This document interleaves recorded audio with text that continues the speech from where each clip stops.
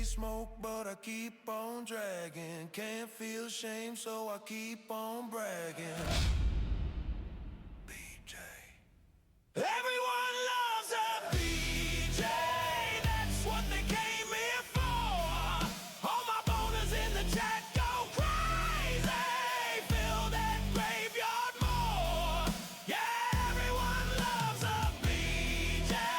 Tattoo that line in your core. Boner brigade, raise hell, get lazy. We don't log off, we respond for more. BJ.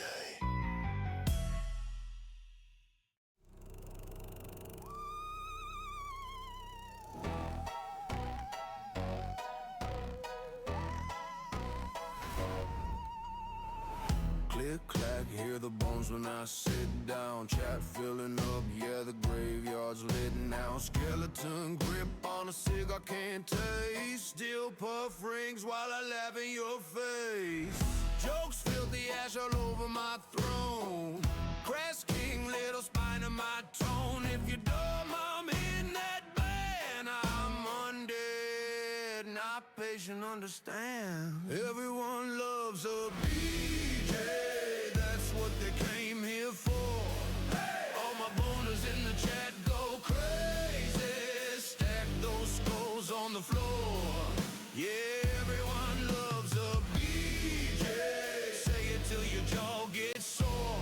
Boner brigade, where you at? Get wavy. Scream my name, beg for more. BJ. BJ.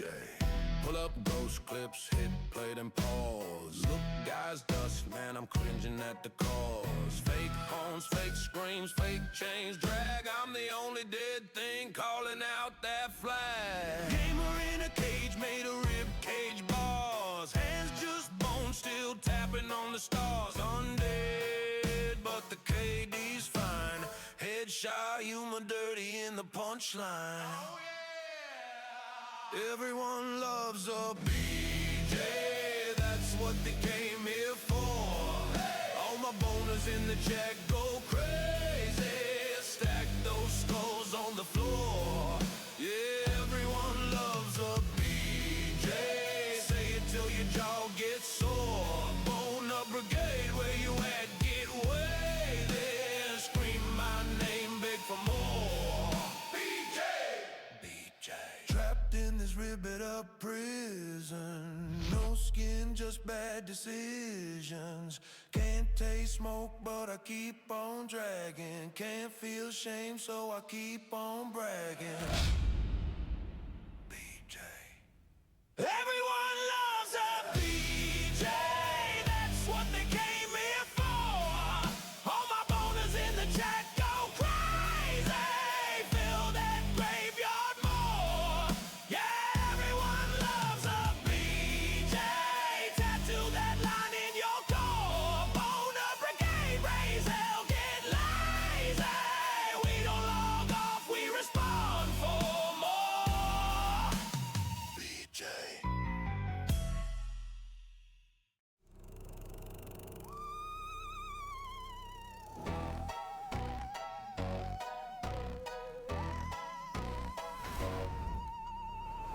Click, clack, hear the bones when I sit down. Chat filling up, yeah, the graveyard's lit now. Skeleton grip on a cig I can't taste. Still puff rings while I laugh in your face. Jokes fill the ash all over my throne. Crest king, little spine of my tone. If you're dumb, I'm in that band. I'm undead, not patient, understand. Everyone loves a BJ. That's what they came here for. All my boners in the chat go crazy. Stack those skulls on the floor. Yeah, everyone loves a BJ. Say it till your jaw gets sore. Boner brigade, where you at? Get wavy. Scream my name, beg for more. BJ. BJ. Pull up ghost clips, hit play then pause. Look, guys, dust, man, I'm cringing at the cause. Fake horns, fake screams, fake chains drag. I'm the only dead thing calling out that flag. Gamer in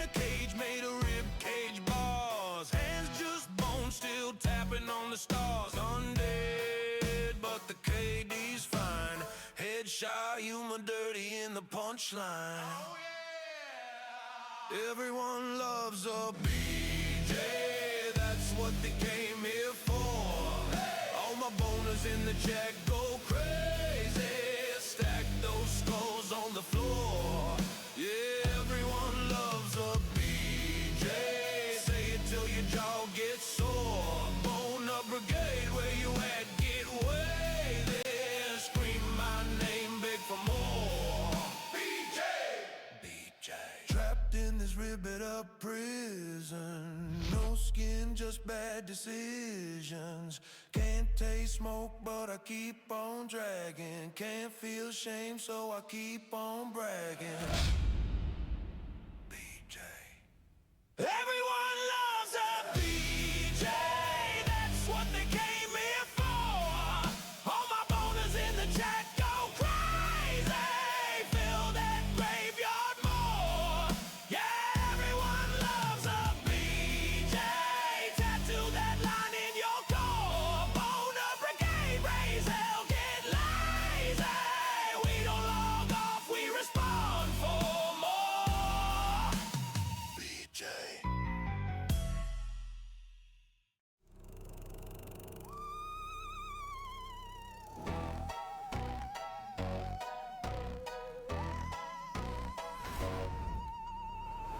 Click, clack, hear the bones when I sit down. Chat filling up, yeah, the graveyard's lit now. Skeleton grip on a cig I can't taste. Still puff rings while I laugh in your face.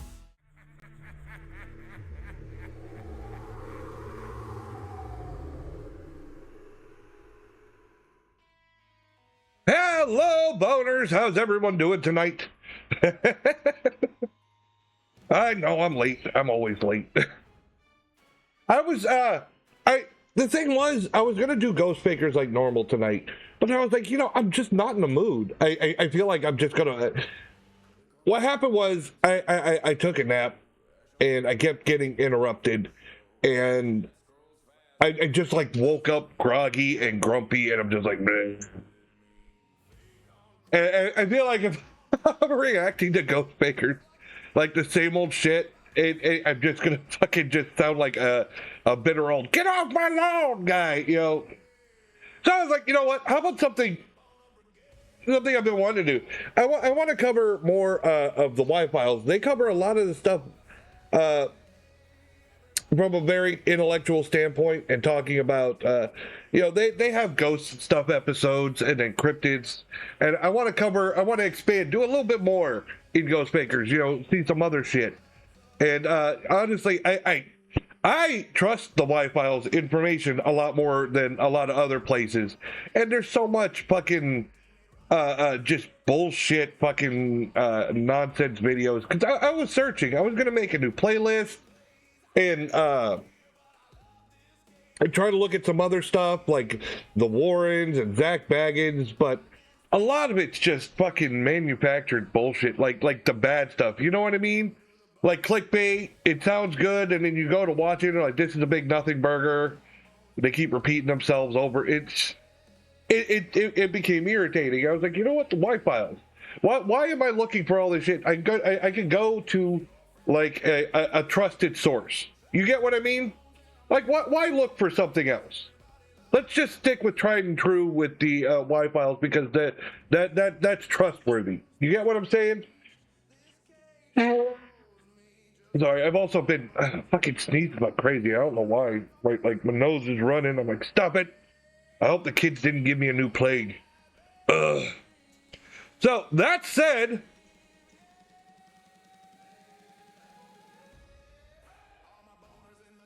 let's see. Let's get right into it. Huh? Yeah, figures. Jay doesn't pay attention. I was getting laid. Bullshit! What, with Rosie? Oh, Rosie and her 5 sisters.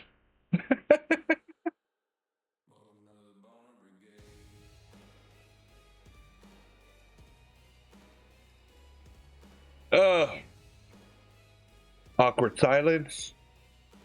And go. let's get into this shit. We're going to start with the Ghosts and Paranormal playlist. I have the other one open that's like cryptids and shit like that, which I honestly am fascinated by a lot of those. At least the stories that go around. And these are not the campfire fucking Y-Files where they just tell a scary story and they don't actually look at it. There's going to be debunking at the end and shit. You know, so we're going to do the good stuff. Top 10 scariest places you can actually visit right now if you dare. So this should be interesting. Do you believe in ghosts? Do you believe that disembodied spirits can communicate with us from the afterlife? Do you believe that human souls can get caught somewhere between this world and whatever comes next? I don't, but if scientists suddenly had definitive proof of souls or spirits or an afterlife, Yeah. I'd be totally on board. Excited about it even. Oh, I'm coming back to haunt you after you flush me. Flush you? I'm gonna batter and fry you. You sick son of a bitch. Even though I'm skeptical of I don't remember that. You sick son of a bitch. about the paranormal, I'm still interested. I love spooky stuff. I've been to the LaLaurie Mansion in New Orleans, which had a dark and brutal history, even before Nicolas Cage lived there. Yeah, I wanted to visit the LaLaurie Mansion. But, I mean, I wanted to visit a lot of places, like the Stanley Hotel, Tombstone, Arizona. You know, it's just one of the places on my, like, haunted list.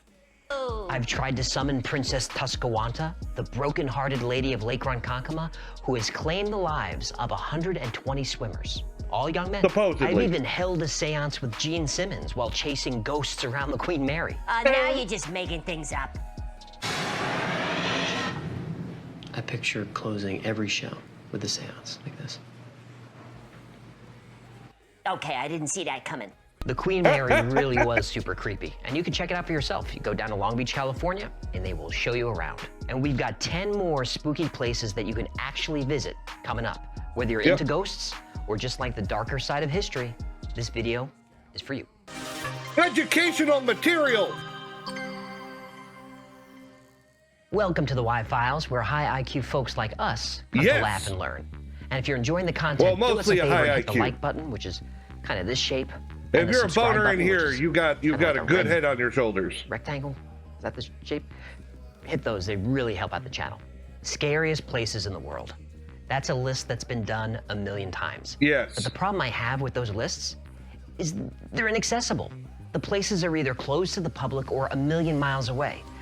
I mean, there's no scarier place on Earth than La Isla de las Muñecas, Speak English, Madonna. Island of the Dolls. Gracias. But unless you live near Mexico City and can get special permission, YouTube is as close as you're gonna get. Instead, here's a list of the scariest places in the US open to the public right now. Some offer tours. Now, the Island of the Dolls is more scary as, like, the scary story. And then there's multiple other reasons. Even if you don't believe in ghosts, like, dolls, it, like, automatically have a creep factor. The isolation from it being on an island. And the fact that, you know, poisonous spiders and shit on the fucking island. Yeah, it's just saying. I mean, there's a lot of reasons to be afraid without spirits being involved there. Tours. Some will let you wander around on your own. Some will even let you spend the night. Now, this list is just going to cover the States. But for our Y-Filers in the UK, there are lots of haunted places in your neck of the woods. So many that they need their own video. If you'd like us to do one, just request that in the comment section. Yes. Fish, you ready? Dude, I've been ready since I was caviar. Hey, Take that as a dude! yes.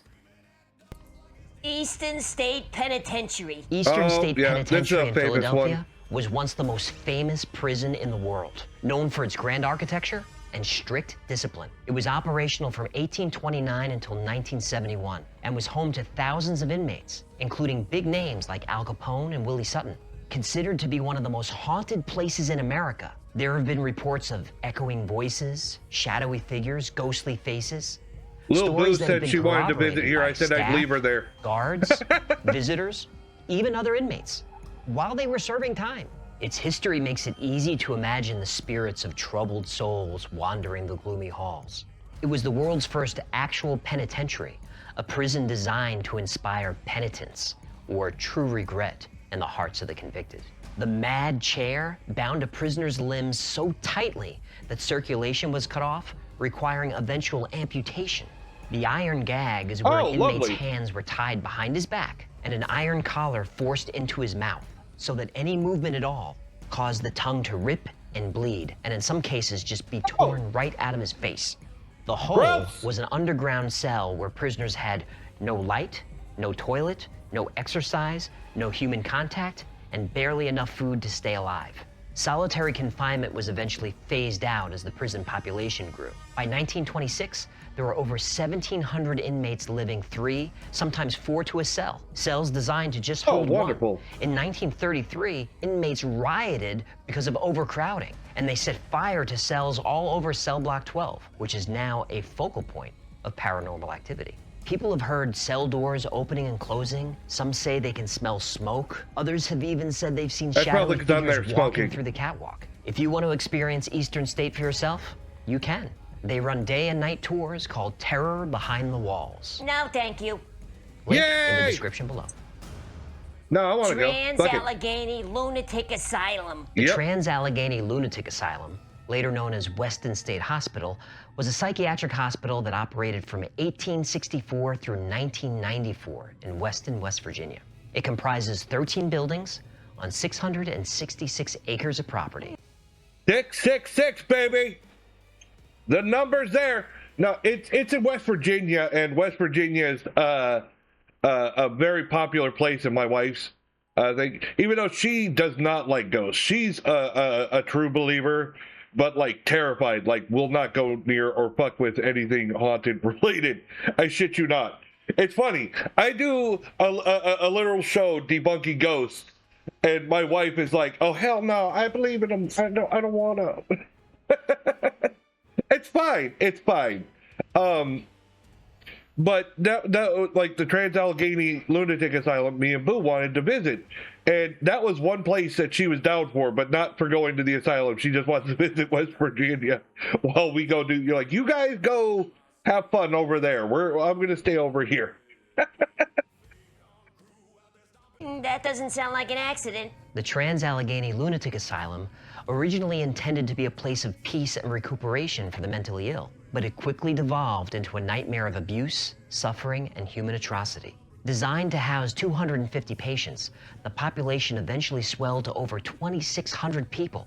Rooms that were intended for one occupant often contained 5 or 6 people crammed together sleeping on the floor. To make matters worse, Trans-Allegheny began admitting the criminally insane and letting them mingle with the rest of the patient population.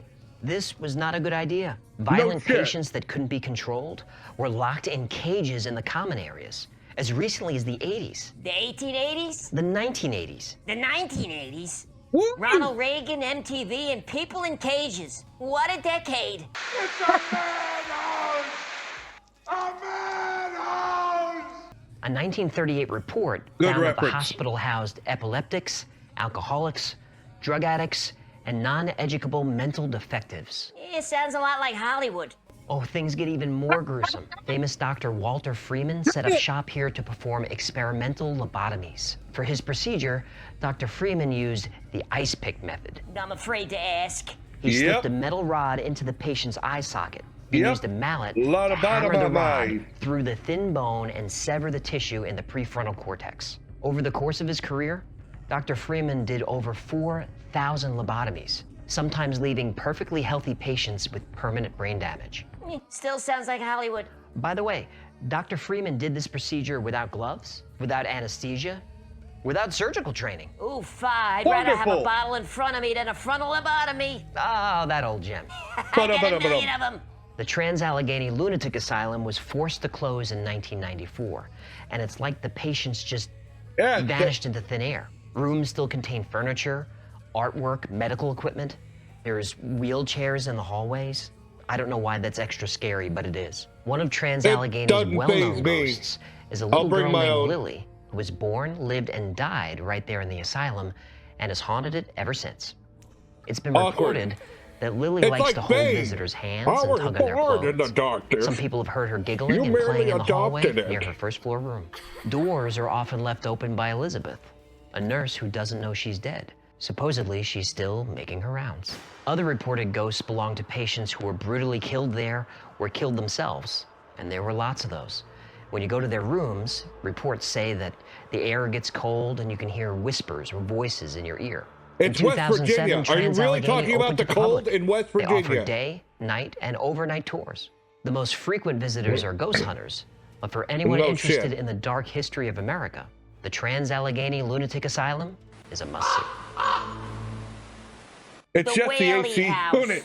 Yeah, The Whaley House an in Old Town abandoned San fucking Diego mental has asylum. been called- The AC is still running, right? No, I can make it a little warm. I fucking eat a spicy burrito and release the gas. Called the most haunted house in America. It's been documented in books, magazines, TV for over 100 years. If there are Just ghosts leave at me the alone. Whaley House, who are they? And what do they want? I'm not paying In attention. Oh, 1852, God damn it. James Yankee Jim Robinson was convicted of larceny and hanged on the property. Present at the hanging was Thomas Whaley. He bought the property and built a house there. In 1857, he moved his family in, and that's where it all started. Thomas Whaley was successful in almost every venture he pursued until he built the Whaley House. After that, tragedy haunted him and his family for the rest of his life. Move, motherfucker, move! Thomas's son, Thomas Jr., contracted scarlet fever when he was 18 months old and died shortly thereafter in 1858. That A few months sucks. later, an arsonist set fire to Whaley's business. Despondent over these tragedies, the family moved to San Francisco briefly, but were forced back when an earthquake devastated their home. Out of Damn. money and out of options, Thomas Whaley went on the road and traveled the country looking for employment, unsuccessfully. Meanwhile, his family was back in San Diego in dire straits. Thomas Whaley's daughter Violet married and then divorced a local con man. Her humiliation caused her such despair that she took her own life in the Whaley House in 1885. She was only 22 years old. Thomas Well, Whaley passed this away is from poor depressing health as in fuck. 1890. His wife Anna, his son Francis, his son George, and daughter Lillian all eventually died in the Whaley House. The house was converted into a museum in 1960, and immediately workers, staff, guests, visitors all reported hearing voices, smelling cigars, smelling perfume, and seeing ghostly apparitions. Look, I'm just telling a story, believe it or don't. But in 1964, famous TV personality Regis Philbin went to film a local broadcast of Regis! the Whaley House, and he left there convinced that he saw the ghost of Anna Whaley. And years later, Regis went back to the house, still convinced. To his dying day, he always said, something is going on in this house. I trust Regis. I would love to do go too. there. I really also would. trust the multiple police officers who, over the course of 30 years, witnessed a woman crying at the back of the house. And one officer kept quiet about this, but after he retired, he wrote that he also found a woman crying at the back of the house. He said she was dressed in period clothing. He asked her, "Ma'am, are you all right?" She then looked at him and smiled. When he turned his flashlight on her, she disappeared. Was the woman Anna Whaley crying over the loss of her children? Or was it Violet crying because she regretted taking her own life? Well, there's a link below where how But then you why can go did she visit the look Whaley at him House and smile? find out for yourself. That's creepy as fuck. Lake Shawnee Amusement Park. The Lake Shawnee Amusement Park is located in Princeton, West Virginia. West I know that there's another West Virginia place. The problem I have with the Shawnee Amusement Park. Well, hey, there we go. The ad's over. The ad's over. Okay, Jay. Okay. If you don't want ads, just subscribe. See, that would work, wouldn't it? No, the Shawnee Amusement Park, I've heard about several times. I am sub. Then why are you getting ads? You boneless dick. Well, then why are you getting ads? It makes no sense. You know how this works. No, the Shawnee Amusement Park, I looked into it. The problem is it's just so damn expensive. I was doing my joke. It was a bad joke. You hoe bag. Well, I mean, not for a while. It's kind of hard to be a hoe bag when you're married and crippled. God damn it! I keep getting distracted by you, dick. The Lake Shawnee amusement park, he's going to explain the story. I don't need to go over it. I've heard about it many times. I'm interested in the place. I'd love to go there, but it is very expensive. And when I was like reading the website for like booking a place, like a stay there, it's very restrictive in my opinion. I'd probably be miserable the whole night. Just saying. But I think I would suffer one night to go at least once. West Virginia again, huh? Interesting. The park opened in 1926 to cater to the families of nearby coal workers, but all that remains is its skeleton, which is appropriate given its dark history. The land on which the park is built was home to a Native American tribe. When the Clay family attempted to settle the land in 1783, a turf war ensued which resulted in the brutal deaths of both natives and settlers alike, all buried on the site. Centuries later, a local businessman purchased the Clay property and built a swing set, Ferris wheel, and a swimming pond, and all three of those attractions would claim one child's life. Lake Shawnee eventually expanded into a full amusement park and was responsible for at least 6 deaths. It finally closed in 1966. However, all the structures, rides, and attractions, they're still standing, rusted and overgrown, and creepy as On the property is a motorized swing machine, and many years ago, a little girl was killed climbing into one in a horrible way. Anyway, the current owner of the property. Okay, from what I remember, the swing, I guess it had something to do with a. I won't say the name of the soda vendor. I guess it doesn't really matter. In the stories I heard, they were specific about which soda vendor, but cola vendor. The truck backed into the swing and hit the girl in the swing. That's my understanding. But yeah, that's the one I hear about the most is the girl on the swing. Yeah, it's a creepy place. I think even if you didn't have any haunted experiences, just the thrill factor of being there, I think that would probably get your adrenaline going.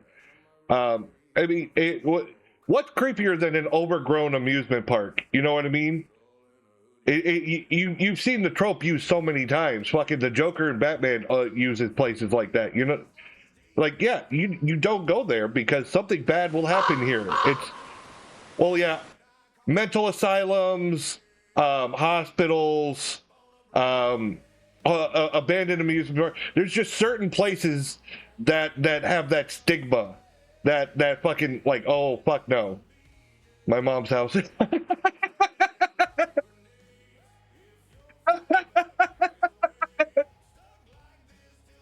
Oh, okay. That was a good one. I'll give you that one. Good one, Jay.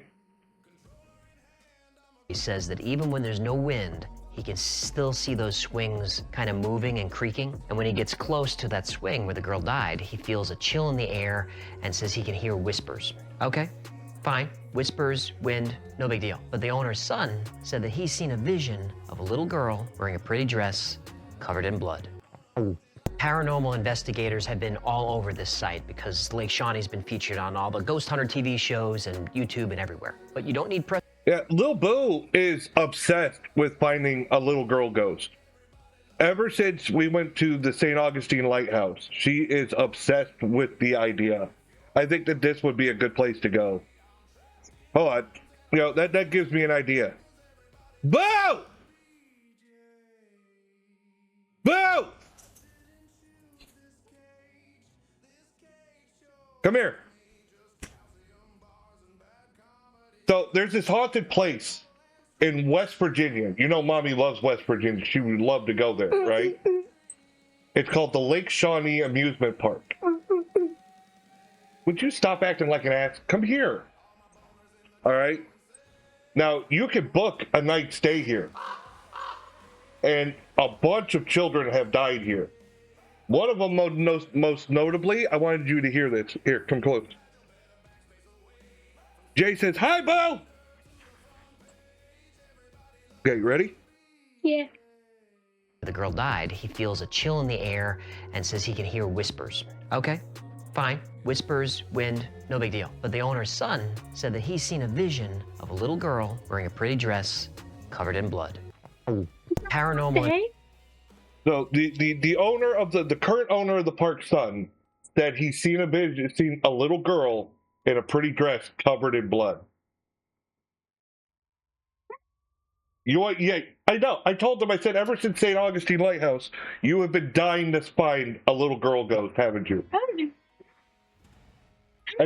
We got that. You keep repeating yourself. What would you do? Would you want to play in the park with little kid ghosts? Why are you nodding? Dude, they can't see you. You fucking dork.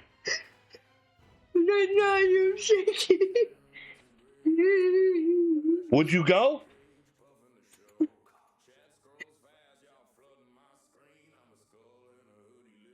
Hey, go do.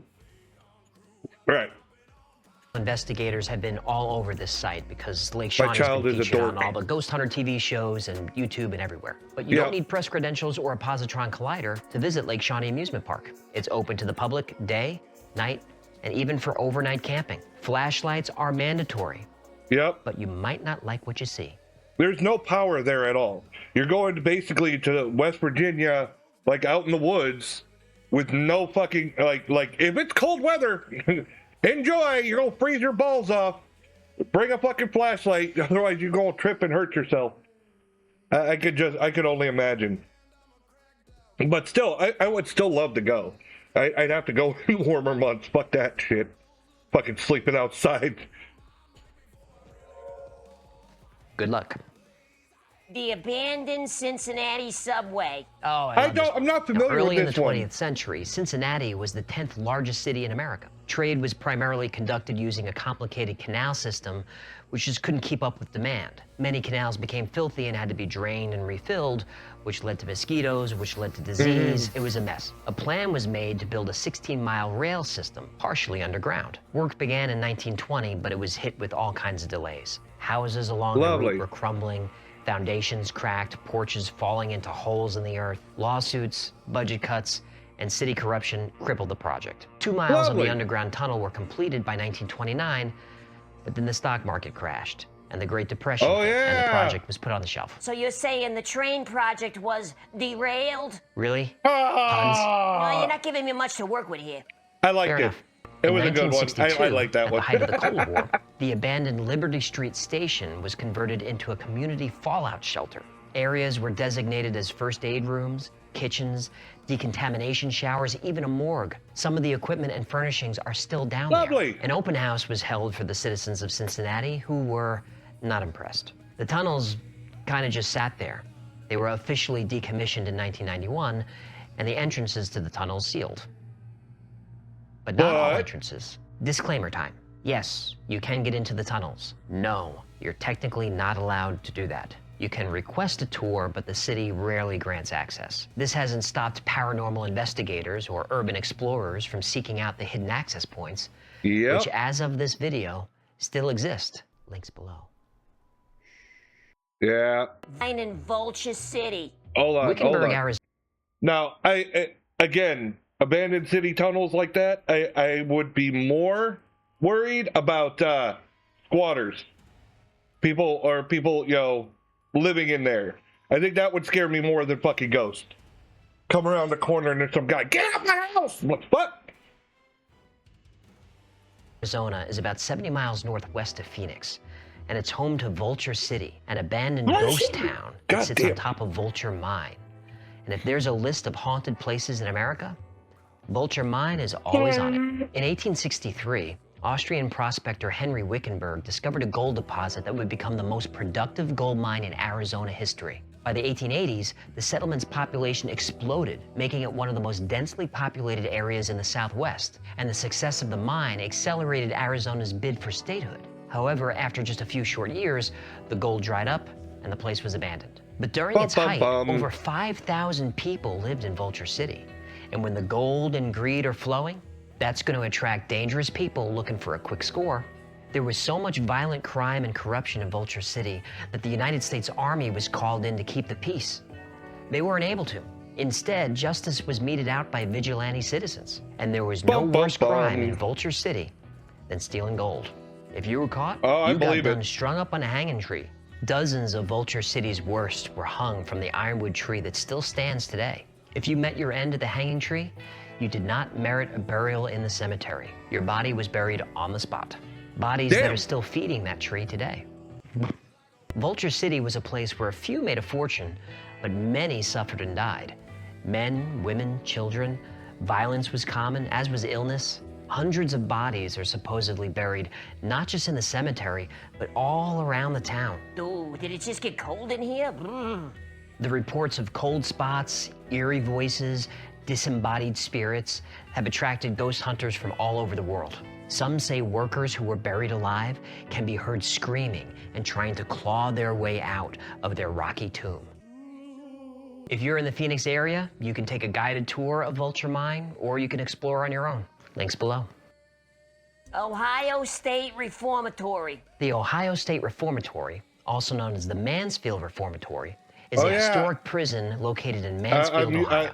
It opened its doors in 1896 as a true reformatory. It emphasized incentive over punishment. Inmates were admitted for 18 months. They were given education. They were taught a trade. And they were released. This model had a very high success rate, and most inmates went on to lead productive lives. So this whole thing's got to go pear-shaped. OSR was originally supposed to house 2,000 inmates, one per cell. But by 1934, the prison was so overcrowded that they had 2 and sometimes 3 prisoners per cell crammed together. When you put dangerous people in close quarters, deprive them of food and exercise, you create a recipe for violence. According to the prison's website, just as animals in the wild had to learn to adapt and survive in their surroundings, so did the occupants of the OSR. Shanks, shivs, and all kinds of improvised weapons were found in every crevice of the cells. Fun fact, if this prison looks familiar, that's because it is. Shawshank Redemption was shot at OSR. In the description, I'll link you to a video that shows all the different filming locations. If you're a fan of the movie, it's a must-watch. And things at OSR just got worse. In the 1960s, it was converted into a maximum security prison to house the most dangerous criminals in the state. Violence escalated, and in those dark years, over 200 people died at OSR. Guards, staff, and inmates. Life at OSR was so frightening that inmates often took their own lives. Others tried to escape. Some even succeeded. Lester Eubanks was sent to OSR in 1965 for crimes so heinous, I won't repeat them here, but I'll link below for those of you that are into gruesome stuff. Anyway, Eubanks escaped custody in 1973 and hasn't been seen since. He's still on the U.S. Marshal's top 10 most wanted list. I've heard that story about Lester Eubanks and the escape, and it was like a really ridiculous story. Like, how the fuck could you... You know what? I highly recommend you look it up. It's one of those moments where you keep asking, but why? By the 1980s, the conditions were so bad that the inmates got together a class action lawsuit and sued the state of Ohio for putting them through brutalizing and inhumane conditions. They won the suit. The prison closed. Wanted? You bet your flippers it is. There are reports of doors slamming, people being pushed, scratched, equipment being turned on and off. And these stories drew a lot of interest from the ghost hunting community who... Again, with the ghost hunting aspect and the scratches, I have a hard time believing the scratches. In my opinion, if ghosts exist, I don't think that they can harm me. Okay? Even the demonic shit, all right?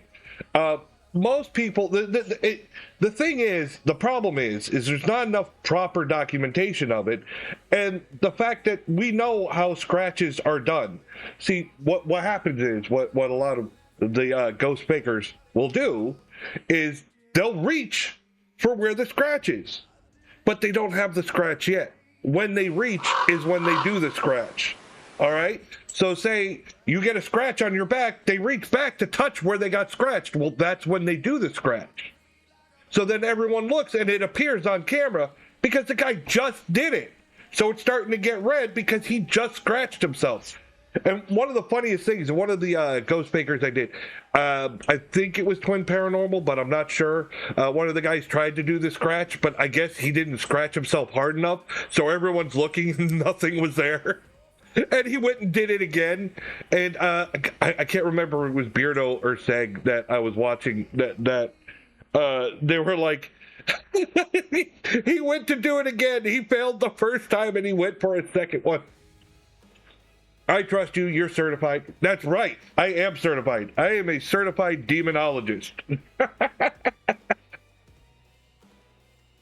Consider it one of the scariest places on Earth. Now, if you want to check it out for yourself, OSR offers all kinds of different tours, historical and paranormal. They host private paranormal investigation tours. They even teach ghost hunting classes. And if you want to be truly petrified, you need to sign up for the Escape from Blood Prison experience, where your goal is to escape while being chased by actors dressed as guards, prisoners, and ghosts. At least I hope they're actors. The Mineral Springs Hotel. Out in Wouldn't that be freaky if you went to a haunted experience in an actual haunted, well, like you know, like the fucking fake haunted house, but inside a real haunted place, and you couldn't tell which one was a ghost and which one was real? I think that'd be neat as shit. I know I saw the Hell House LLC movie. I thought the first one was okay, very low budget. The sequels, like, just slowly got worse, in my opinion. Like, the last one was god-awful, like, stupid shit. I watched it just so I could finish the series, but I was like, ugh. Illinois is known as the most haunted small town in America, and the focal point of this spiritual disturbance is the Mineral Springs Hotel. When the Mineral Springs Hotel and Spa opened in 1914, it was spectacular. 5 floors of luxurious accommodations, a marble staircase, and the largest swimming pool in the state. A natural spring was found on the property, and the water had a high sulfur content, which gave it kind of a funky smell. Well, an enterprising chemist said that that water had magical healing properties. Of course. And naturally, before you know it, they're shipping hundreds of bottles a day of sulfur water all around the country. That's a lot of diarrhea. The hotel eventually declined and fell into disrepair, like all of us. But in 1978, Mineral Springs was renovated and now contains an antique mall, some offices, apartments, even a horror museum. Even though Mineral Springs was a famous luxury hotel, it's now really famous for being a paranormal hotspot. One of the staircases is a specific focus point. The story goes that a young woman brought a man to her room, a man who was not her husband. But the husband got back to the room early and found his wife and another guy. Not a woman! How do I say this Sorry. without getting in trouble on YouTube? It reminded In me with... flagrante delicto. Right, that. So an argument ensued and spilled out into the hallway. Now, we don't know if it was an accident or if she was pushed, but the wife died at the bottom of those stairs. Now, investigators say that they can smell jasmine in the hallway. She was wearing jasmine perfume when she died. Okay, the reason I find this interesting, the Mineral Springs thing, is if you watch, I've always been fascinated with the idea of, what was it? Stone tape theory. Where, the thought process is that naturally occurring elements, say quartz crystal, running water, things that are like naturally found in the area, create a effect like a VHS tape or you know, like a recording device, things naturally found in these old recording equipment. And the ghosts are more like a recording being played over and over again with the natural occurring elements in the area. Now, don't get me wrong, the theory sounds interesting. And I mean, it's to be honest, in my opinion, it's the most scientific lead I've heard on the subject. But there's tons of holes in it, so many holes. Like, well, you know, what causes it to record? What causes it to play? What specific elements? What this? What that? There's so many holes in the idea. It's a fascinating idea, but there's not a lot to support it. But the only thing that they really have to support it is that places where these elements naturally occur, like I said, running water and quartz crystal are two of the things brought up most commonly. These places do have high paranormal reporting. All right? That's the only thing that it's really got for it. They're like, well, coincidentally, the only thing that gives the theory weight is that, well, coincidentally, every time, you know, everywhere these things occur naturally, there's a high paranormal rating. There's a lot of reports of the paranormal. That's pretty much all it's got going for it, you know? I still think it's interesting. Maybe if further studied, could find a cause and effect, but who knows? And that ghost is now known as the Jasmine Lady. And ghosts are all over this property. In the bottling room, people have reported seeing the figure of a tall, slender man. And the lower levels contain the place is called Mineral Springs. You got the running water, and even though there was sulfur in it, high sulfur content, there's probably quartz crystal. Quartz crystal is pretty common. That's why I brought up the stone tape theory with the Mineral Springs. The swimming pools where multiple people had drowned over the years. And some of those deaths are actually recorded and verified. During a recent tour... Oh, and also talking on stone tape theory, supposedly under the Stanley Hotel is supposed to be running water and the quartz crystal deposits as well. Which would make sense. If you don't know, the Stanley Hotel is where the story of The Shining was supposed to take place. It was based on the Stanley Hotel hauntings.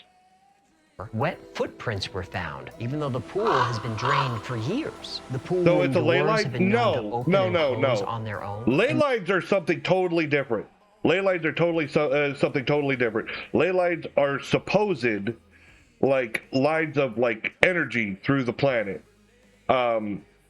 They flow from place to place. This is not so much lines through the planet as like locations of naturally occurring resources, again, like quartz crystal, running water, where these things can come together in whatever, I guess, arrangement to possibly cause this. So it's a little bit different. Many tourists have described hearing and feeling someone's breath on their neck. Yikes. Fort Delaware State Park. Fort Delaware is a fortress on Peapatch Island in the Delaware River. Just curious. Well, like a nexus point I think is just made up. They use nexus points in like movies and stuff like that. But if you want to say like an area of a portal, that's more with other paranormal hauntings. Not necessarily with quartz crystal. See, the places where stone tape theory is believed, that's where you get mostly residual hauntings, not intelligent hauntings. And the difference between that is like the ghosts aren't aware that they're dead, they're just replaying the same moment over and over again.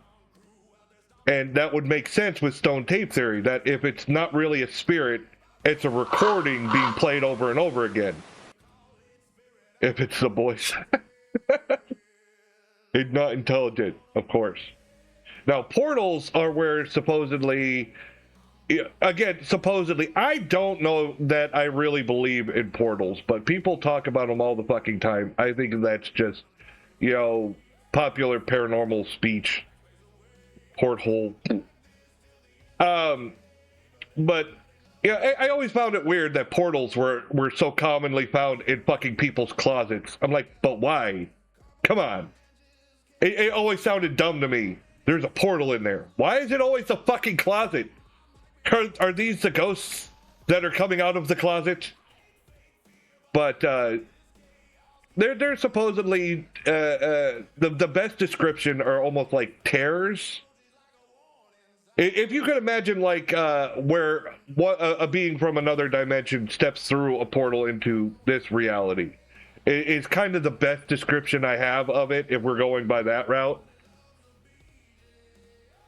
Originally built to protect Wilmington and Philadelphia, it became infamous as a POW camp for Confederate soldiers during the Civil War. 33,000 soldiers were imprisoned. That's a big stack of balls. Almost 3,000 of them died from dysentery, scurvy, smallpox, and they're buried in a mass grave in New Jersey.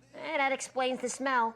The man in charge of Fort Delaware was General Alban Schuff, who became known as General Terror. With thousands of prisoners kept in makeshift wooden barracks, the conditions were horrible. Bed bugs, lice, and vermin infested the buildings. Food rations were tiny and inedible. I'm sorry you hate it there, bodies honey. And human waste caused the water to You'll be home soon. These men were starving and dying of thirst. A favorite game of the guards was called rat call. This is where rat holes were flooded, and then the rats were caught and killed. A guard would yell rat call and then toss the dead rats into the crowd. And according to an inmate's diary, the prisoners scrambled for the rats like schoolboys for apples. He goes on to say that the rats were cleaned, boiled, and then fried. Their flesh was tender and not unpleasant to the taste. That's a dude who is starving. The diary is from Captain John still S. have to work Swan, tomorrow. who was You're working captured on in a Sunday? 1864. He That's chronicles weird. the terrifying daily life as a Confederate prisoner of war. It's fascinating reading. Link where it is. For Civil War history fans, Fort Delaware is an incredible place where daily life is recreated. But the real draw to Fort Delaware? Ghosts. With so much death and suffering, it's no wonder that Fort Delaware is considered one of the most haunted places on Earth. Ghost tours are given all the time, and you could even enjoy an Of course, they escape roped their the best island employee to come work on a busy Visitors day, right? claim that ghosts can be seen on a daily basis. In the dungeons, halls, and rooms, voices can be heard. Photographs have been taken that show everything from orbs of light all the way up to what seem like ghostly figures. There's also the story of a 9-year-old drummer boy who tried to escape the prison by hiding in a coffin. The escape failed. Damn. He was buried alive. And the story goes he still haunts the grounds, playing his drum and crying for help. That's fucked up. Waverly Hills That's fucked up. Sanatorium. The Waverly Hills Sanatorium in Louisville, Kentucky is a highly active paranormal investigation site. Yes. Lil Boo was pissed because we wanted to go to Waverly Hills, but they won't allow her because you have to be 18 or older to go, and she was fucking livid. See, we have a family friend that lives in Kentucky, and we're like, well, shit, we could go up there and visit, and she lives really close to Waverly Hills. She said she's been there before herself. So I was like, hey, Boo, why don't we go up and visit? And then we looked into it, and they said 18 or older, and Boo's pissed. So we gotta wait till Boo's a little older before we get to go to Waverly Hills. I wouldn't want to go without her. I know how much she really wants to check that place out. It's my holiday, and they're making me work. Yeah, I know. They're making the mama of the monsters, the monster mama, work on Mother's Day. Lil Boo and Lil Red, at least you're not going to have to deal with their chaos. Think about it. Like, Lil Boo has been a terror today. Waverly Hills opened in 1910 to treat tuberculosis patients, but by 1911, they were overflowing and they had to build tents to accommodate all the new patients, thousands of them. It's been estimated that 64,000 people died at Waverly, and their bodies are buried on the property. What do I want for dinner? But there are no I headstones. told you We don't know already, where the I bodies don't are. know. But I promise you, they're down there somewhere. So many people died at Waverly Hills, they had to use something that they called a death chute, which was a tube-like tunnel that they would use to haul packages and groceries and supplies up, shoot bodies down. Yep. I've heard about the death chute for so many times. It's one of the most notable areas of Waverly Hills. Like, just imagining this super long chute that's just for, mostly just sliding bodies down because there were so many. 64,000 patients died. Damn! I mean, if a place was to be haunted, if a place was to be truly haunted, this is the place, in my opinion. Like, damn. The death chute is reported to be haunted by those who made their final journey through the tunnel. Definitely worst roller coaster ever. Another haunted area is room 502, which is designated for nurses. One of them hanged herself in there, another jumped out a window, another went in there and never came out. She's just... I've heard the story of the nurse that hung herself wasn't true, but I don't know. I may be confusing it with another hospital. I've seen so many of these haunted hospital places where they talk about a nurse hanging herself. It may be another one. I may be confusing it. I don't want to get it wrong. You can always look it up and check for yourself. is gone. 502. Go for it. There are ghosts of children named Bobby and Mary that reportedly roam the halls searching for their mommy. What do you think, Doctor? Are you my mummy? Are you my mommy? In the early 1960s, Waverly Hills was converted into a nursing home, but it was eventually closed in the 1980s for, you guessed it, patient abuse. Jeez, this thing is like a ghost-making factory. Waverly Hills became known outside the area when it was profiled on the TV series Scariest Places on the Earth. Since then, it's become a popular destination for paranormal investigators. According to the Waverly Hills Historical Society, guided tours and overnight stays are available, but you need to book over a year in advance. If you want to visit, I've got a link below. Thanks for hanging out with us today. My name is AJ, that's Hecklefish. This has been the Y-Files. Do you know of any scary places that are open to the public? Put them in the comments section so we can check them out. We work really hard on these videos for you, so if you enjoyed them, kindly do us a favor and give us a thumbs up. It really helps out the channel. If you're new here, I hope we earned your subscription today, but if we didn't, I promise we'll keep making fun, brainy content until we do earn it. Until next time, be safe, be kind, and know that you are appreciated.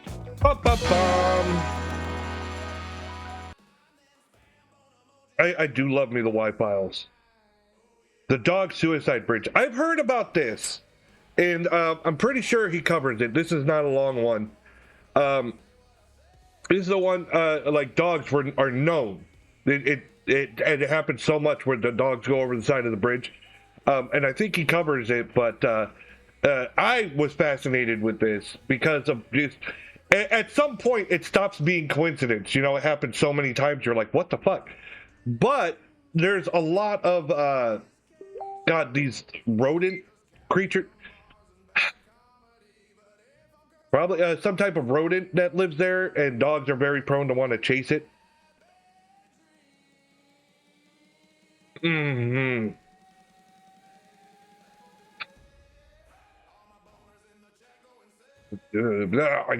sidetracked because my wife keeps messaging me.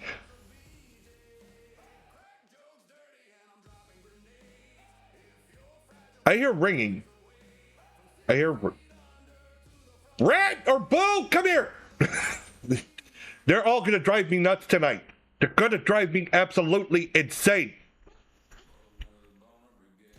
In Dumbarton, Scotland, there's a 19th century Gothic bridge that crosses a 50-foot ravine.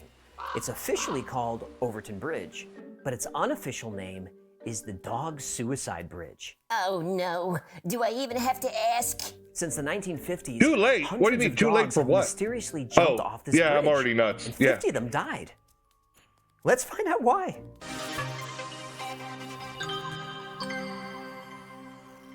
Built in 1895, the ornate bridge leads up to Overton House, a 19th century manor built by wealthy industrialist James White on the outskirts of the village of Milton in the Scottish Doesn't that place look pretty? It spans Overton Burn, a deep gorge with a small river. And hundreds of dogs have attempted to commit suicide by jumping off this bridge. The stories about Overton Bridge are all over the internet and have been featured on the TV series The Unexplained Files. There's even an entire book dedicated to this phenomenon. But despite all this attention, the mystery is still unsolved. So what's going on here? There are those who believe that the suicides are caused by supernatural forces. They point out that the bridge's location fits the description of a thin place, which, according to Celtic pagan beliefs, is a location where heaven and the earth meet. Oh, I'd like to see a video on thin places. That's a good idea. Another theory blames Better the than a White thin Lady condom. of Overton, who haunts the Overton house. Now, her husband John died in 1908, leaving the widow to grieve for over 30 years. And after she died, she became the ghost known as the White Lady of Overton. There's so many White Lady stories. The White Lady has been seen in the windows of the house and wandering the grounds, still grieving. Another, even darker story describes a terrible event that happened in 1994. That year, a 32-year-old father threw his own baby into the gorge below. What the fuck? Because he was certain that his child was the Antichrist. Oof. What? The baby died the following day, and the father was declared no insane, shit. obviously, and committed to an institution. The locals say that dogs jump from the same spot where the baby was thrown. They believe there's some kind of legends. supernatural rift that affects dogs' behavior. Now, most animal behaviorists What does the guy agree throwing that his dogs baby don't have to commit do with the suicide. dog? Dogs can certainly become depressed, which leads them to waste away and die slowly. But there's no reason a normal, healthy dog would throw itself off a bridge. Right. So, Another issue that people got to look into is most people know that dogs have like heightened smell, heightened sense of hearing. You know, they can see and hear things or smell and hear things that we can't, and that might have something to do with it. It's similar to what was it, like sonar devices affecting whales and dolphins. I'm wondering, when I first heard this story, that's what I thought. What if their senses were picking up on something? Now, again, I don't know if they covered it in this episode of the Y-Files. I know that there's reports that there's a high this rodent. I can't remember what kind. I think they said marmots or something, and that the dogs might be trying to catch them or chase them or something. What's going on here? The question is, why this bridge? Why Overton Bridge over all the other bridges that are here in this country? Well, because if you look at the bridge, it has high walls. Now, a human walking at a certain height can see that they're over a high gorge, but a dog walking on all fours at a lower angle, might not see that they are on a bridge or that they're high up in the air, because if there's solid walls, there's no railing. They can't look and see, oh, we're fucking high up. And I'm wondering if maybe they see something that they want to chase. Like, ooh, squirrel! And then they jump. And they're like, oh shit, this was a horrible idea after they've jumped. You know what I mean? That's the only thing that makes sense to me. Country. In 2006, Dr. David Sands, a canine psychologist, investigated the bridge. Dr. Sands said the way that the bridge is constructed is probably a factor. The walls of the bridge are about waist high. That's what I and just completely said. Solid. There are also trees and dense greenery that grow higher than the walls. So there are no visual cues for the dogs to realize that they're on a bridge or that there's a drop on the other side of the wall. Also, the tops of the walls are tapered, so that if a dog jumps on top of one, it's probably going to fall even if it realizes it made a mistake. So Yep. this explains This was why a horrible dog would be idea. unaware that jumping is dangerous. But why would it try to jump in the first place? Well, Dr. Sands has a theory. Here's my other thing. If this bridge has reports of this horrible thing happening to dogs, stop walking your dogs on it! For that too. He points out that minks were introduced to Scotland in the That minks, 1920s there they are. and began breeding in large numbers in the 1950s. This is the same time when the suicide supposedly started. So not only are mink present in the undergrowth under the bridge, but also squirrels, mice, all kinds of forest critters that dogs Yep. enjoy. He made Squirrel! this color so that I may talk. Squirrel! My master is good and smart. The theory is the scent of one or more of these animals grabs a dog's attention. Then, wanting to chase down the source of the scent, the dog jumps over the wall without realizing the danger. This theory is supported by the fact that all of the incidents appear to happen on dry, sunny days when animal scents carry more clearly. And Scotland doesn't get a lot of dry, sunny days, so it kind of stands out. Dr. Sands performed an experiment to see what scents were most attractive to dogs. He took 10 dogs to a field, and they were of the same breeds that jumped off the bridge. In Okay. the field were 3 containers, each containing an animal scent.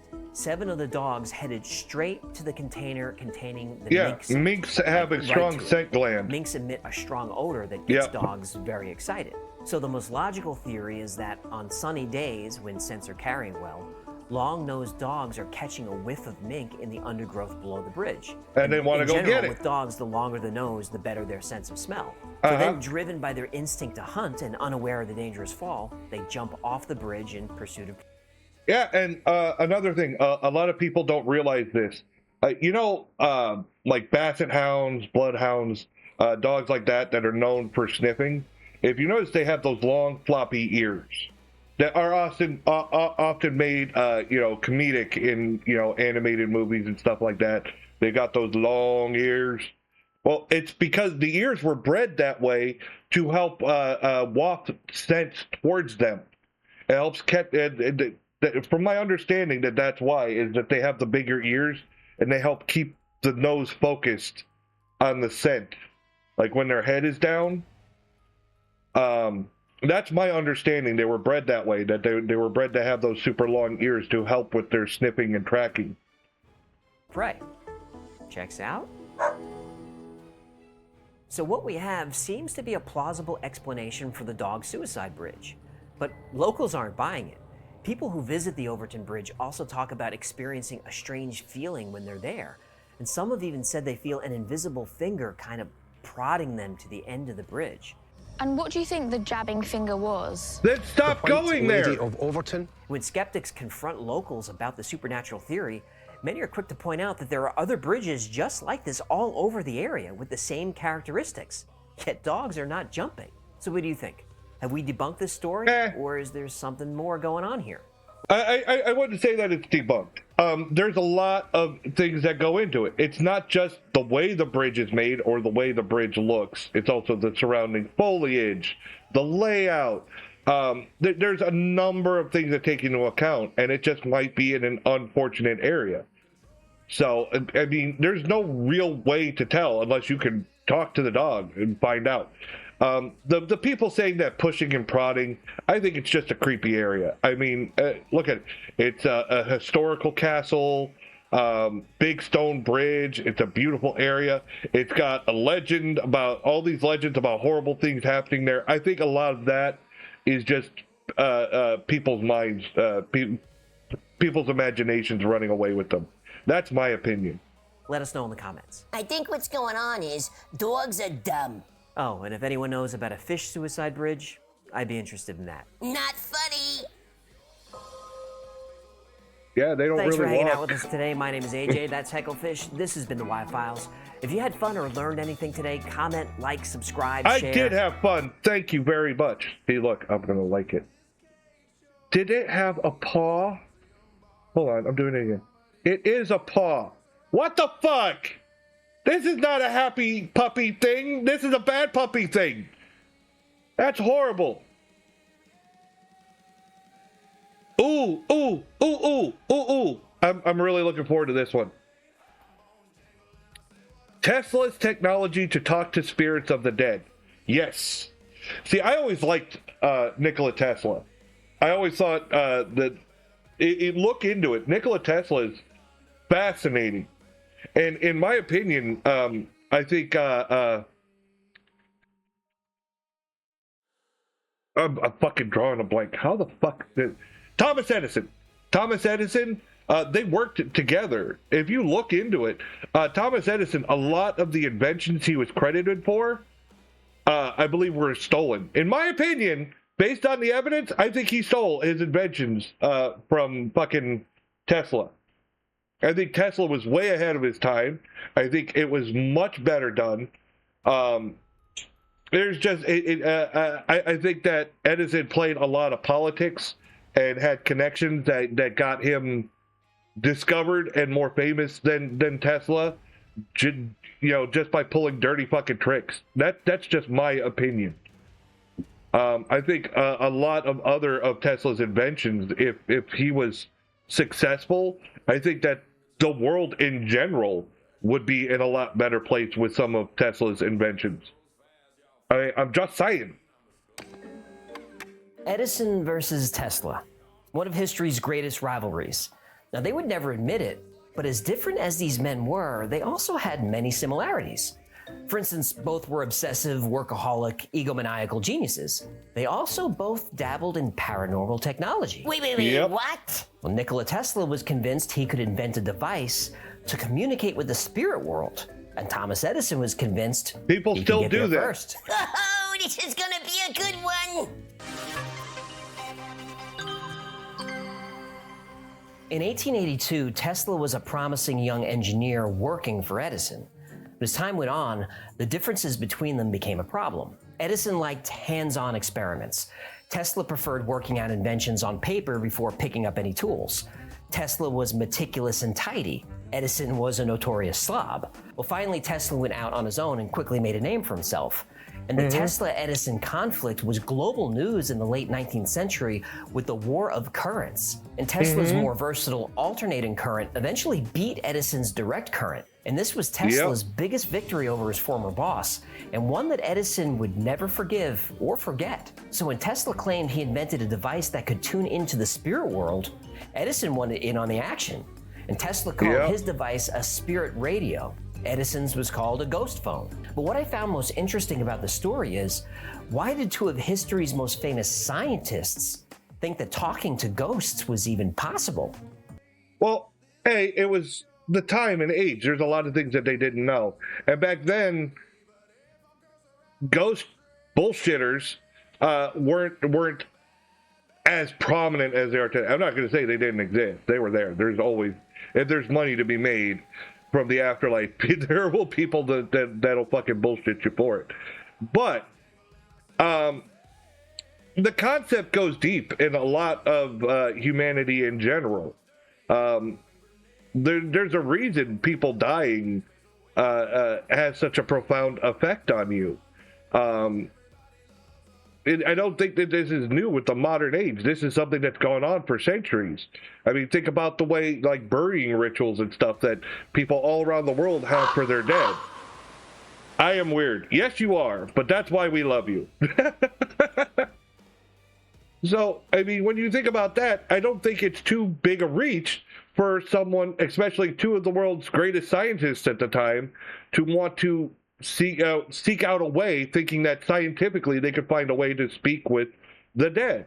A, there's money in it, and B, it's really interesting. I mean, nowadays, if somebody were to come out like this, it'd be a joke. Because, honestly, the paranormal community has turned into a joke. It's a fucking circus. Because of all the fakers and the bullshit and viral TikToks and bleh. So I don't think the scientific community is going to take the paranormal community seriously anytime soon.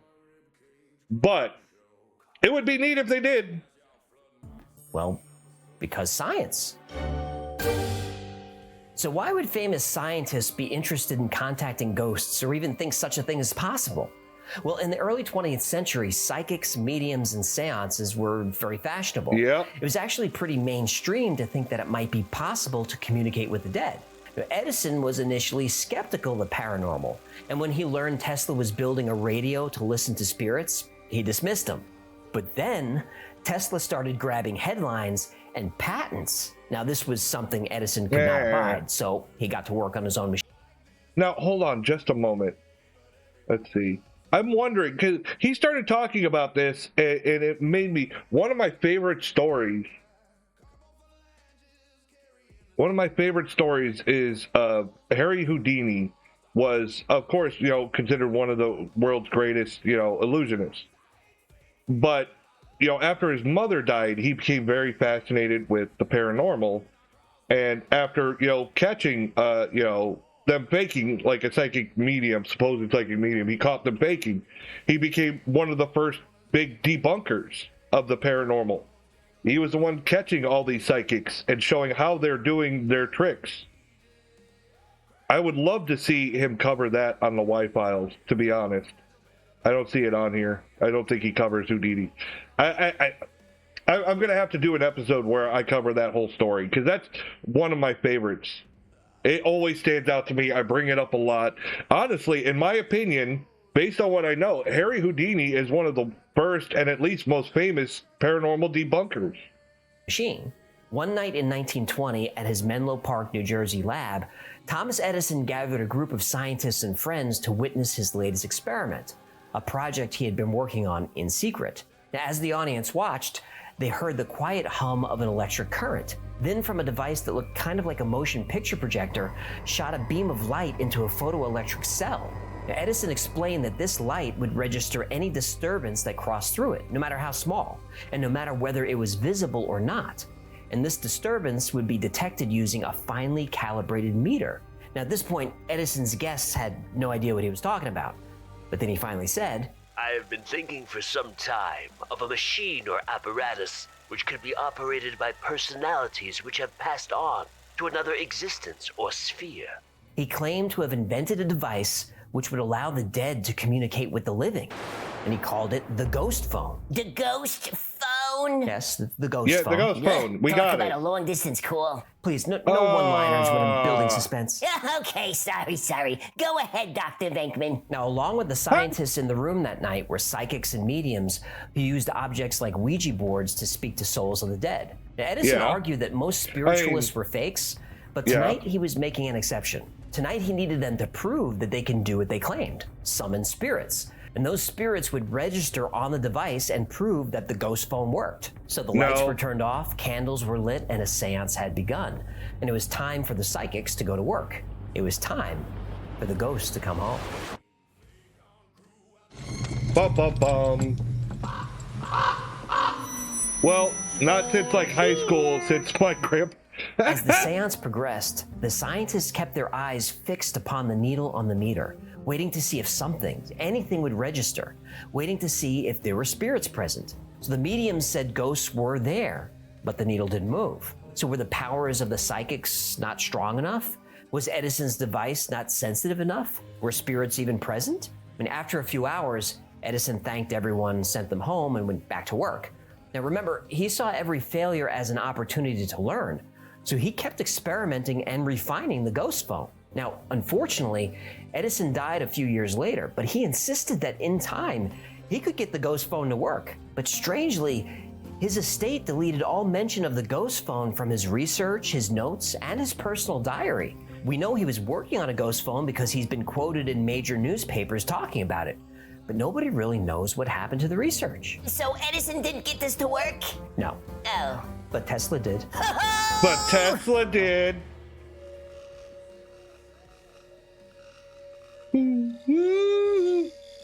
Get her, Ray. Late one night, Tesla and about 20 Edison years would be before cool Edison's to talk to. ghost phone demo. No shit, right? I think I'd rather meet Tesla over Edison. Honestly, Tesla just everything I've watched or learned or anything about Tesla, he just seems like such a fascinating guy. And what was it in The Prestige? I love that David Bowie played Tesla. I thought that was great too. Nikola Tesla was in his lab building a radio. Now, without it being connected to any power or energy source, he started hearing sounds that frightened him. He said, "The sounds appeared to be human voices conversing back and forth in a language I cannot understand. But I was alone in my laboratory at night."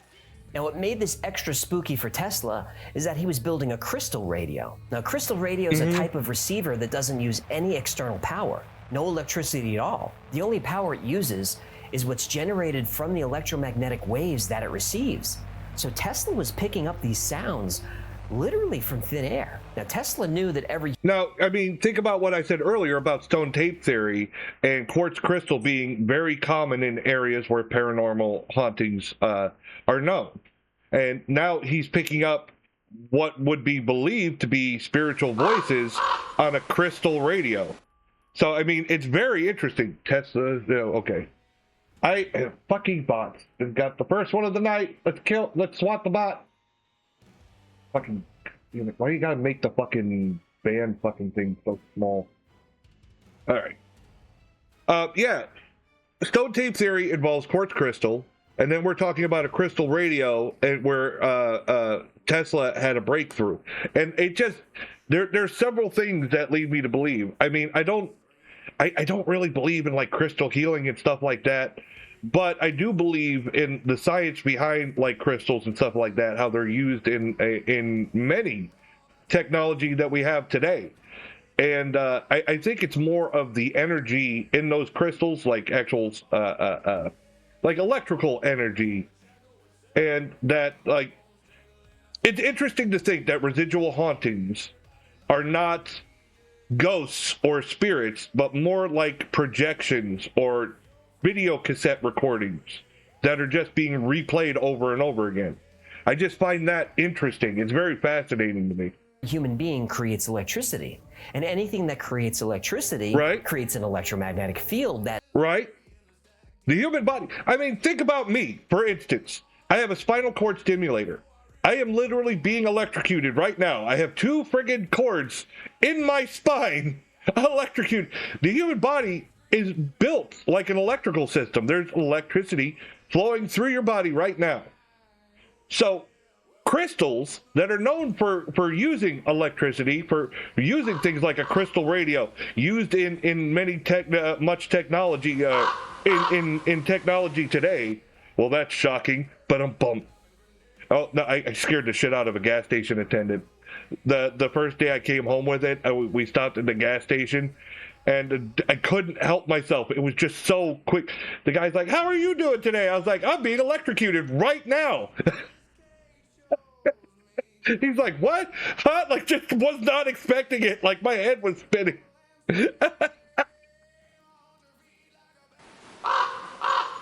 Human bodies are amazing, right? So if the human body has an electrical system, and then you introduce things in the environment like quartz crystal and running water, things, other minerals and stuff like that in the environment, could that electrical system in the human body be the electricity needed that could cause the recording in stone tape theory and other such things, or even in this, like again, he's talking about spirit radio. They say it's been what the scientific theory that energy cannot be destroyed, only transformed, right? So that same energy that's in the human body doesn't disappear, it transforms into something else. So who's to say what it transforms into? What if it just transforms into that energy, and any residual in there is what's causing some of these recordings, so to speak? Cannot be created or destroyed, only transformed. Yeah, see? I got it pretty much. Like a nitpicking asshole. Using the proper equipment can be tuned into. Now, Tesla also agreed with Einstein that energy cannot be created or destroyed. It can only be changed from one form to another. So if a human being's soul is electromagnetic energy that cannot be destroyed, when someone dies, that energy should still be around. Ooh, this is giving me chills. Now, Tesla felt that if he can just find the right frequency, he could create a radio to listen to these disembodied spirits. So that's what he did. And today, we're gonna hear what Tesla heard. We are gonna hear ghosts? Well, I don't know if they're ghosts, but what Tesla heard, it scared the hell out of him. Again, it might not be ghosts. It might just be something residual in the energy from someone or something. It might not even be ghosts. It could be something else that just sounds like what you would imagine ghosts to be. Nobody knows for sure.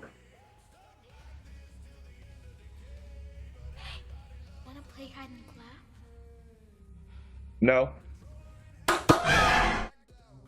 Remember we said that Edison was an experimenter and Tesla was a documenter? Edison was just tinkering in the lab for hours, failing over and over until he just brute forced his way to progress. When you think about the famous quotes attributed to Edison, you get a good understanding of the man. You're so mean! I have not failed. I've just found 10,000 ways that won't work. Genius is 1% inspiration and 99% perspiration. Brute force. Tesla was different. Tesla was an introvert who lived much of his time in his own mind. Now, before he jumped into the lab, he would spend countless hours working out the math and the physics of an idea on paper, still not turning a wrench.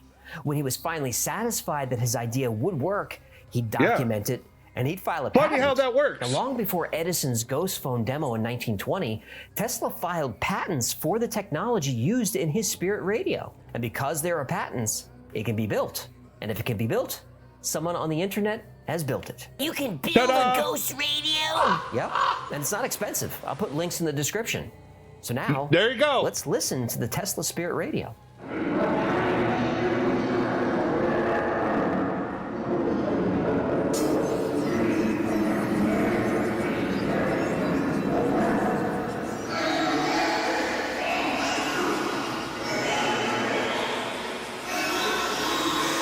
Okay, here's the problem with this recording. Is yes, I could see how someone could mistake it for sounding like a conversation. But if you listen closely, it's just gibberish. And the problem is that the thing that makes it sound human is that there's an echoey sound. It sounds like the sounds are being made in like a big open room. You get what I'm saying? Imagine a huge ballroom. And there's only a few people in there talking, and you get that echo. That's what it sounds like, and I think that's what people relate it to ghosts. But this, honestly, could just be random sounds. That's the problem. It sounds like the Black Zodiac thing from 13 Ghosts. Now, you never know. They might have used it.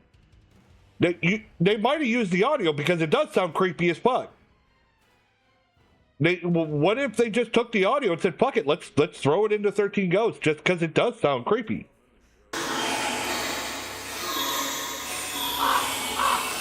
Damn good movie. I know. I can't wait for the series. Well, I just wet my bowl. You heard about that, right, Jay? No.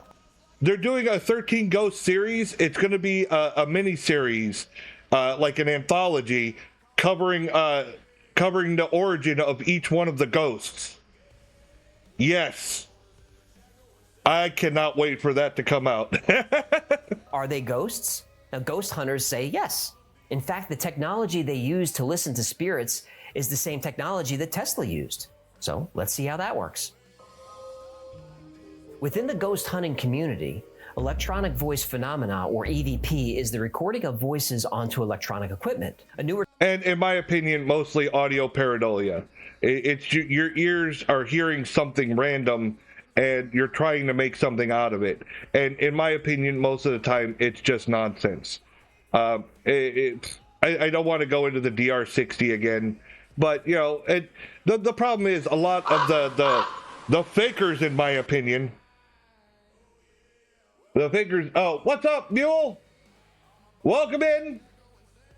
In my opinion, a lot of the fakers use if you watch, say, certain paranormal shows, when they get an EVP, they'll put the words that they're hearing on the screen.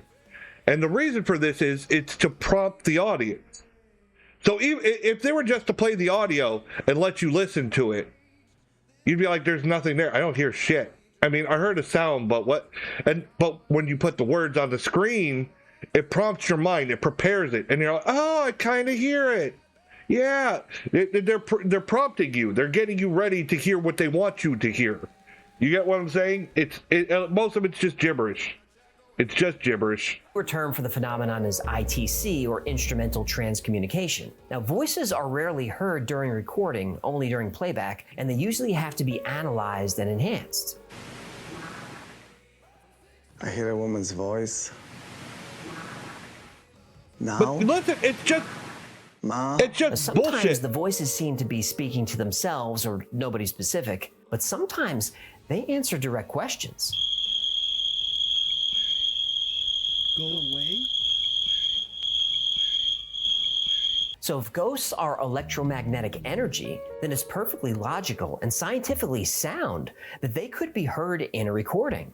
Now, maybe the EVP are electromagnetic disturbances that are layered onto radio waves that could be picked up by a receiver. Or maybe the spirit's electromagnetic energy kind of piggybacks onto the EVP. But if you listen to it, if you listen to that go away, did you notice how it sounds breathy?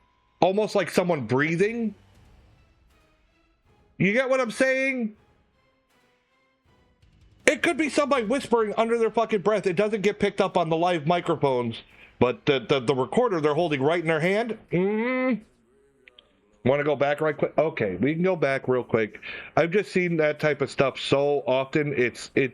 I'm really desensitized to it. I'm like, not this shit again, you know? Now?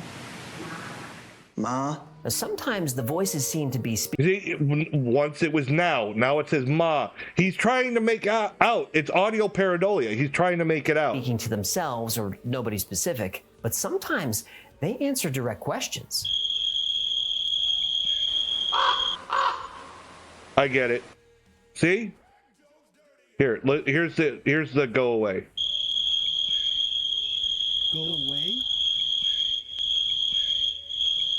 So if ghosts... You see how it sounds breathy, like a whisper? All right? The guy holding the thing, I can't say for sure. That's the problem with debunking, is you can have your hypothesis, and you have to think like a skeptic. If somebody were to present that evidence to a skeptic, they'd probably say the same thing, you know, or something similar.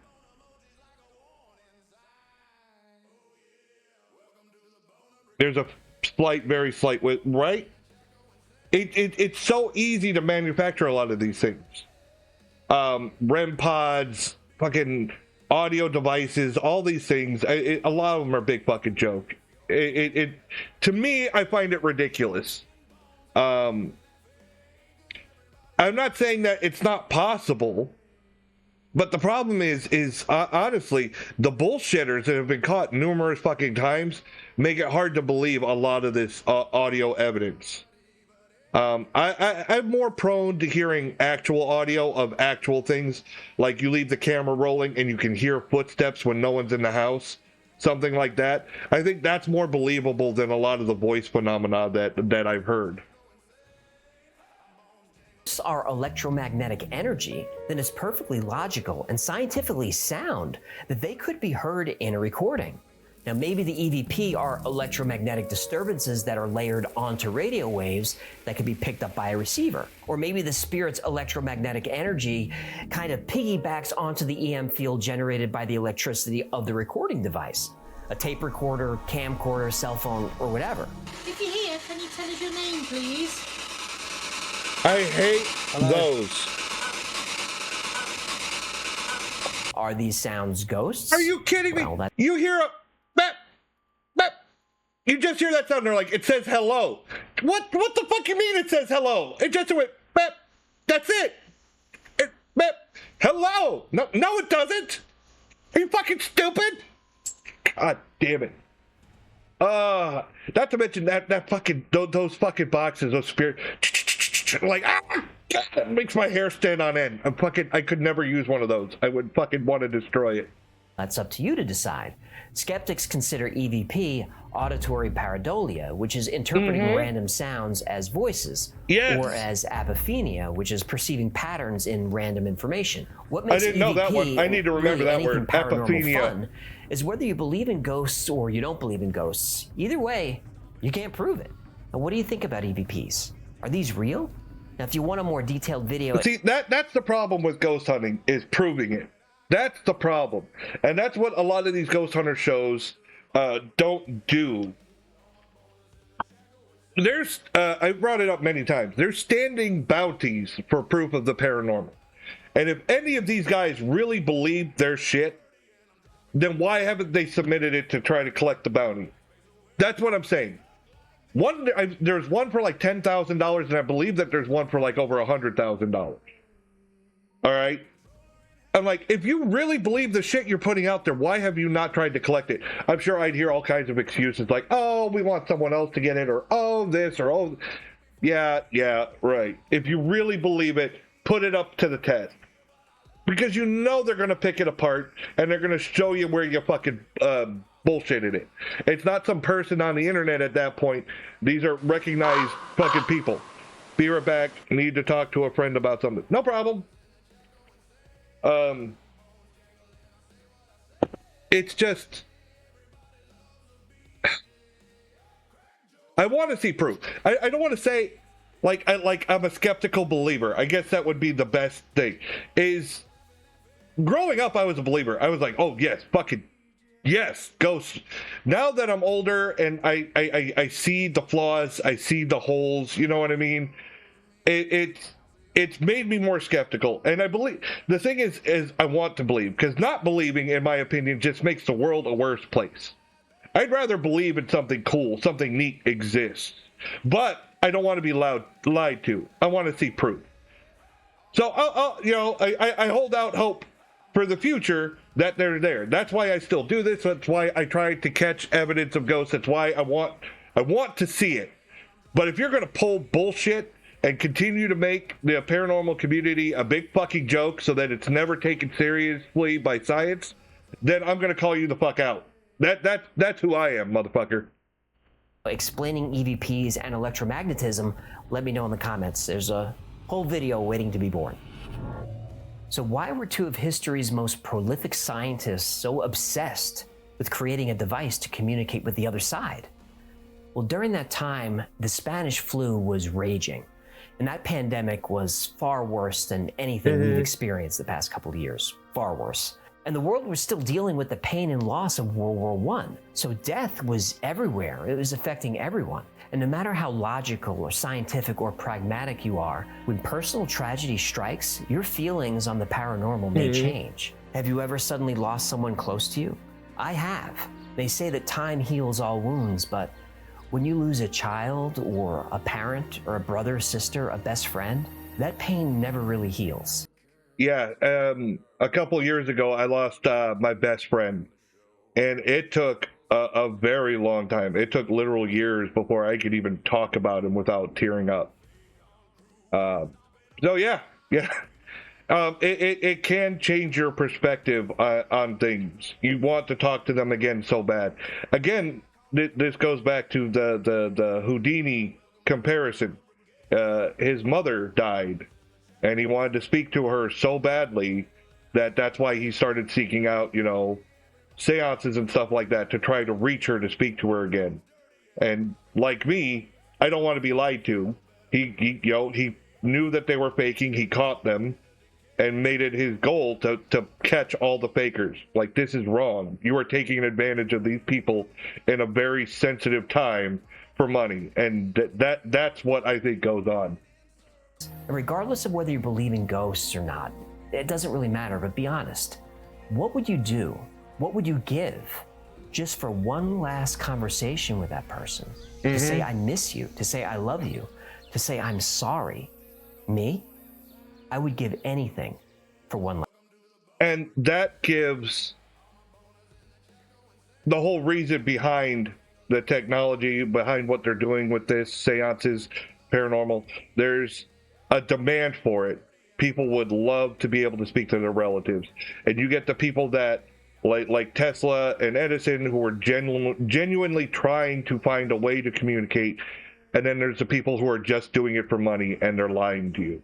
And sometimes it's hard to figure out which is which when you're desperate to find that connection with your loved one. And that's my opinion. You always got to be careful that you're not taken advantage of. Last chance. Thank you so much for hanging out with me today. My name is AJ, that's Hecklefish. This has been the Y Files. If you had fun or learned anything today, do me a favor and like, subscribe, comment, and share. I know it sucks to give you homework and make you push the buttons, but it really helps out the channel and it keeps the videos coming. Until next time, be safe, be kind, and know that you are appreciated. Thank you. I love being appreciated. I mean, everyone loves a BJ. Ooh, Project Stargate, time travel. I mean, that's interesting. I want to stick with... I don't really want to do aliens. I'm not into aliens. Atlantis, World War, Pole Shift. Nah. No, not time travel. I don't want to do time travel. I've already done the Count of St. Germain several times. Mount Shasta. I know that this is alien related, but I think Mount Shasta has a lot. Not gonna do that build. What are you talking about? Well, never mind. Not gonna. Okay. Okay. I think Mount Shasta is interesting enough to. Now that's all alien. I was trying to remember it. I was thinking of something else. Parallel universe, chronovisor, the Vatican's secret device to see through time. Yeah. Legend of the Phantom Fortress, the ghost plane that flew. Okay, here we go. Here's ghost shit. The Legend of the Phantom Fortress, the ghost plane that flew and landed World War II itself. has countless stories of bravery, sacrifice, camaraderie, and heroism. But the war also has a lot of mysteries, many of them still unsolved, like the legend of the Phantom Fortress, a B-17 bomber that returned from a mission with no crew aboard and somehow landed itself. On a game, there's something I wanted to do, but it's expensive. Don't you just hate that? When you can't get the build you want, you're like, first thing they heard I have was this the great distant idea, roar and then you go of and the like, plane's oh, engines. well, let me do I it. can hear those fighter planes. And I can hear those fighter planes. Why? You too, Sunday, Bloody Sunday. I know the song. Can you at least let me get into the story? Sunday, Bloody Sunday. Okay, I'm sorry. Go ahead with your thing. The Thank thingy, you. yeah, I'm just right do here the. if you need me. The first thing they heard was the distant roar of the plane's engines. On November 23rd, 1944, the ground crew at the Royal Air Force Base in Kortenberg, Belgium, looked to the sky. If the sound wasn't a giveaway, the distinctive silhouette was. Shit. This was a... Mule, AI? What do you mean AI? What are you talking about? I'm sorry, I didn't see your message till just now. I don't know how long it's been there for. I didn't get my little cawing fucking alert. What do you mean AI? I'm curious because I'm very into to AI. And Jay, from what I can tell, it'll be like 40K to get going. Is it Warhammer? 40K! All right, I'll keep an eye out for you, Mule, if you respond. I'm very interested in AI, so I'm like, ooh, AI? What? What are you talking about? What are you referring to? Oh, my pinned tweet, where's the laugh at least? Pinned tweet. Oh, pinned tweet. Pinned tweet. Hold on. I'll look.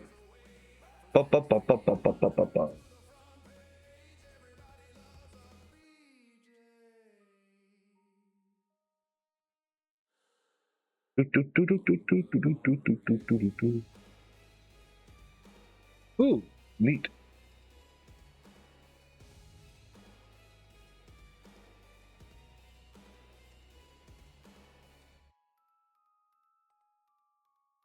Come on.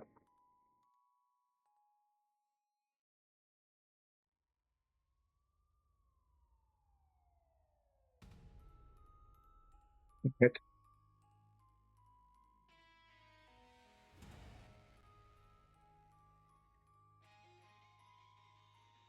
Going, I'm going. A pinned tweet. Oh yeah, that's not creepy at all.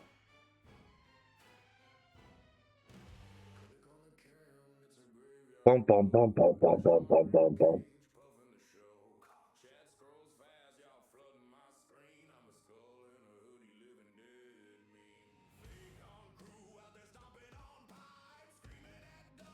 What?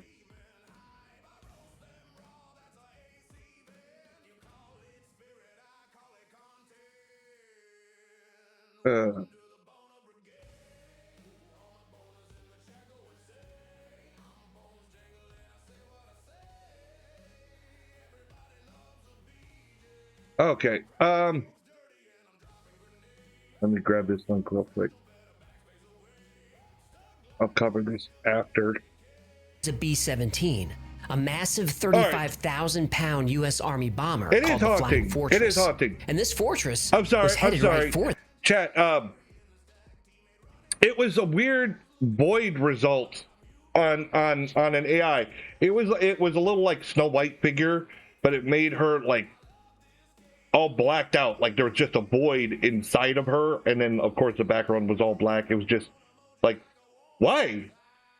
What the fuck? AI getting creepy. For them rapidly. There was no landing scheduled that day, so the ground personnel assumed this was an emergency. It was coming in at very high speed, flying erratically, and had its landing gear down. And as the bomber got closer, the soldiers started to panic. The plane was dropping so fast that it looked like 18 tons of steel, fuel, and explosives were going to crash right into them. The soldiers hit the deck as the bomber barely cleared the anti-aircraft guns. Then they felt the earth shake as the B-17 crashed into the ground. Still moving at high speed, the plane tore through a field. The landing was so violent that pieces of propeller broke off and shot through the air. The wings were crushed on impact. Still intact but badly damaged, the plane finally dragged to a stop. 3 out of its 4 engines were still running, and the men on the ground waited, expecting the bomber's crew, or at least some of the crew, to emerge. They didn't. Soldiers on the ground waited nervously for 15 minutes while the plane's engines continued to run. Nobody came out. At this point, the men on the ground were getting suspicious. They were worried this was a trap. Finally, after 20 minutes of watching and waiting, Major John Crisp slowly approached the plane. Major Crisp drew his sidearm, opened the hatch, and climbed in. He expected to see men dead or dying, but the plane was completely empty. He wrote down what he found. We now made a thorough search, and our most remarkable find in the fuselage was about a dozen parachutes neatly wrapped and ready for clipping on. See, that's what's weird. Okay, so the parachutes are all there. There's no crew on board. It would make sense, at least, like, it would be interesting if the crew were dead, maybe injured in battle or whatever, and the plane still landed. It would still be like, how the fuck did the plane get here and land with the crew all dead or something, you know? But the fact that there was no one on board, well, where the fuck did they go? Right? This made the whereabouts of the crew even more mysterious. Back on the navigator's desk was the code book giving the colors and letters of the day for identification purposes. Various fur-lined flying jackets lay in the fuselage together with a few bars of chocolate, Don't pick on me, honey. Aside from what was sustained from the hard landing, the plane had no damage. The parachutes were still there, so the crew couldn't have bailed out. Food was left half-eaten. It was like they just vanished. Major Crisp shut down the engines and looked for signs, trying to piece together what happened. He found the plane's logbook. The final entry ominously read, "Bad flak." Affleck. Bad flak. Affleck. Major Crisp climbed out of the plane and signaled to his men that it was all clear. There was nobody on board. The soldiers asked, "What the fuck? How could this be?" The major shrugged and said, "The plane landed itself." This doesn't seem like ghost fakers. So now there were two big questions. First, what happened to... We're not, it's a Ghost Fakers episode because we're talking about the paranormal. And we have covered Ghost Fakers. You know, explaining the differences. You should have watched the whole episode, but I know you were at work, dear. the men on board? And second, how did the... But you have to remember, on the Y-Files, at the end of the episode, he goes through the debunk. He tells the story, how it happened. He goes through step by step, everything, the legend, the story, the people involved. And at the end, he goes through, well, here are the explanations. This plane fly, maneuver, and land without them. The press called the plane the Phantom Fortress and the Ghost Ship. And the story was published in Stars and Stripes and became an instant legend. Of course. Investigators identified the B-17 as part of the 91st Bomber Group out of East Anglia, England. The base had records that the plane had taken off with a full crew. There was plenty of evidence that they were on board, but now... What I find interesting about a story like this is you got to think back to war times and people, like the pilots, they named their planes.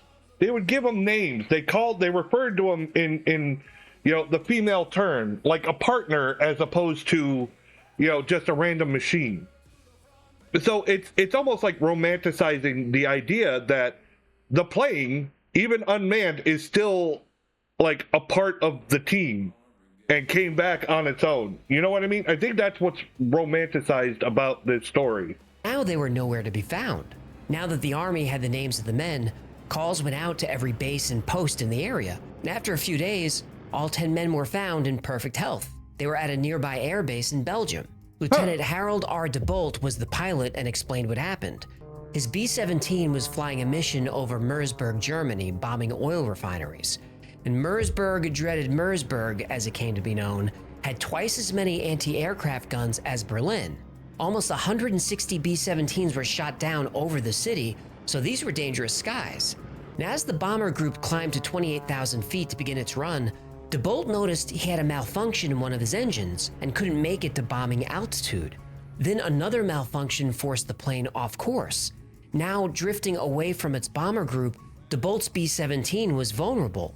The bomber drifted into German anti-aircraft fire and was taking a lot of damage, both from the ground and from fighters in the air. The plane quickly filled up with smoke and fire. DeBolt attempted to drop his ordnance, but the bomb rack was jammed. Then the plane took another hit on its bomb bay door. DeBolt said it was a miracle that every bomb on board didn't explode. Another engine took so much damage from anti-aircraft fire that it practically sheared off from the plane. The weather was bad, and with only 2 working engines, DeBolt pulled out and turned back to England. The bomber, badly damaged, kept losing altitude. DeBolt knew they were in trouble. He ordered the crew to throw everything overboard, hoping to lighten the plane. It didn't help, it kept falling. At this point, it was clear that the bomber was not going to make it all the way across the English Channel, not with only 2 engines. So DeBolt ordered the crew to ditch, and the men parachuted safely behind Allied lines in Belgium. Were all on board. The last thing he saw was his bomber flying into heavy fog. He figured it would crash a few minutes later. It didn't. DeBolt's plane continued to fly for miles, and finally made a rough but relatively clean landing at an Allied airfield in Belgium. Investigators were now left with a puzzle. DeBolt said he lost 2 engines and the plane was severely damaged, but eyewitnesses like Major Crisp said 3 engines were working and the plane had no damage at all, and all parachutes were accounted for. Investigators said they probably had extra parachutes on board. Maybe. And the 3rd engine could have come back on by itself. And the plane landing in an Allied airfield was just a coincidence. It was That's a lot of coincidences. This explanation was enough to satisfy investigators, and the case was closed. Luck. A plane flies itself back home and lands on its own, and it's luck. That's the report. Yeah, I don't buy it. Well, eyewitnesses didn't buy it either. They felt that something supernatural had taken place. Of course. And the legend of the Phantom Fortress was born. I had never heard of the Phantom Fortress before. And this topic, like most topics I cover, was submitted by you. So if there's a story you'd like It's to see interesting. and see us Wait, get to the where's the bottom of, debunk? go Okay, to you still got time. thewhyfiles.com/tips. I can't do every story, but I read every message. So, the Phantom Fortress. Is it true? Yes and no. This Okay. legend is actually two stories that got mixed together. In Ah. 1943, a B-17 crashed near the home of a young boy named John Gell in England. And Gell and his family saw the bomber flying toward their village, engines sputtering. And that plane crashed into an outcropping of trees near the boy's home. When John Okay. Gell's father rushed to help the crew, he found nobody on board. And about 40 years later, John Gell was relaying the story that he saw a bomber maneuvering with its squadron flying in Interesting. formation, but it eventually crashed. And when they searched the plane, it was empty. They later learned that the crew had parachuted behind enemy lines, fought their way out of Germany, and were back in another B-17 soon after. This didn't happen. Most likely, John Okay. Gell heard the story of the Phantom Fortress and pulled some of the details into his story. And then, as every good storyteller does, added his own flair. And tell the story enough times, your brain can actually Well, form that's memories depressing. to reinforce that story. It's an the interesting B-17 story. that crashed near Gell's home was actually the Cat o' Nine Tails. The plane took a lot of damage over Germany, but made it back across the channel. Quickly running out of fuel, the crew bailed out over John Gell's village. And in 1944, a British anti-aircraft crew saw a B-17 make a hard landing in a nearby field. One of the plane's wings hit first, causing it to spin around. And Major John Crisp was indeed the officer who searched the plane and found it empty.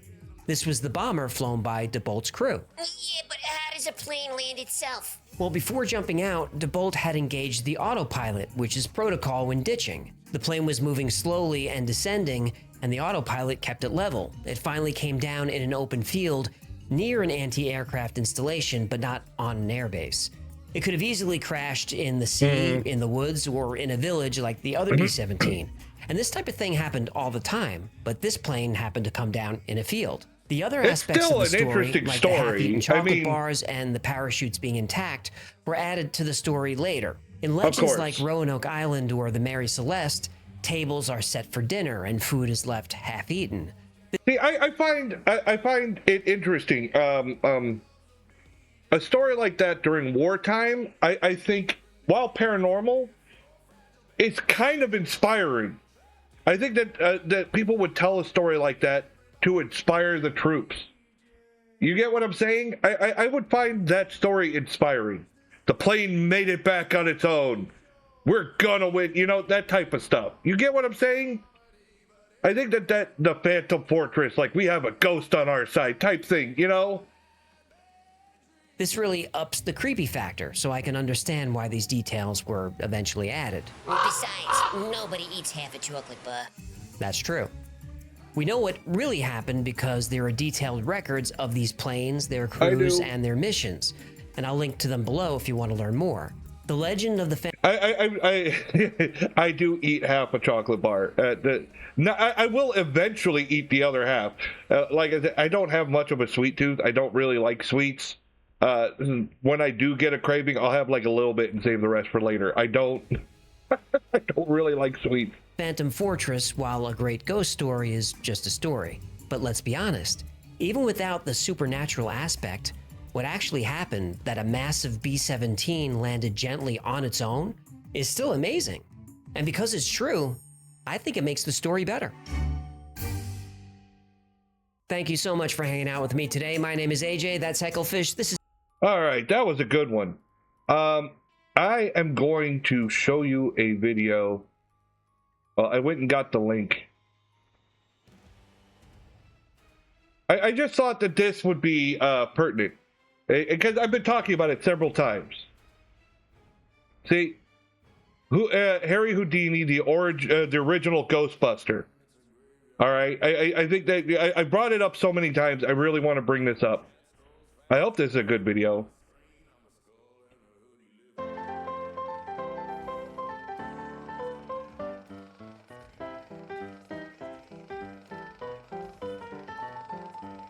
Okay.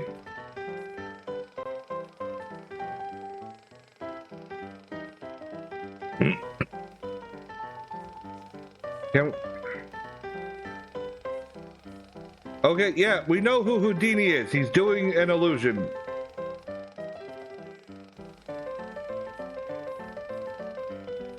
I'm sorry, I'm just impatient. I want them to just get on with it.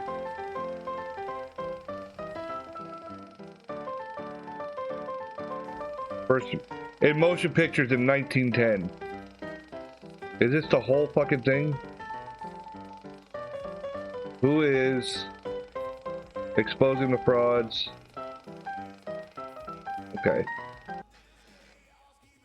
Born on March 24th, Okay. 1874 in Budapest, Hungary, Eric Wise, better known as Harry Houdini, was a Hungarian-American escape artist, illusionist, and stunt performer. But beyond his death-defying stunts, Houdini had a lifelong fascination with the paranormal. During the 1920s, Houdini shifted his focus to exposing the deceptive practices of psychics and mediums, aiming to reveal their exploitation One of the OG breathing, ghost a mission hunters consistent or with the efforts debunkers. of stage magicians dating back to the late 19th century. He even toured with a stage show in which he replicated their tricks. If you like our content, don't hesitate to like and subscribe. Please let us also know and comment what topic you would like. I mean, I think I see why. Let's see, 2 years ago, and they only have 45 subscribers. Like for a next video. Houdini's expertise in magic enabled him to uncover imposters who had managed to deceive numerous scientists and intellectuals. He served as a member of a committee for Scientific American, offering a cash reward to any medium capable of substantiating supernatural claims. Needless to say, none succeeded, Of and course. the prize remained unclaimed. Still, Among there's the still first tested was those, George Valentine, a still medium exist. from Wilkes-Barre, Pennsylvania. As Houdini gained renown as a medium buster, he began attending seances incognito, accompanied by a journalist and a law enforcement officer. One of the most notable mediums To catch he exposed shysters. was Mina Crandon, also known as Marjorie. In 1924, Houdini uncovered Joaquin Argamasilla, dubbed the Spaniard with X-ray eyes, as a charlatan. Argamasilla claimed to possess the extraordinary ability to discern handwriting or dice numbers inside sealed metal boxes. His trickery was exposed when he sneakily lifted his blindfold and peeked beneath the box's edge to see its contents. Houdini His exposure of phony mediums inspired a lot of other magicians to follow in his footsteps, such as, for example, the amazing Randy and Penn and Teller. Yep. I love Penn and Teller. Holy shit. But despite his skepticism, Houdini held a deep-seated desire to communicate with the afterlife, especially with his beloved mother who had passed away. Houdini documented his efforts to expose fraudulent practices in his book, A Magician Among the Spirits. These actions strained Houdini's relationship with his friend Sir Arthur Conan Doyle. Doyle, a firm believer in spiritualism in his later life, dismissed Houdini's revelations. Instead, he believed Houdini possessed Sir Arthur Conan Doyle as in Sherlock Holmes writer. Paranormal powers. Doyle even suspected Houdini of using these powers to block the mediums he aimed to discredit. This disagreement escalated into a public feud, with Doyle ultimately regarding Houdini as a formidable adversary. Prior to Houdini's passing, he and his wife made an agreement. If he could communicate from beyond, he would pass on the message Rosabelle believed, a secret code based on their favorite song. Bess upheld this pact by hosting annual Halloween seances for 10 years after Houdini's death. In 1929, Arthur Ford allegedly transmitted the code, but Bess later declared it a hoax. It appears Ford or his associates deciphered the code using available clues. Evidence supporting this was uncovered by Ford's biographer following his death in 1971. Bess's final attempt at a seance in 1936, held atop the Knickerbocker Hotel in Hollywood, ended in failure. Disheartened, she extinguished the candle that burned beside Houdini's photograph since his passing, and she declared in 1943, 10 years is long enough to wait for any man. Ladies and gentlemen, I believe that. in this cathedral-like atmosphere tonight, I wish to remind you that this is a most solemn occasion for the close friends that have gathered here. That the 0 hour of the 10th anniversary of our departed friend is fast nearing the end, and that the results of tonight are primarily of a personal and private nature only. No attempt is being made to sway the world or to convince the skeptics one way or the other. This is a personal gathering aiding Mrs. Houdini in completing her 10-year vigil and to aid Mrs. Houdini and ourselves to a final and logical conclusion. Magicians worldwide continue the tradition of holding Happy Mother's seances Day. in honor of Houdini. The official Houdini seance, established in the 1940s, Lady was Taker's orchestrated home. by Sidney Hollis Radner, I a don't- devoted Houdini enthusiast from... All right, chat. Hey, I don't stream on Sundays, and Sunday is Mother's Day. Who wants to wish Lady Taker Happy Mother's Day? We're only a few hours from it. We're close enough.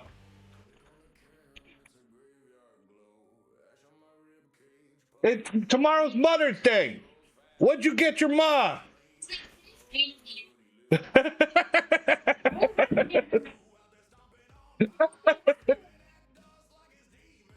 Oh, damn. That's fucked up. What? Who? From Holyoke, Massachusetts. In Chicago, the Excalibur nightclub hosts yearly Houdini seances conducted by necromancer Neil... Miscreant Mule is giving applause. Miscreant Mule. Neil Tobin on behalf of the Chicago Assembly of Tobin the Society Spirit of Guy! American Magicians, Ghostbusters! and at the Houdini Museum in Scranton by magician Dorothy Dietrich, who previously held them at New York's Magic Townhouse with such magical notables as Houdini biographers Walter B. Gibson and Milbourne Christopher. Gibson was asked by Bess Houdini to carry on the original seance tradition. After doing them for many years at New York's Magic Townhouse, before he died, Walter passed on the tradition of conducting of the original seances to Dorothy Dietrich. In 1926, Harry Houdini commissioned H.P. Lovecraft and his associate to co-author a book aimed at debunking religious miracles titled The Cancer of Superstition. Prior to this, Houdini had enlisted Lovecraft I do to like write this an article video. on astrology. I know it's like AI voiced, and you can hear the skips in places. It's kind of, but the facts are there. It gets to the point. It's saying the facts. And I'm going to put this in a faves. Unfortunately, the article is now lost to history. However, Lovecraft's detailed outline for Cancer and 3 chapters authored by the co-author survived. Tragically, Houdini's passing disrupted the project, as his widow chose not to proceed with its publication. Even after his death, the mystery surrounding Houdini's connection to the paranormal continues to captivate believers and skeptics alike. Happy Mother's Day to the Skep Houdini's legacy lives on, inspiring generations to question the tomorrow. unknown I'll be and here seek with the her truth tomorrow. behind the veil of the paranormal. What do you think? Was Houdini a skeptic, a believer, or something in between? Share your thoughts in the comments below. Honestly, he sounds a lot like me. I was a true believer ever since I was a child. And then when I was old enough to realize, when you have that awakening moment, that you're tired of people fucking lying and you start calling out the fake. And that's the way Houdini sounds. Is he was down for it.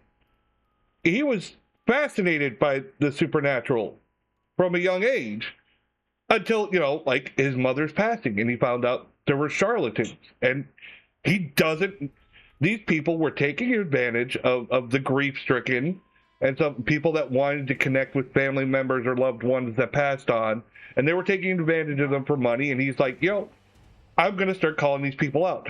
And the more and more you find the fakery and the bullshit, it really starts to hit on you on the inside, making it harder and harder to believe when you see so much fake and not enough evidence. You get what I'm saying? It'll eat away at you.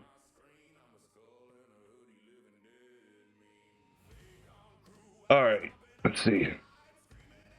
What do we got? Montauk I know about this. The Montauk Project. There was talk about the Montauk Monster. This is kind of cryptid related, so we can check it out.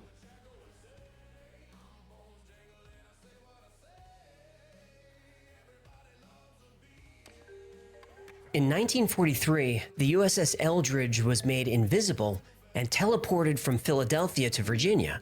And this event was known as the Philadelphia Experiment. Yeah. When the Eldridge reappeared... I really should stick with... I'm like iffy on this video. Not because I'm not interested in it, just for the night. Who are the Dark Watchers? Don't stare too long. The truth is dark. Fuck it. Yeah, we'll do it. We'll do it. Some crew materialized in walls and bulkheads, and they died in agony. But 2 sailors didn't reappear at all. The 2 men, who happened to be brothers, were presumed dead or lost.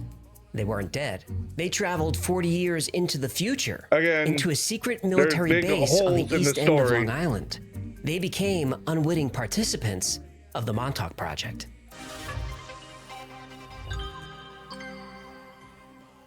Okay, this is a different story than what I thought it was, and I'm not really interested in that. It's the same area, but a different story, if that makes sense.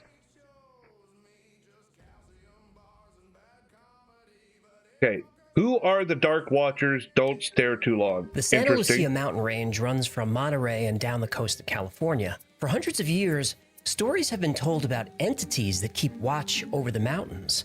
Sometimes seen out of the corner of the eye, and always from a distance. Stare too long, and they vanish. If you're ever hiking in the wilderness of Big Sur and feel like you're being watched, it's because you are. Stuff like this I find fascinating. Nobody knows how long the Dark Watchers have been guarding the Santa Lucias, but stories go back. I like stories of like natural guardians or spirits that guard a certain area, or protectors, or stories you see in like animes and fairy tales and stuff of some spirit that protects the forest or something like. I just like ideas of that. It's kind of again, it's the romanticized fantasy. Back to the Spanish settlers in the early 18th century. The Santa Lucia Mountains were the final obstacle before reaching the Pacific Ocean. And this was a dangerous climb and had to be done carefully. And as they slowly made their way through the mountains, the settlers reported seeing dark figures watching them, and they called them Los Vigilantes Oscuros. Oh, you're not gonna jump in with a translation? It's literally the title of the episode. I know, but usually... It's time to take off the training wheels, sport. My back hurts from carrying you.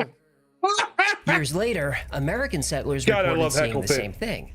So whether Native American tribe, Spanish settler, or casual hiker, everyone who travels the area gets an anxious feeling that they're being silently observed. It happens in the late afternoon, right before dusk. It's worse when you get it when you're going to the bathroom. And you feel eyes on you from somewhere. You turn around and see a dark figure about 10 feet tall. It has long, thin legs and arms. You can't see its face, except for maybe dimly glowing eyes. Some have described them as wearing wide-brimmed hats and cloaks. And just as your eyes adjust and your brain starts to make sense of what you're seeing, the figure vanishes. According to people who have seen the Dark Watchers, they are unsettling, but don't seem to be dangerous. They spend most of their time in the shadows of the forest, but they will come out if people are close. Legend says they're entities that follow travelers through the mountains. They have excellent hearing and eyesight. And if they detect any type of technology like a phone or GPS, they won't appear. One famous person who saw the Dark Watchers was the author John Steinbeck. In his story Flight, a character sees a dark figure. There's a huge problem with that. If they sense technology, they won't appear. Oh, happy Mama's Day. Thank you, Mule. My wife wanted me to say it to my cat too. Whisper, the Scuff Kitty, kind of like the channel mascot. Because the 3 other cats we have 4 cats total. They're all her kids. She's the big mama in the house. Her and my wife like battle for who's in charge of this house. Trust me, she's a spoiled princess. Staring at him from on top of the hill. Abe looked suspiciously back every minute or so, and his eyes sought the tops of the ridges ahead. I'm sorry, I got interrupted on my thought earlier. It's a really strange coincidence in the story that they just happen to know that you have GPS or technology on you so that you can't record them, so that no one has any evidence whatsoever of these fucking things. If they don't talk, if they just disappear, how do you know? how do you... Oh, they have great eyesight and great hearing. I'm like, how do you know? No one's talked to them. They disappear when you see them. What the fuck? Once, on a white barren spur, you saw a black figure for a moment, but he got quickly away, for it was one of the Dark Watchers. No one knew who the Watchers were, nor where they lived, but it was better to ignore them and never to show interest in them. They did not bother one who stayed on the trail and minded his own business. The Dark Watchers were a bit of a family obsession trail? for the Steinbecks. John Steinbeck's son Thomas wrote a book about them. His mother Olive actually interacted with them. She often told stories about her time as a young teacher. And to get to work, she would have to travel the dark woods of the mountains. She said she saw Dark Watchers several times, and she would leave gifts of flowers and food, and would receive gifts from the Watchers on her way home. What gift would she get? They wouldn't kill her in her sleep. No, the Dark Watchers would bring her flowers too. Creepiest romance ever. Like the same kind of flowers? There have been sightings of Dark Watchers recently. And what's spooky is the descriptions are all very similar. I'll link you to a page where you can read a bunch of them, but here are a few of my favorites. One day I was hiking the mountains where I lived near Blythe, California. As I went further on the trail, I felt like I was being watched. The hair on my arms stood up.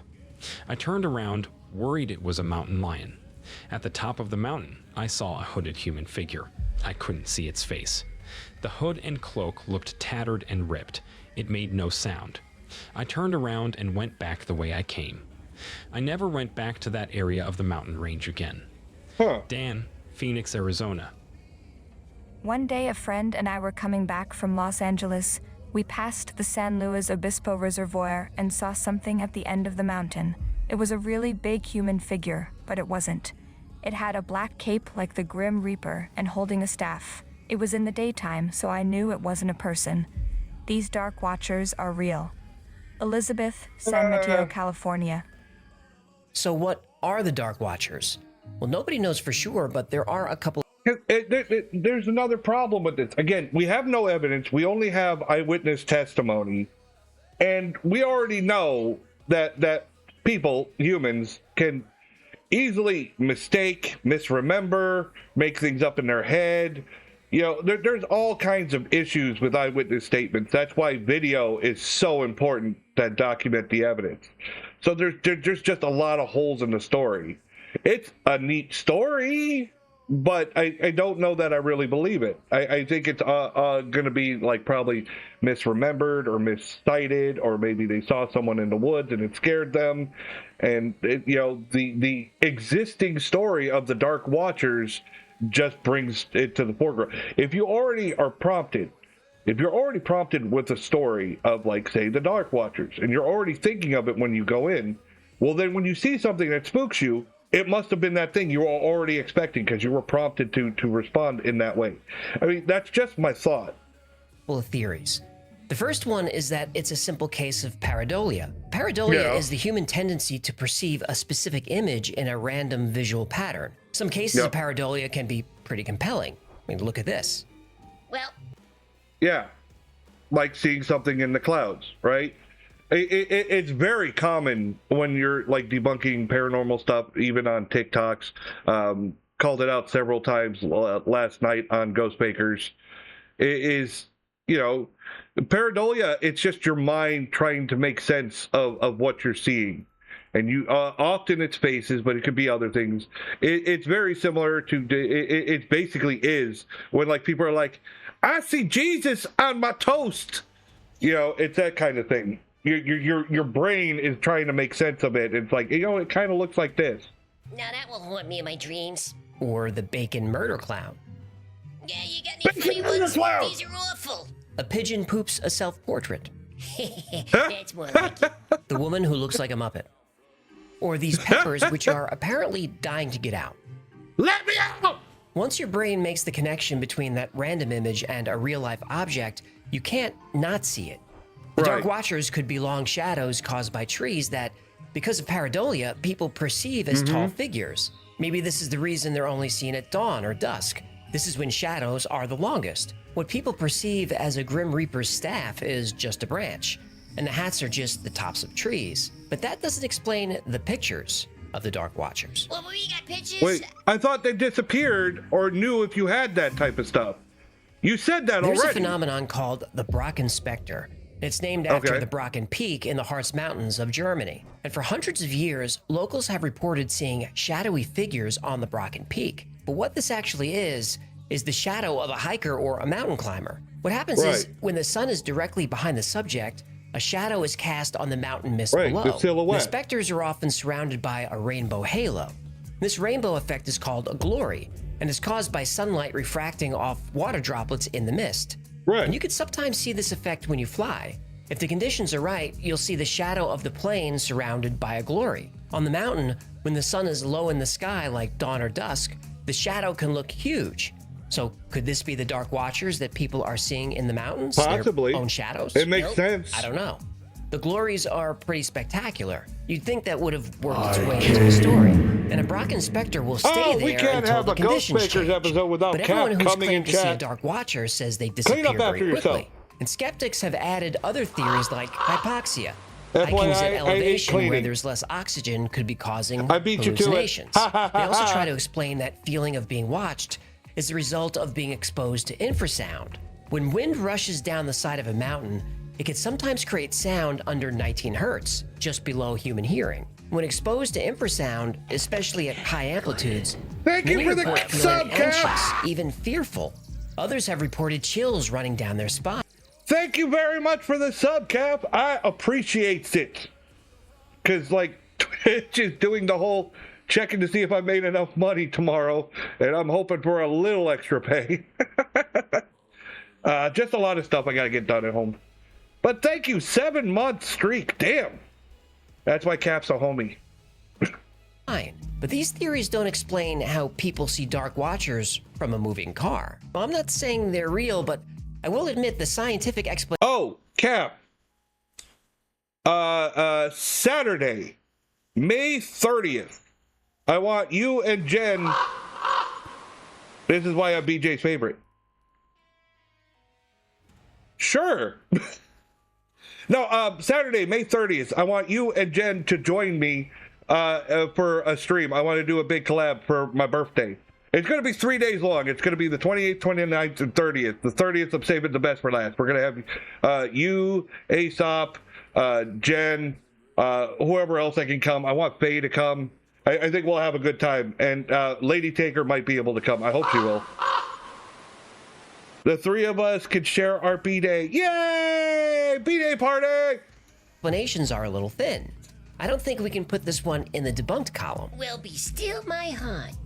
And look, people who are new to the channel sometimes think that I'm a... Well, yeah, that's the thing. You can't say debunked if you don't have an official debunk. You could have the worst fucking evidence ever, and you could look at it and just know how bullshit it is. But if there's no proof, nothing tangible that you can go, there it is, there's the smoking gun, it's hard to say, you can't really say it's officially debunked. You need to let me know what time on the 30th. It'll probably be 7 p.m. Eastern time. 7 p.m. Eastern. Not sure your time zone. Skeptic set out to debunk their But favorite I'll be urban in legend. early. But that's I'll be in absolutely my not chat what I'm here early to do. set everything up. I love the legends as much as anyone. But most of all, I want to know the truth. Because if we can debunk 99% of these stories, doesn't that make the other 1% so much more fun? True. I'll most Thank you likely so be much for late hanging if out with I'm me closing today. My that name day. is AJ. That's I'm Hecklefish. in This has been the S2. Y Files. Okay.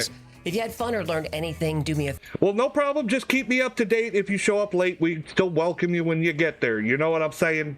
We can't have it without you. favor and like, subscribe, comment, and share.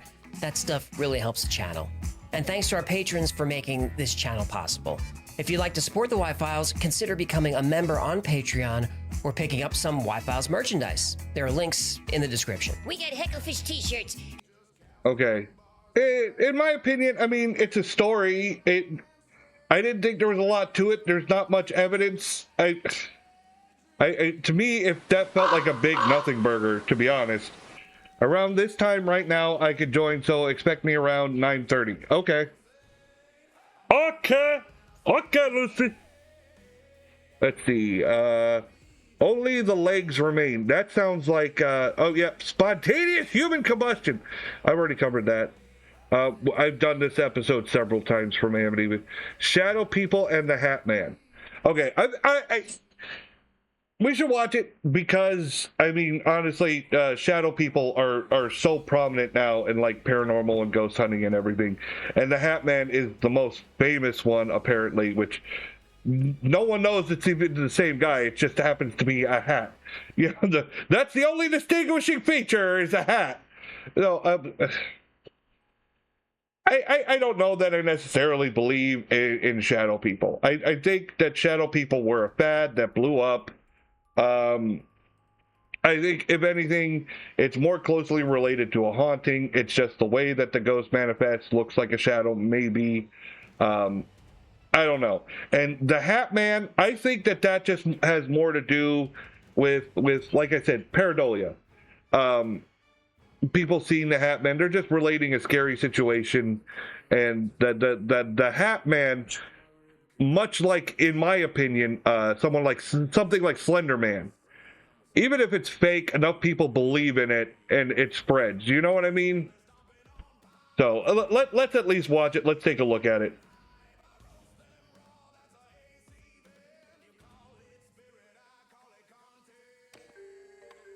Here's how it happens. You're drifting off to sleep, or maybe you wake up in the middle of the night. You feel a presence in the room. You see something out of the corner of your eye. You try to look, but you can't move. You try to call out, but you're unable to make a sound. There's an invisible weight on your chest. Even breathing is difficult. Usually I wake up, and then I look over, and I see my wife, and it's terrifying. Sorry, I can't help it. She gonna kick my ass. Strain to look, and then you see it. The shadow of a person.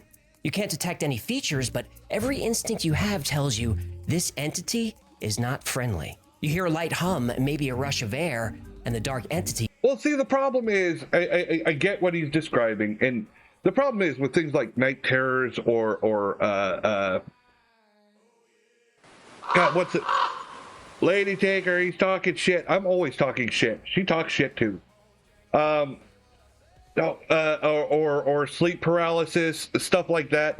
These can cause those effects. And the problem is like you say, you see something and you can just feel that it's not good. Well, it's because there's a lot of other aspects going on.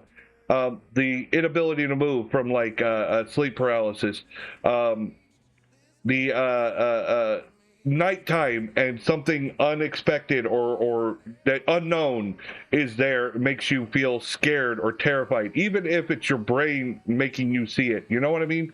There's so many things that can go into it that can be explained away, but I'm not saying it's any less terrifying. It's scary as fuck. Like, imagine it. I mean, even if it was all in your head or something like that, it would still be terrifying. It doesn't change the fact nightmares are scary. That's what, you know, it was just a dream, but it doesn't change the way you feel from that nightmare. You wake up scared. All right, the problem is when you're in bed and when you're in sleep, it's probably the most vulnerable state that you are in. So of course, anything that you can't control, can't see, can't, control is going to be terrifying in your most vulnerable state. So, I mean, obviously, it makes sense that somebody's going to be terrified of something like that. Seeing anything like that, it'll be scared. Like I can't count the number of times, like, my wife tends to go to bed earlier than I do.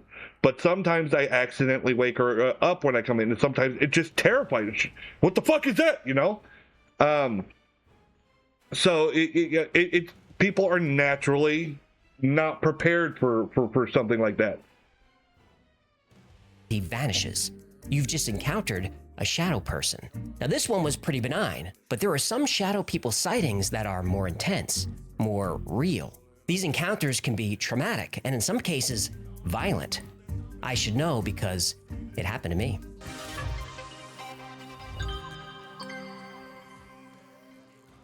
Every culture has their own paranormal legends. Asian cultures, European, American, and so on. Some myths exist in cultural subsets like religions and individual countries. Even small towns and neighborhoods have their own legends. People raised in Michigan might not know what a chupacabra is, but they've heard of the Dogman. Americans Right. might laugh at the story of Krampus, the evil version of Santa We Claus love who is half Krampus! goat, half demon and punishes children, but mention him to kids in Germany or Austria, and they won't find it funny. Visitors to Ronkonkoma, No! No! Come here, Bo!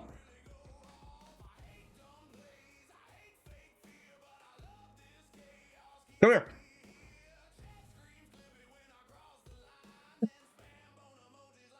Over here. Stop it, jackass. Come on.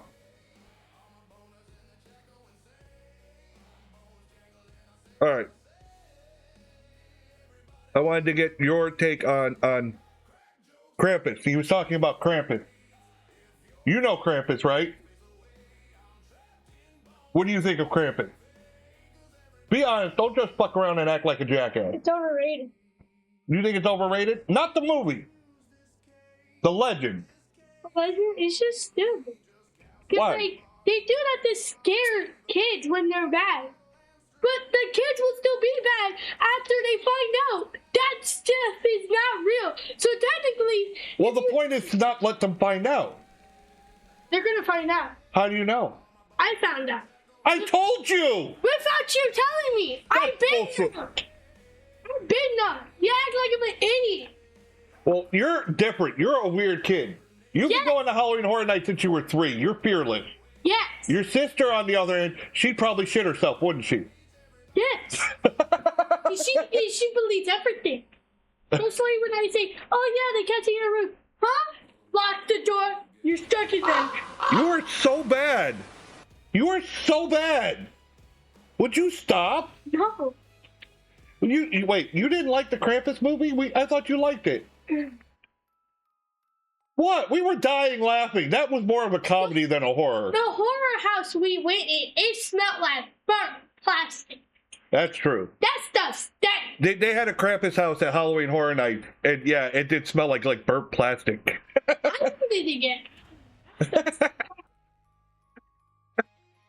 But in general, the house was okay. I like the way they did the house.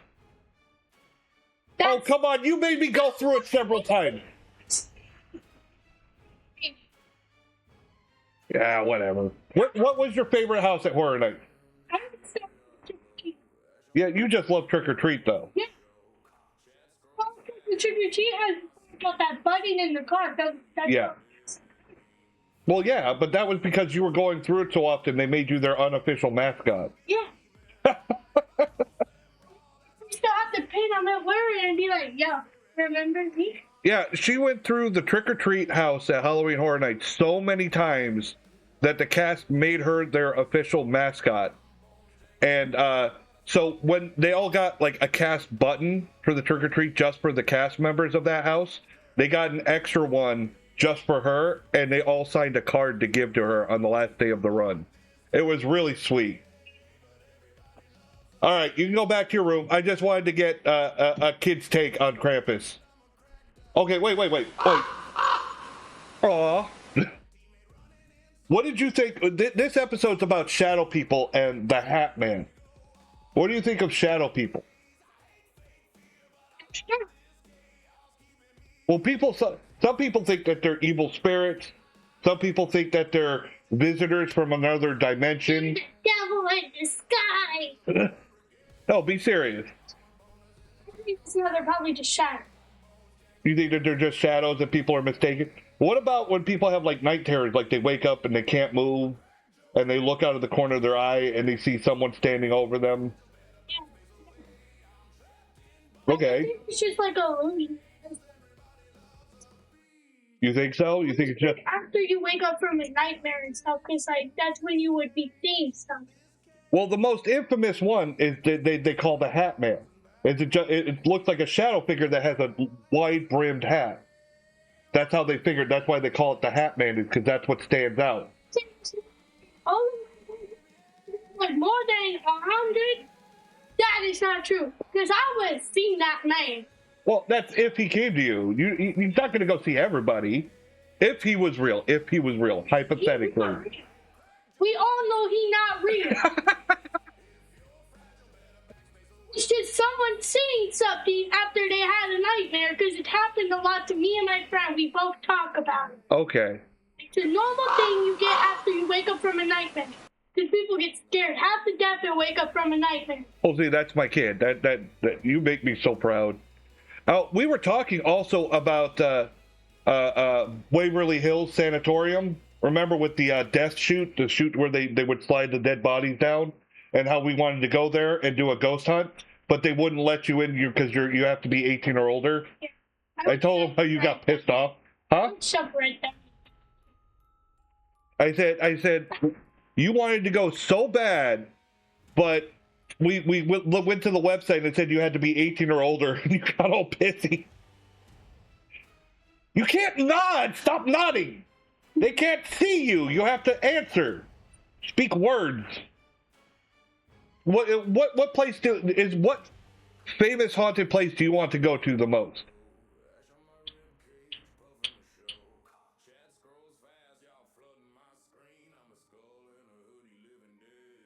Well, describe it, and I can help. I came. I think it's in Florida. What is it? It's a abandoned. That's probably the West Virginia one. I think that's Trans-Allegheny Lunatic Asylum.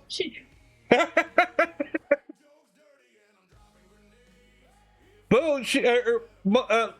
Lady, Mama, she wants you to go to the lunatic asylum. I didn't say it. She said it. Well, there goes Boo. She went running.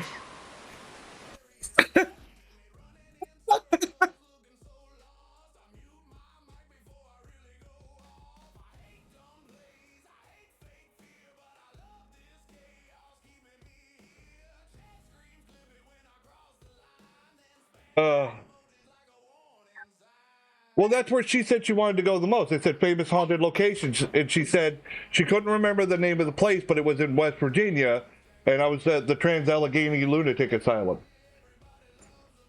You know, I found out a fact today that I didn't know about Trans-Allegheny. It's built on 666 acres of land.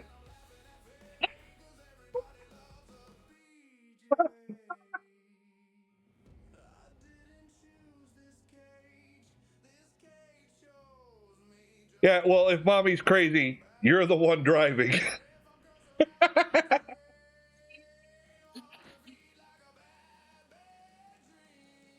All right, guys, all right. Let me get back to this. But mention him to kids in Germany or Austria, and they won't find it funny. Visitors to Ronkonkoma, New York enjoy swimming in the clear lake in the middle of town. Mule found that funny. Yes, Jay, she should clean herself up. You know, wash her mouth out. Keeps coming in my chat and won't clean up after herself. All the floors are sticky. You want to go to a haunted house? Which haunted house? What haunted place would you want to go to, Kath? I mean, there's two specific places I've always wanted to go. Yeah. Or swallow.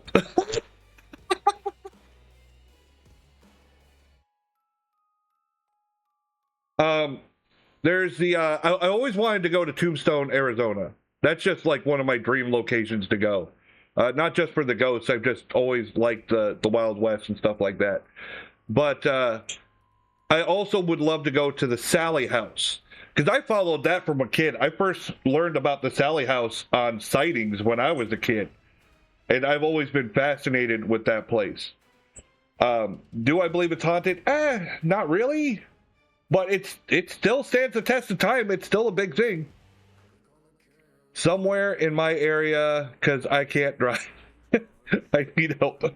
You do need help. You need a lot of help. Well, Kev, yeah, I mean, you can look it up online. You can find something in your area, I'm sure. And there's a haunting in like every state.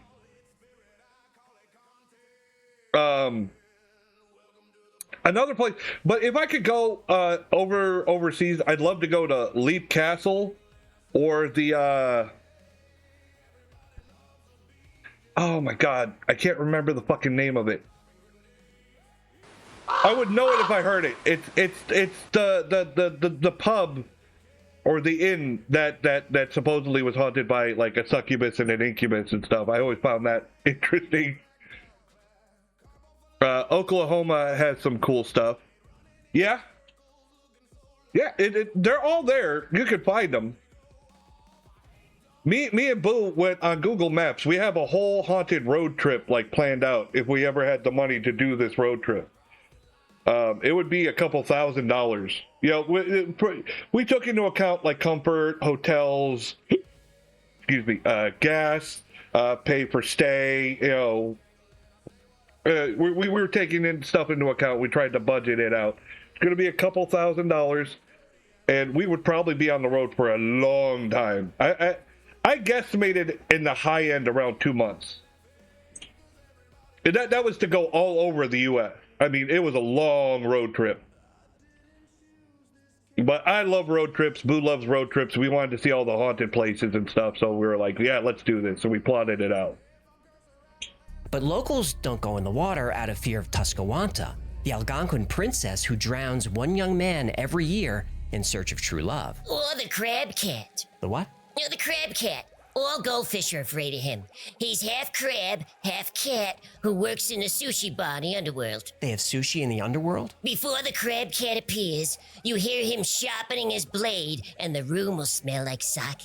If the crab cat catches you, he meows, omakase! Then he cuts off one of your fins, and you spend all of eternity swimming in circles. Okay, circles? So?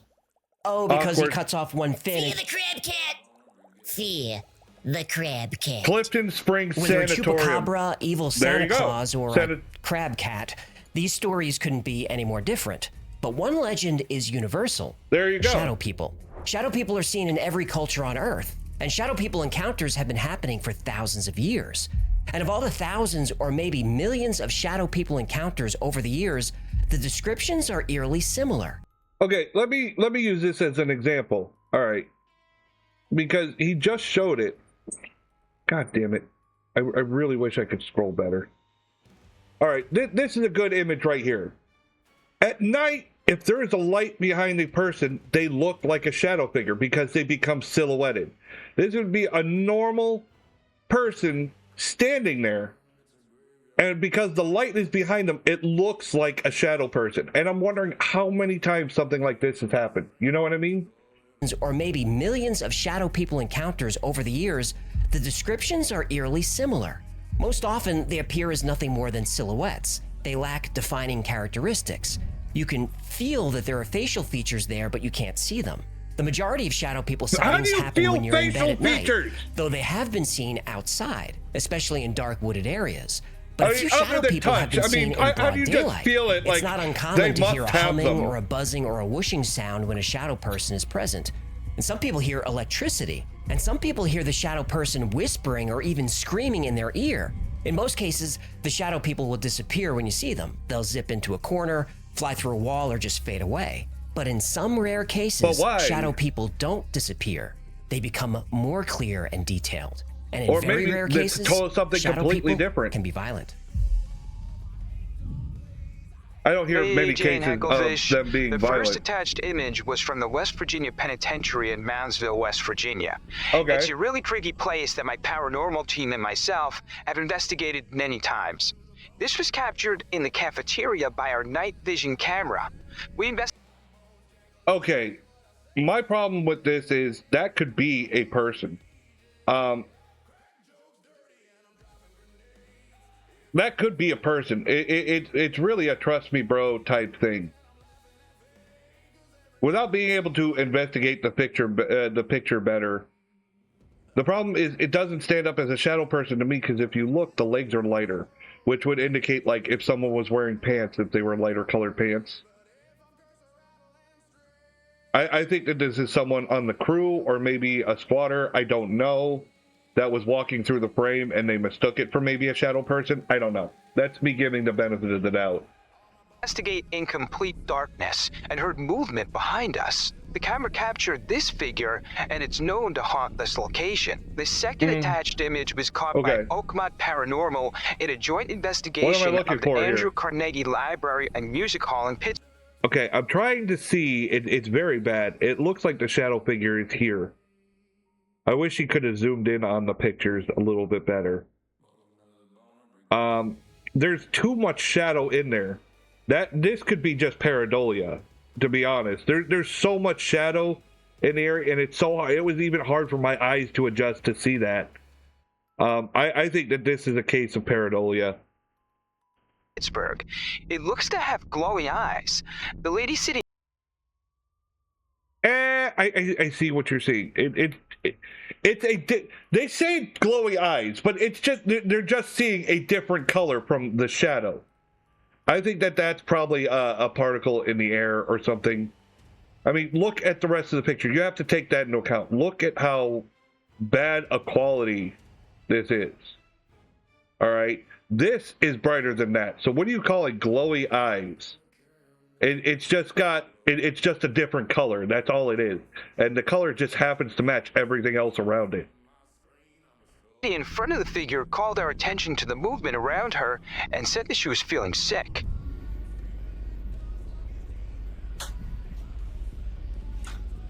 I can't see shit. You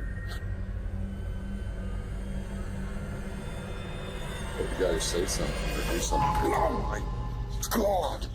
No! Oh. Oh, I think I know who this is. I think, yeah. That guy, I can't remember his name. I was subscribed to him. I was following his thing for a while, but then it started feeling a little forced. He was getting his best videos and his biggest hits when he had the shadow figure that was appearing up in that window. That looks exactly the same. It's like over behind the bed. He's got another one. They may show it on here. I don't know. Where he talks to it and it like when it notices him, it looks like it zips under the bed. Lurk. Oh, Cap is lurking. Thank you for lurking and thank you for the sub, Cap. I really wish I could remember his name off the top of my head. There's just so much shit I see. I can't remember everything. I can barely remember my important shit. But see, look how dark it is. That doesn't mean it's a shadow figure. That could be a person.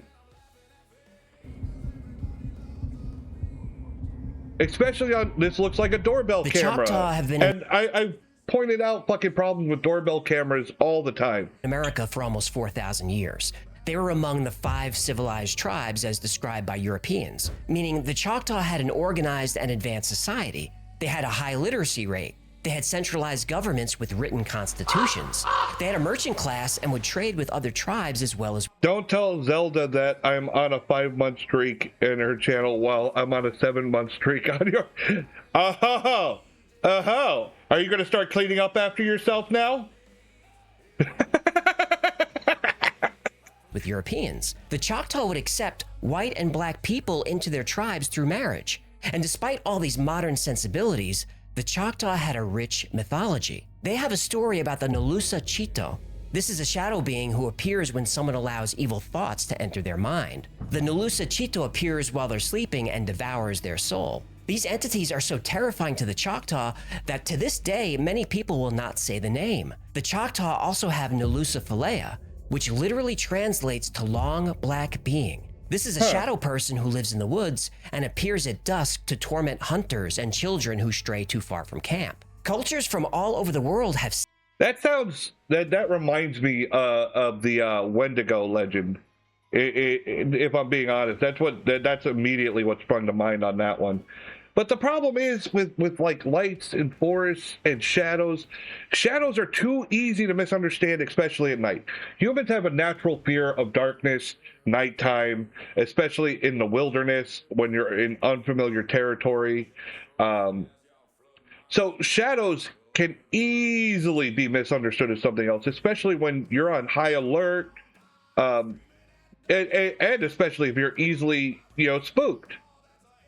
No, I think a lot of the shadow figures, probably the majority, if not all.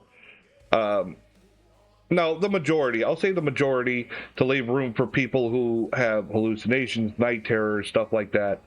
and maybe a 1% of possibly a real encounter. The problem is too much of it is like word of mouth, and the documented stuff. They're just saying anything that looks dark is a shadow figure, and I'm like, well, that could be a shadow, that could be another person because it's nighttime. It could be maybe you actually caught a spirit, but that doesn't make it a shadow person. There's a lot of bleh in the whole shadow person lore. Similar legends. Medieval Europeans feared the incubus who assaults women while they sleep. The succubus assaults men. The word nightmare comes from ancient Germanic or Norse. A mare or mara is a demon that sits on your chest and tries to strangle you while you sleep. This creature is known as Kikimora to Russians, Czechs, and Poles. Even the again, it goes back to what I said. You're at your most vulnerable state when sleeping. Nightmares are common in people, so nightmares, night terrors, probably night terrors or sleep paralysis could probably be misdiagnosed as these events, things that they didn't understand. I mean, think about how much superstition was born out of things that people didn't understand throughout the ages. The Sumerians 5,000 years ago told stories of the Alu. The Alu roams the night searching for victims who are asleep. The Alu can paralyze you, possess you, and put you in a coma. In Arabian and Islamic mythology and theology, jinn are supernatural creatures created from smokeless and scorching fire. Many Muslims believe the jinn are real. An individual member of the jinn is known as a jinni, and this is where we get the word genie. Like Rub the Lamp Genie? Yep. Oh no. Prince Ali, wonder if he strong as 10 regular men naturally. He's faced the galloping hordes, 100 bad guys with swords, who set the goons their lords like Prince Ali. Oh, you didn't see that coming? I did. I love that song. I do love that soundtrack. The jinn are typically invisible, but when they want to be seen, they can take any shape they want. They're often seen as large, shadowy figures. Jinn are able to take control. Whenever I think of jinn, I always think of the movie Wishmaster. I like the concept of like a jinn that takes wishes and manipulates them. Like, don't fuck up your wording, motherfucker. Vague wishes? Oh, this is gonna be fun. Control of a human's body. But they can only do this if the victim is in a weakened state. Feelings of unhappiness and depression can make someone vulnerable to a jinn. Jinn have free will and can be either good or evil. The good ones will support, assist, or protect humans. But the evil ones, they can kill you. They can kill you! At a job site, there were more than a few of them. Could never look at them straight on or they would vanish. The dogs reacted to them every time they appeared. Everyone at the job site saw them. The site was up in the Northern California foothills near Copperopolis. This area was active Native American territory. Also was very active during the gold rush. I would be sitting in a chair in the guard shack looking down the long driveway when something would catch my eye in my peripheral view. If I turned forward to it, it would vanish. If I focused my view down the road, I can see the outline of a person, mostly like a shadow, as if the apparition absorbed light rather than reflect. Part of our pass downs involved sharing what the shadow people did during that shift. Too many corroborated witness accounts to write it off. Okay, people use that as an end-all be-all. Multiple witnesses. And I get it. The more people that saw it, the more believable it is. And logically, it makes sense. But you have to take into account things like mass hysteria, group panic, you know what I mean? How many times, like, somebody... imagine a group, and somebody says something. Say, you're in a movie theater, and somebody does something stupid, like yells about a weapon or something, and everyone panics and runs. You know what I mean? Just so they say shadow person, everyone panics and everyone's like, "Oh yeah, I saw it."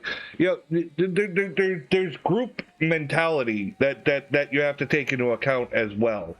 Does that discount it? No, it doesn't fully discount it, but it's something to be aware of when you present it as evidence. See, it's too dark to fucking get anything out of that. Again, this is fucking, the light is behind them. That could be a person walking. The camera quality is awful. The light is behind them, so they're going to look like a shadow because they're silhouetted.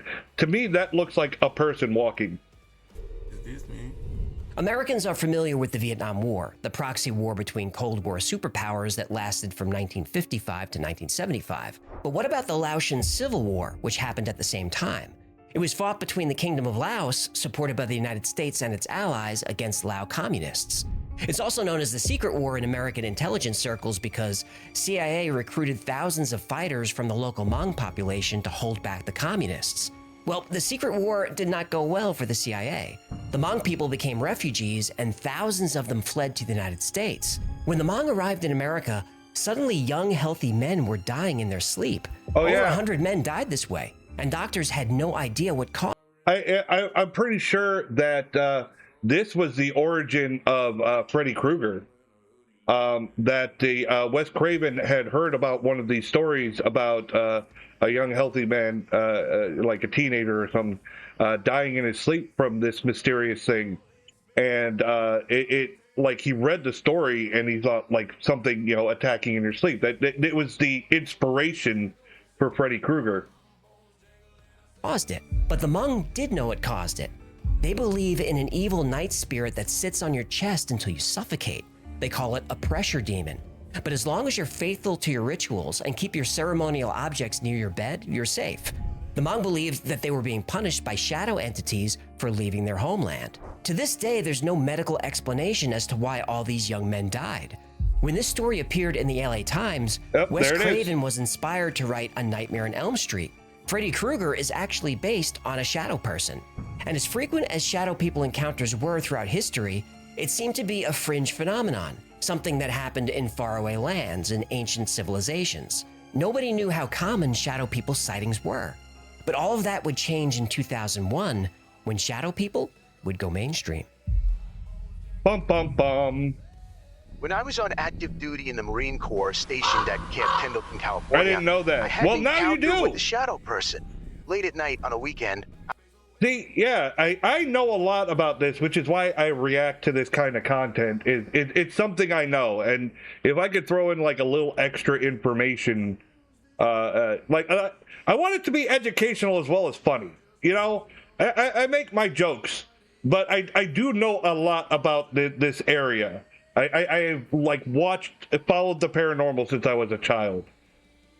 I was alone in the barracks, stone cold and sober. I love horror movies. My roommate was on the other side of the base. As I go to bed, I turn over and slightly open my eyes. At this point, I see a shadowy figure come out from my roommate's closet and walk to his bed. I can see arms and legs moving. I see it literally crawl into his bed, and clear as day, I see the thing turn over like it was looking at me. In a panic, I back into the wall, never blinking and staring at what I just saw. I grabbed my phone and turned the flashlight on, only to see the bed empty. A few weeks later, I finally tell my roommate what I saw, and he was speechless and said he saw something similar a few days before I told him. Now, you got to think, okay, I don't see ads? Okay, well, that's good. Here's the thing. I saw basically a shadow person, but there's a story behind it. All right, and I do know what it is now. What happened was, it was actually Christmas Eve, and I had a problem. When I was a kid, I used to wake up in the middle of the night with the munchies, and I'd go to the kitchen to eat. Well, Christmas Eve was no different. I got up and was going to the kitchen. Now, I saw a shadow person. They were up against the wall. I could see, the outline of the face and everything. Now, being a kid, I thought it was fucking Santa. I didn't panic and think shadow person. I thought fucking Santa Claus, because it was Christmas Eve. I panicked and ran back to my bed. I was a little scared, even though I thought it was Santa, because A, it was nighttime, and I'm not fully sure, and B, if it is Santa, bitch better leave me presents. I found out years later, of course, that it was my grandfather that, he was putting presence under the tree, and I got up and he was trying to hide. And he didn't do a very good job, but it was so dark I couldn't tell it was him. So shadow, you got to take things like that into account when you get shadow person reports, is it could be something easily misunderstood. Somebody in there? No, find one. Find something. If somebody's in there, they need to come out.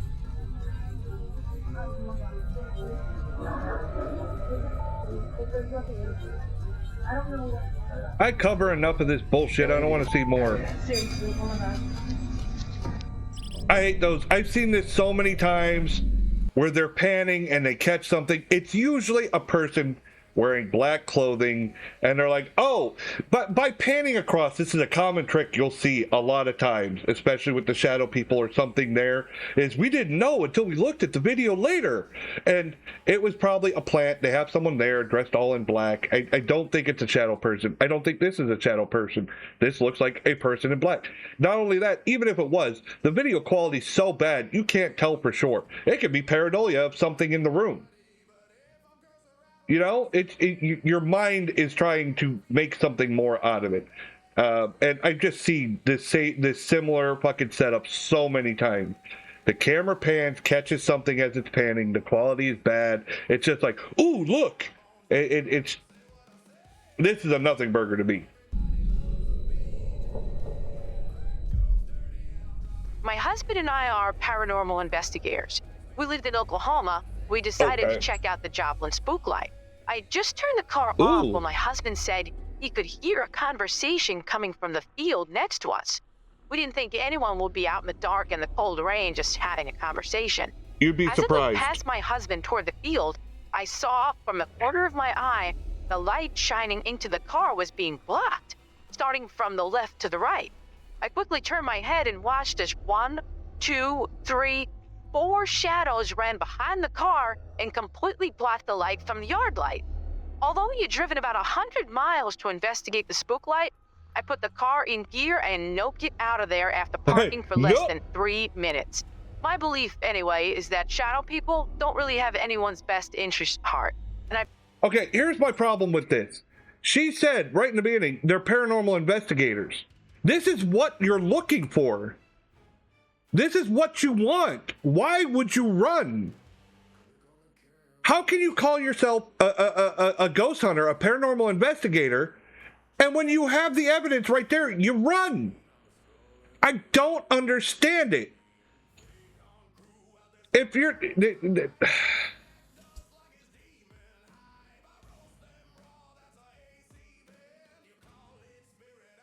Yeah, in my opinion, now running because you think it's a person is different. And that's what I would feel. I'm more afraid of a real person that might do something than a spirit, a ghost, or a shadow person. And if she misunderstood or suspected that this might be a person and not a shadow person, I'd be more understanding. But if she is true to her word and fully believes that was a shadow person, there's your evidence. You should use your equipment and catch that evidence. Like, I never understood ghost hunters in haunted buildings. They're supposed to be looking for ghosts. And then when they actually see one, they run from it. I'm like, you run towards it. I saw a side-eye guy video where he thought he saw a ghost. Or heard a ghost. And instead of, fleeing from it, that motherfucker ran towards it. And he found out it was just a person, it was somebody else that was in the building. And that's fine, but that's what you should be doing. Seg did it right. The guy on the up and up that they're like, oh, he's a bully, he debunks shit. He's a fucking better ghost hunter than you bitches fucking going, a ghost, and run away. Like, that's what you're there for. What the fuck? I prefer not to spend time in the company of.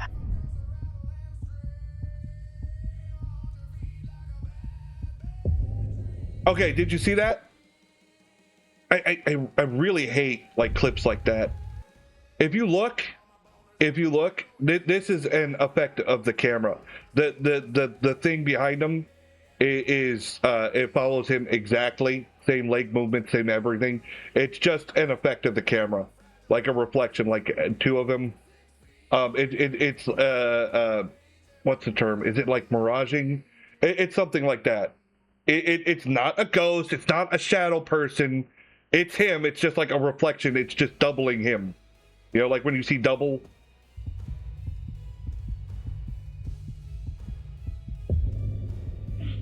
Podrido, la concha de la lora. Digo, linterna. Para que empiece la frente. Dios. Okay. Mirroring? Yeah, that might be the proper term. I've seen this clip many times. Concha de la lora. Concha de la lora. Yeah, background on this clip. Supposedly that guy, the guy with the camera, is a security guard. He heard the banging. He came in to investigate. He looks around the room, doesn't see anything while the camera's panning. Something that looks like a shadow figure darts past.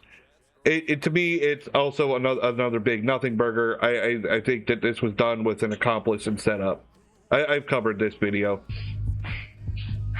Pero como mierda puede ser que no haya nada. Ay. Ya la tercera vez. It's a normal shadow. It's just a shadow. If you look at where the light's coming from, the direction and the way it manipulates, like you see the difference in the light source, like on the ledge when it goes by, it's an actual shadow.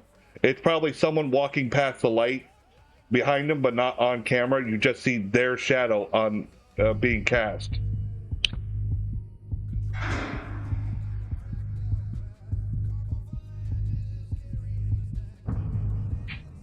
In April 2001, Art Bell took a random call on Coast to Coast AM.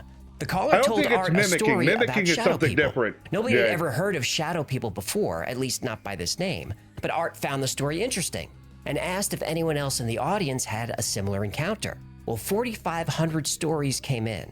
And last week, I asked viewers of the Y-Files to send their shadow people stories. We got almost 300 submissions in one day. Art Bell got way more than you. Well, of course he did. He's Art Bell. You're jealous. I'm not jealous. It's not a competition. Well, yeah, that's what someone who loses a But yeah, again, shadow people stories are a dime a dozen because they're so easily mistaken. All right, there's so many. I mean, just now, like all the examples that he's showing, I'm like, there's so many. Some are people that genuinely thought they saw one and it was probably a misunderstanding, or people that just want attention and made up a story. Especially nowadays, in today's TikTok age, people might even submit their story on here to try to get people to come look at their TikTok. You know what I'm saying? They might be doing it for attention. I have so many issues with the shadow person story. I was like, there's either ghosts or there's not. I think that if you're looking for ghosts, and stick to ghosts and stop saying shadow person all the fucking time. If you want to say a shadow person is a type of spirit, fine. Otherwise, I think it's usually misidentified, like silhouettes of other people, camera glitches, night terrors or panicked states that your mind is seeing, pareidolia effects. It's just too easy to think you saw a shadow person. I don't want to discount it completely. I haven't had a personal experience other than the one I mentioned for like Christmas Eve, but I haven't seen enough to verify it more than anything else. In fact, I think it has less standing than a lot of other things I've seen. Competition says. I'm not competing with Art Bell. Oh, that's abundantly clear. Shadow people will fall into one of a few types. The first is just a black mist without any form. It may look like a cloud of slowly moving smoke. You know this is a shadow person because you can feel a presence or a negative energy in the room. Next, human-shaped shadows. These shadow people. Some people consider like a black mist or something like that with an evil intent. And there's Cap coming again. That's the third time this episode.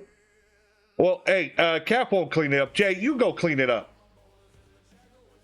Some people would consider it like the black mist, that when they feel like an evil intent or something like that. Most people would not rate that as a shadow person, at least based in my experience. A lot of people would rate that in demonic realm. Do I think it's demonic? Maybe. I mean, I think it's a better classification than a shadow person. It could also be a spirit. Again, misidentified. Who knows? Maybes, possiblies. I haven't seen enough good evidence. I'm just saying if we're trying to put things into categories. I didn't make her come. Not my business. Well, it's obviously you didn't make her come. The boner did. People clearly have a body, head, and shoulders, though you can't make out any features. Even though you can't see their face, you still get the sense it's looking at you. Like the black mist shadows, these typically disappear when you look directly at them, and this encounter is the most common. Yeah. Obviously, because I think it's misunderstood or misseen or pareidolia. I walked into that one. Thank you.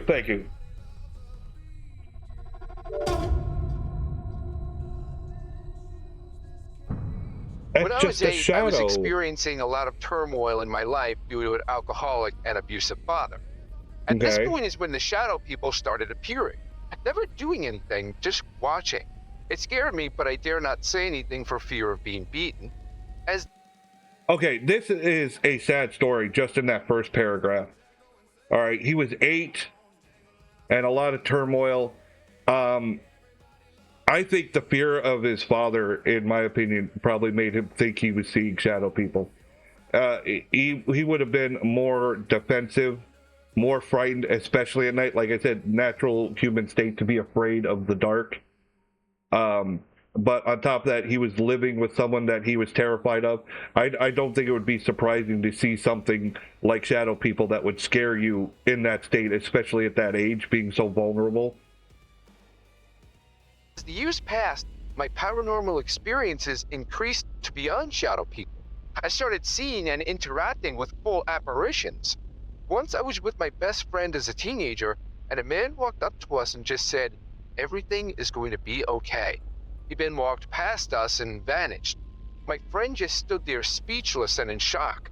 When I asked him if he knew that man, he said, "Yes, he's my uncle, but he died 2 years ago." Okay, well, see, now this has graduated past into, now we're talking about ghosts, not shadow people. That's something completely different, in my opinion. Just the way they've been talking about this episode, the way a lot of people have talked about shadow people, they treat shadow people like they're different from ghosts. A lot of people do. I think that it's more like misidentified ghosts. If anything, I think most of it's bullshit. Okay, let me be clear. But based on the things I've seen. But now, again, this guy's relating shadow people with ghosts. As a young man while in the military, I was stationed at Subic Bay Naval Base in the Philippines. There, many of the locals witnessed shadow people and apparitions around me. The Filipinos would get scared and claimed the aswang were following me. Moving up in severity, there's the demonic shadow person. Aswang is something different. All right. Let me look that up. This is from last night. I don't know. I don't like that he breathed over that. He kind of. No, I don't want the images. I want. Aswang is a shape-shifting, malevolent creature in Filipino folklore. Acting as a broad term for various monsters, including vampires, ghouls, witches. So they didn't know what they were seeing. They were like, "Oh, Aswang." These are considered very dangerous. They're similar to human-shaped shadows, but these have glowing red or yellow eyes. And this creature will speak to you, taunt you, and threaten you and your family. Sometimes the room will smell like sulfur, and often this... Again, that's more like a demon, not a shadow person. I don't like that it's classified as a shadow person. That's something totally different. Entity will grab you or even try to strangle you. A more specific shadow person is called the old hag. Demonologist. This entity takes the shape of an old woman with features that you can see, and she looks like what Western cultures would consider a typical witch. The old hag will paralyze you, climb on top of you, and some... The old hag, from my understanding, is very common with people with night terrors or sleep paralysis. I'm not sure why the form of an old hag is so common. It might be something subconscious, but I don't know of anyone that's actually done any studies on it. Azazel is an Ashland. Okay, whatever. Sometimes try to choke you. And this is another shadow being that you can physically feel. My wife and I are on vacation in the mountains. In the middle of our first night, I woke up to the sound of whispering coming from a corner of the room. I turned to look and realized I couldn't move. Then I heard footsteps on the carpet, like the sound of feet dragging. Starting to get scared, I desperately tried to move, but I still couldn't. I tried to wake up my wife, but I couldn't speak. Then I felt something sit on the side of my bed. I still couldn't move, but I felt an ice-cold hand on my face and fingers running through my hair. Then I felt hot breath in my ear and a raspy voice whispered, "Shh." Well, that put me in full-blown panic, but I was still paralyzed. Then I saw it. It was an old woman who looked like a witch. She climbed on top of me and smiled this evil smile. All I could hear was her heavy breath and the sound of my heart pumping through my ears. Yeah, I was gonna say he shows it at the bottom. Yeah, I was pretty sure that this was AJ's story. Like I said, the old hag. I don't know what. I have a feeling it's triggered by the subconscious, and that sounds like an event of sleep paralysis. All right, when you wake up, you can't move. See, the reason is I don't remember all the technical terms, but basically, your body tries to wake up, but your mind is still in sleep mode. It shuts down a lot of the functions when you're sleeping. That's why you're not walking or moving or stuff like that. And you can have mishaps with this. I mean, think of events like sleepwalking, okay? So your body can't move because it still thinks it's sleeping. Well, while you might be aware of your surroundings, there's still things going on in your mind like sleep. And it can mix what you're seeing or think you're seeing with dreams or nightmares. You get what I'm saying? It's like a mix of the dream state and the waking state together if you want to kind of get that fantasy. But there's a lot more technical terms to it. While holding me down, she started tearing at my clothes. I don't want to get too graphic, but she was violating. As the terror rose, I fought and fought against her, but this just made her laugh. Finally, I could move, and she was gone. I told my wife what happened. We stayed the next 2 nights on the couch and didn't even go into the bedroom. I was so shaken by the encounter that we ended our trip early. Yeah, and that's unfortunate. I personally think that this was just a case of sleep paralysis. I don't think it was a haunting. I don't think it was something real. I think it was misunderstood. I could understand how that could be really disconcerting and why they would want to end the trip early, but I don't think it had to do with being in the bedroom. Maybe he was having a stressful situation or something. I know they were supposed to be on vacation, but I don't know all the details, and I don't want to discount his encounter, but I know he doesn't believe in ghosts. So I'm sure he's probably gone over a lot of these things that I'm saying himself. He's probably tried to explain it away or thought about it.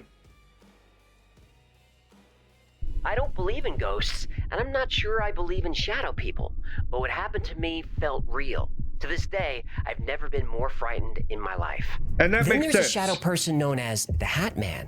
He's usually an extremely... I really wish... I hope he goes through it at the end of the episode. But yeah, he doesn't believe in ghosts. He's not sure he believes in shadow people, which I think really go hand in hand, in my opinion. I think it was basically a really bad nightmare coupled with an event of sleep paralysis. That's what I think. And I think he was probably having. It could also be stress induced, maybe helping with the situation or helping trigger or cause.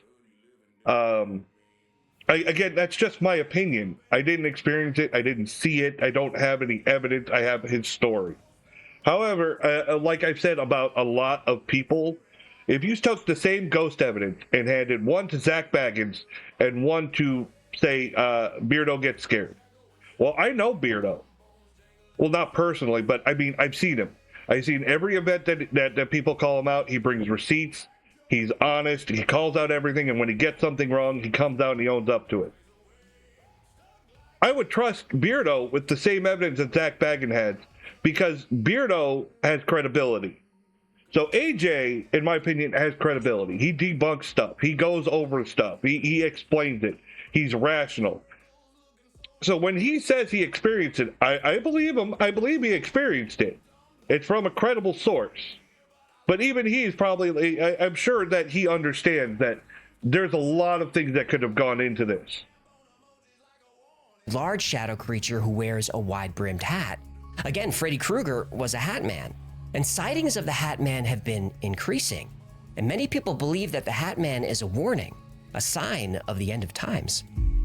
Well, there's a lot of those in the world too. You know, harbingers, signals of the end. I mean, think about like the Banshee in Irish folklore, that to hear their wail is to signal like someone's going to die or something. I mean, there's a lot of those. People are always looking for harbingers or signs. My story took place in 2003 when I was 17 years old. I had the single most terrifying experience of my life. I was asleep in my room when I suddenly woke up paralyzed and sensing an unease in the room. Now, there she Despite is. being awake, now I was Jen unable gets to move here. any part of my body, And then she except for comes my all over eyes. my chat. I knew I was awake because I can hear the TV that had been left on in the upstairs living room directly above me. As I scanned the room, I noticed movement to my right in the corner of the room. The figure seemed to appear from the shadows, standing as tall as my ceiling, menacingly hunched over. It had no noticeable features like eyes or a mouth.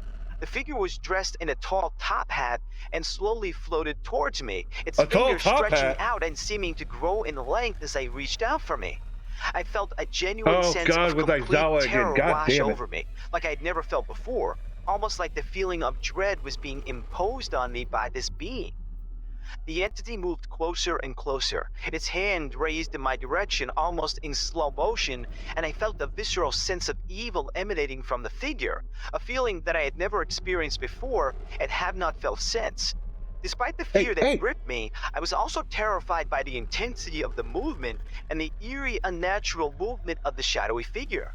Only when the fear became overwhelmingly intense did I finally snap out of the paralysis. Maybe it was me. I don't know. I am a logical, reasonable person, maybe I was and drunk. did not believe in the paranormal.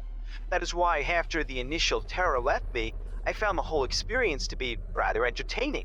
I mean, the top hat was just ridiculous. Hey, fuck you! I love my hat. I never once believed that my experience was real, and I thought that I was simply experiencing a waking dream. It wasn't until several years later, when I was watching a documentary on Netflix called The Nightmare, that I started to feel like maybe it wasn't just a hallucination I experienced all those years earlier. After several minutes into this documentary, someone was recounting their paralysis experience, and they showed a sketch of what they had experienced. To my shock and disbelief, this sketch was the exact same hat. That's not a top hat, motherfucker. Do you know what a top hat is? That's more like a fedora. And figure that I had seen nearly 10 years earlier. I mean, exact same. How is this possible? I paused the show, completely frozen in disbelief, as for the first time I knew that I had experienced something otherworldly that others were apparently also experiencing. Seeing a shadowy human figure was easy for me to attribute to some sort of common psychological human manifestation. Now Cap is coming again. But the commonality there's so of much that coming, very chat. unique top hat, which held no significance to me, was impossible to explain and shook me to my core. The Hat Man is a type of shadow being, but he has some traits that make him unique. Obviously, the most notable feature of the Hat Man shadow entity is his hat. Oh, is it? It's not his button-down cardigan sweater? The type of hat varies by culture. Some say it's a fedora like Freddy Krueger. Some say it's a top hat. In South America, they say he wears a gaucho hat. But regardless of who sees him, the hat is always wide-brimmed. Sometimes the Hat Man has glowing eyes. Witnesses say he wears a cloak or a trench coat. He's always tall. Sometimes he stands over 10. Why do these sound like me? Why do all these descriptions sound like me? Top hat with a long trench coat and glowing eyes. I'm like, bitch, stop talking shit. I'm right here. 10 feet high. One thing everyone agrees on, Seeing the Hat Man is bad news. We were living in a house where a lady hung herself from the rafters of the living room. Upstairs was condemned. Used to be 2 apartments. There was so much activity up there, you would have thought the apartments were occupied. Once the landlord came to fix a leak from up there, I told him about the activity. He said, no way anyone is up there. It's locked. It's impossible.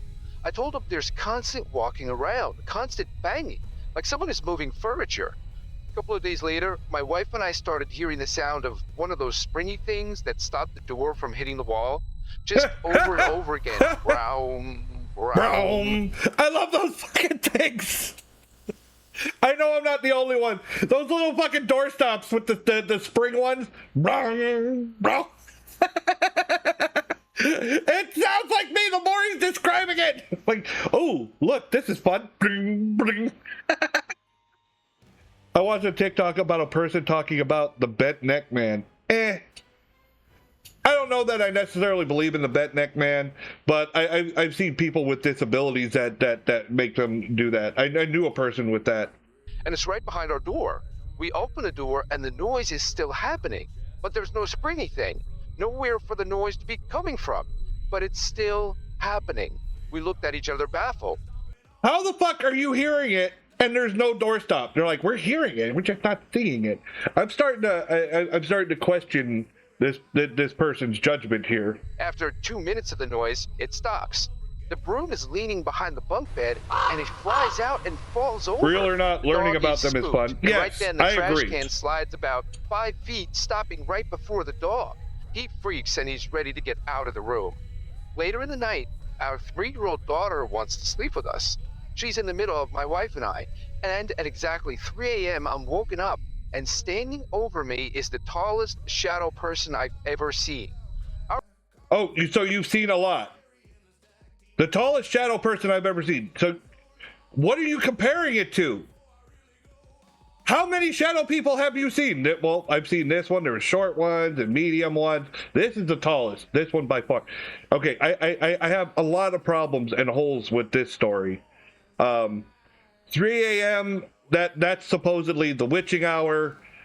That's for more other things. Some people say, like, it's when the veil is the thinnest and ghosts can come through. Other people say it's demonic. It's another mocking of the Holy Trinity. I don't know that I believe any of that. To me, it feels like a part of the story that was embellished, in my opinion, based on everything that I'm hearing so far from the story. Our roof is 8 feet, and he was hunched over, staring directly at me. And I mean, think about how shadows work. It depends on the light source. It can make a small person look tall depending on the light, where the light is hitting them from. You know? Shadows can stretch. If the light source is on the ground, the light can make a person's shadow go up to the ceiling. All right? And that's what I feel like this is. I think this is a mix of pareidolia and just a shadow being cast by something. I don't keep mirrors in my room. I don't know why. I literally have a mirror right behind me where I'm sitting. Like, my chair touches it a little bit when I'm sitting here. Big, like, almost full body mirror. Mirrors don't really bother me. In college, I lived with someone that was very superstitious. And when their father died, they had us cover all the mirrors in the house with black cloth for the mourning. I think that was... Scandinavian tradition. I'm not sure. He had a top hat on, and you can see the white in his eyes. And he grinned and I saw white in his mouth, white teeth.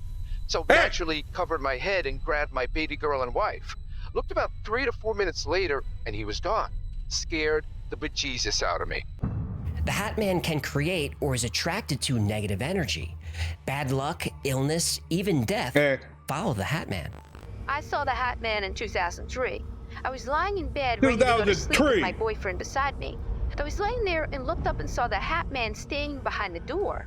I had never heard about the Hat Man or shadow people, and I thought I was seeing things, or that it was because I had taken a sleeping pill that night. I said, there's a man behind the door. That's a big red flag. See, there's a red flag already in her story. She had taken a sleeping pill that night. these medications can assist with sleep paralysis and night terrors, because the oh, thank you for the bits. Thank you, Calf. I'm back. Welcome back. I didn't know you left. Let's see. Taking a sleeping pill, something to keep your body asleep, can help assist causing sleep paralysis or night terrors, because that's what the pill is meant to do. It's meant to keep you asleep. If you start waking up, it can affect that. You don't give me bits. That's because she's your sister. I have 2 daughters. I had 2 sisters growing up.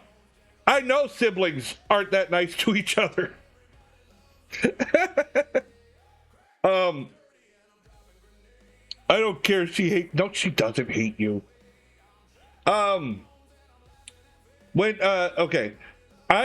Because of my pain condition, because of my disability, I have a lot of trouble sleeping. And at one point I was taking a Ambien. The doctor prescribed me Ambien to help me sleep. Well, one night while I was sleeping, I started rubbing my eyes in my sleep. And apparently I just kept doing it, and the Ambien kept me asleep, and I ended up scratching my corneas. So when I woke up, I couldn't see. I was blind. And, I was panicking. I was like, I can't fucking see. I don't know what happened. There was a lot of, trying to figure what's going on. Went to the hospital. They told me, we went over it. They said I scratched my corneas. So yeah, sleeping pills, sleeping medications can already affect the fucking things that happen. All right, it has an unnatural effect on your body. I haven't taken Ambien ever since. I swore I was like, nope, never taking it again. Nope. But you think about it, you can look up all the scary stories of shit that's happened to people on something like Ambien. So this person, right in their second paragraph, I had already taken a sleeping pill that night. And that's what leads me to believe that this was probably an event of a nightmare or sleep paralysis or night terrors or something like that. My boyfriend said, shut up and go to sleep. That should tell you how concerned about it we were. I eventually went to sleep and thought nothing else about it. My boyfriend died in his sleep later that year. It was within a few months of this happening. Sometimes the Hat Man brings visions of a future apocalypse. But that's not unusual. One of my friends from high school, his stepdad died in his sleep.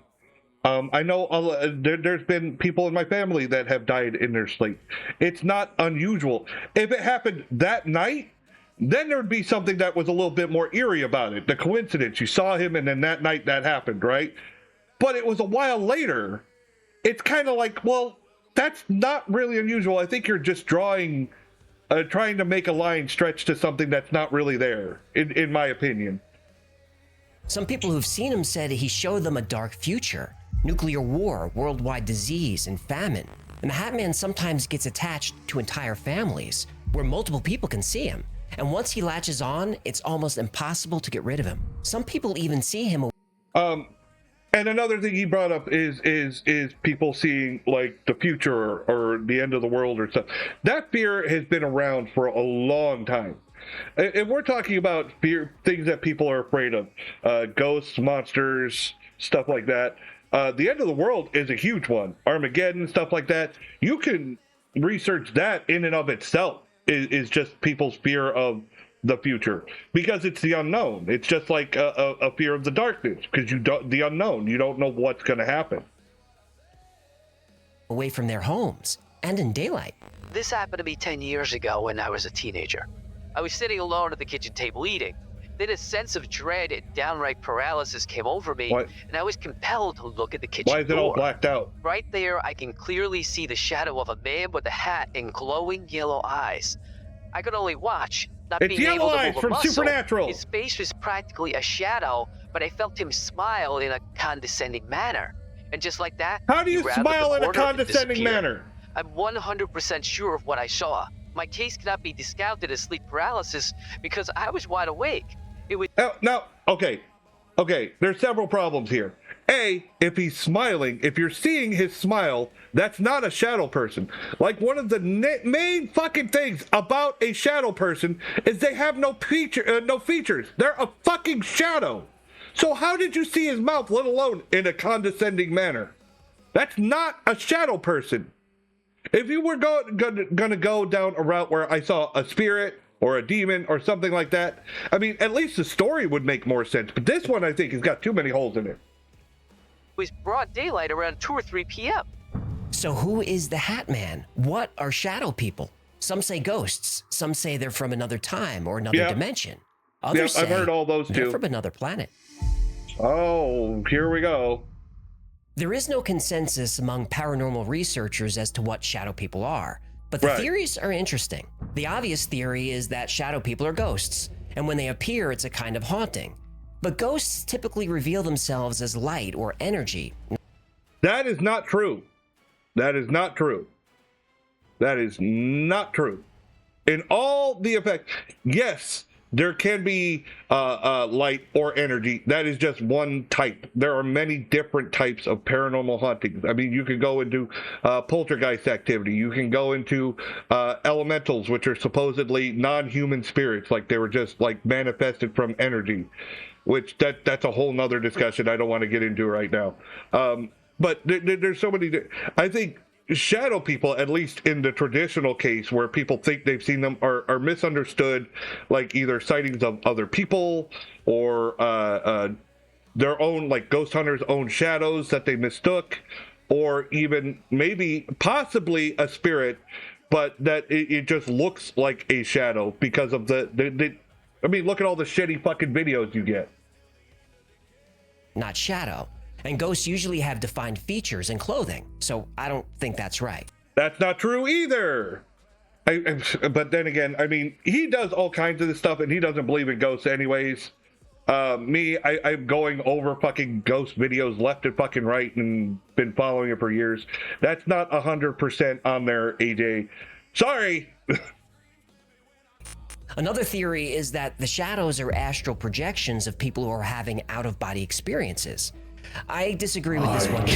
People who report seeing astral bodies or astral...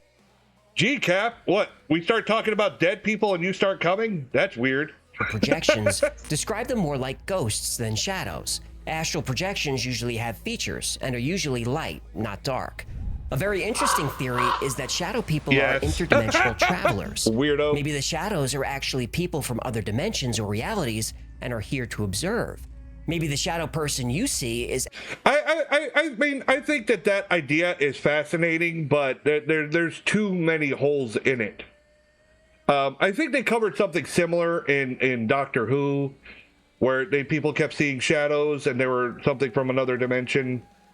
Or it was an episode. It was, I think it was during the David Tennant era, and people had all these shadows, and they said that everyone thought it was like the spirits of their loved ones, and it ended up being a fucking attack by the I think it was Cybermen.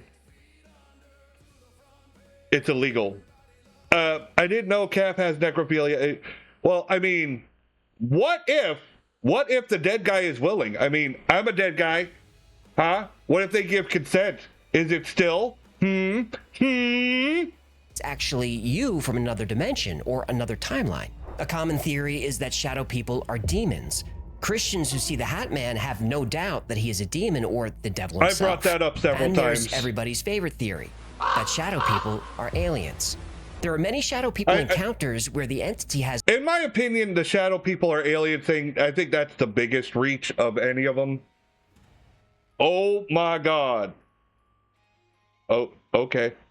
Large eyes and a small mouth. Some people who've seen this type of shadow being say once they focus... It's an anime! Big eyes, small mouth! It's an anime! Of course, I make sure dead people give consent. Oh, God. Becomes less like a shadow and more like a creature that's don't believe there. Aliens are real. You don't believe aliens are real? I think there's more evidence of aliens being real than ghosts. I mean, if I'm being honest. Nope. And that's fair. That's your call. I think, but if we're looking at the evidence, I think there's more of aliens than ghosts, and I still don't fully believe in aliens. You get what I'm saying? Show me. Show you what? Prove to me that they're real. I can't. I can say there's more evidence. That doesn't mean that it's fucking definitive. I mean, technically, there's more evidence of Bigfoot. Also, reports of shadow people sightings are extremely common among alien abductees. Maybe the aliens are checking up on their experiment. Or maybe abductions begin with the alien emerging from the shadows to take them away. Show me the evidence, you alien boner. abductees sometimes report shadow what? people. Aliens? Tonight's not an alien episode. I've done plenty of alien episodes. I'm doing spirits tonight. As being blue shadows and not very tall. And blue shadows are seen outside just as often as they're seen inside. Some people believe the aliens are using a cloaking device or other technology that gives them a shadowy appearance. I only This got 26 technology also minutes helps left in them my walk through stream. walls or disappear completely. Encounters with shadow people feel so real that those who see them question their own sanity. This is why many, if not most, shadow being encounters go unreported. The big question is there a logical, rational, 10,000 scientific bits. explanation for shadow people? You don't have any money. Oh, see, yeah. Well, Lies. I've got good news and I've got bad news. Oh, good news and bad news. Here comes the debunk. Here comes the debunk. We usually think of being asleep and being awake as two distinct and clearly Broke-ass defined lie. states. Yeah, exactly. And usually they are. But inside your brain, that line can be a bit blurry. When you're dreaming, most of your brain thinks you're awake. If you're dreaming that you're running, playing a sport, or any physical activity, your brain thinks this is really happening. Yeah. And your muscles want to engage with whatever you're dreaming about. Obviously, trying to slay a dragon full of orcs while you're tucked in next to the life would be a problem. Go ahead and tell him you're speaking from personal experience. I don't want to talk about it. You know, wearing all that armor to bed isn't helping your sex life. I said leave it alone. And it's beyond me how anyone can sleep in a wooden codpiece. Okay, that's enough. You know that Aizawa banner you want to cost 600 hero souls? Yes. Duh. Oh, okay. Awkward. So while you dream, your brain switches off your muscles. This is called muscle atonia. Involuntary muscles Here's still work, the breathing, technical heartbeat, terms. digestion, peristalsis, but voluntary motor functions are shut down. This shutdown occurs during hypnagogia, the transition from wakefulness to sleep. During hypnopompia, the transition to being awake, your muscles are turned back on. You're asleep during this process, so you don't notice it. But sometimes the brain's wires get crossed, and you're conscious while your muscles are shutting down. Have you ever been drifting off to sleep, then suddenly you jerk or kick? This happens when your brain is out of sync with your sleep cycle. You slipped into a dream before your brain had a chance to completely shut down your muscles. You'll notice this happening more often when you're overtired. But sometimes your brain... Right. Cap came again. BJ Zelda told me to go fuck myself, and then you came. And I did.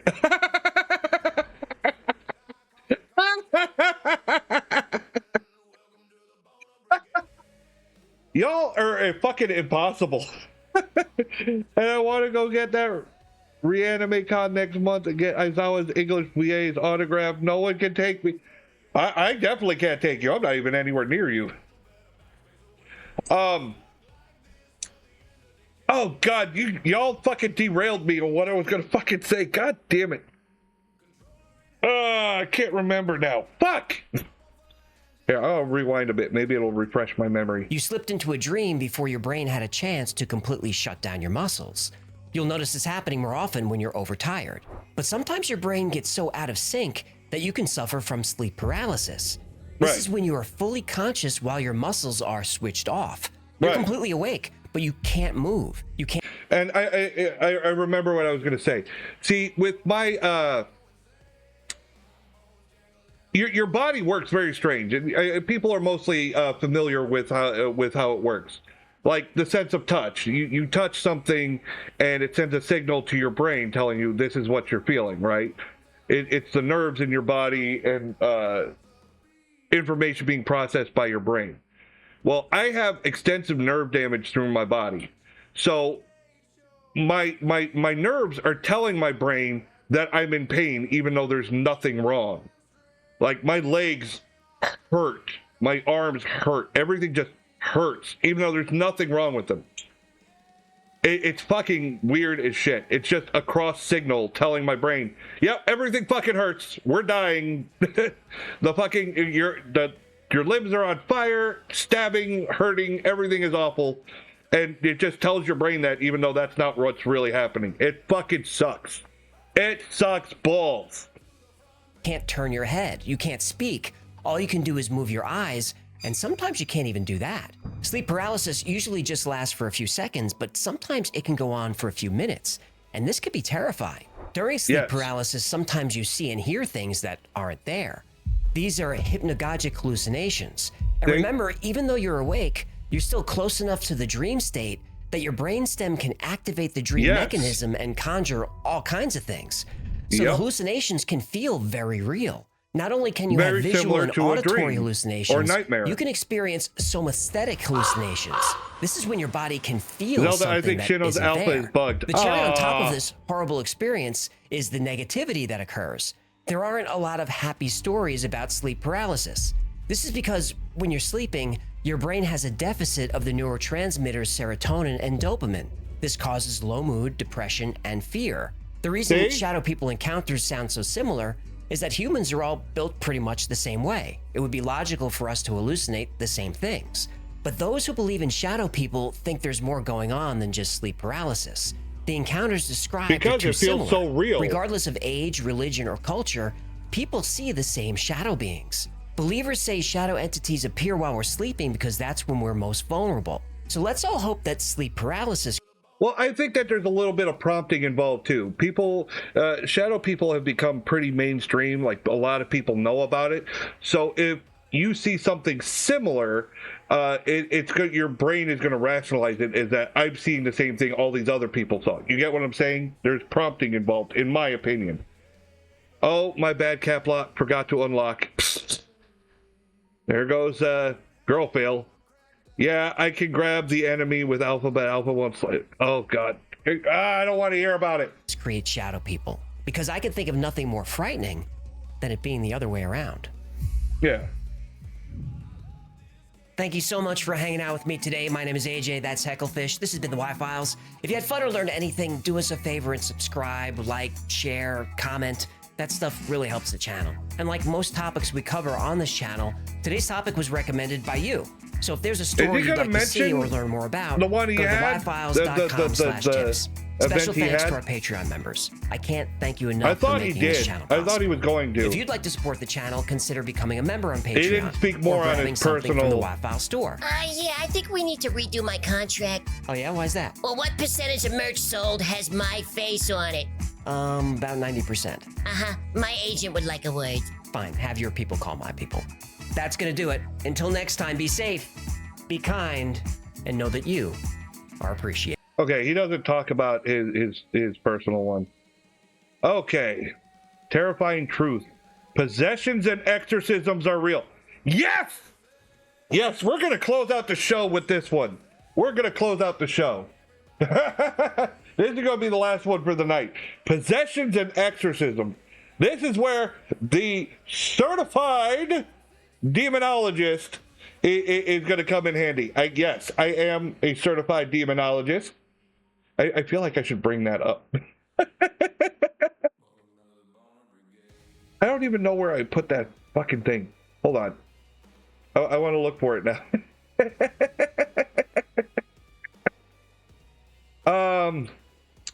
Let's see. Did I put it in here? I could have put it in here. It's not going to take long. It doesn't take long. I put stuff.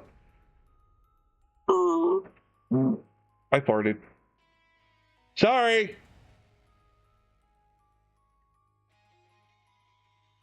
Where did I put it? I did put it in here. Ha ha. Ha ha. Let's see. What the fuck? What the fuck? That was weird.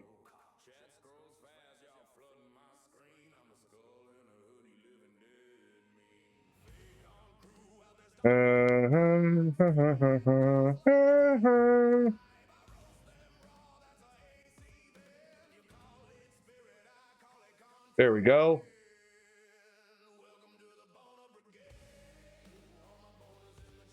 And Let's open this up. Go open it up. Yes.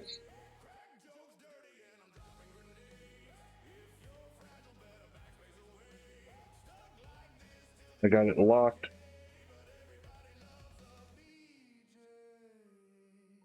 There we go.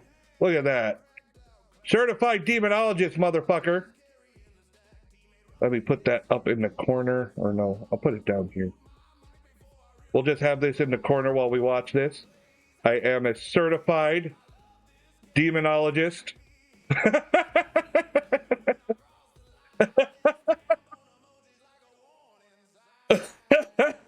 All right.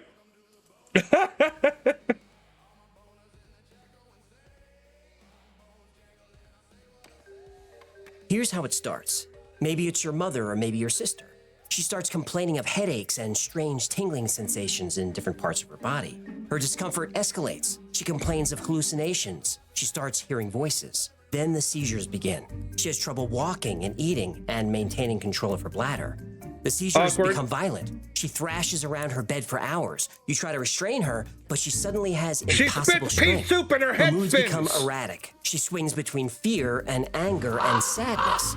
Her speech becomes certified ragged and deep. boo-ologist. No, that just makes me a dad. Little boo's a pain in my ass. Languages she doesn't speak.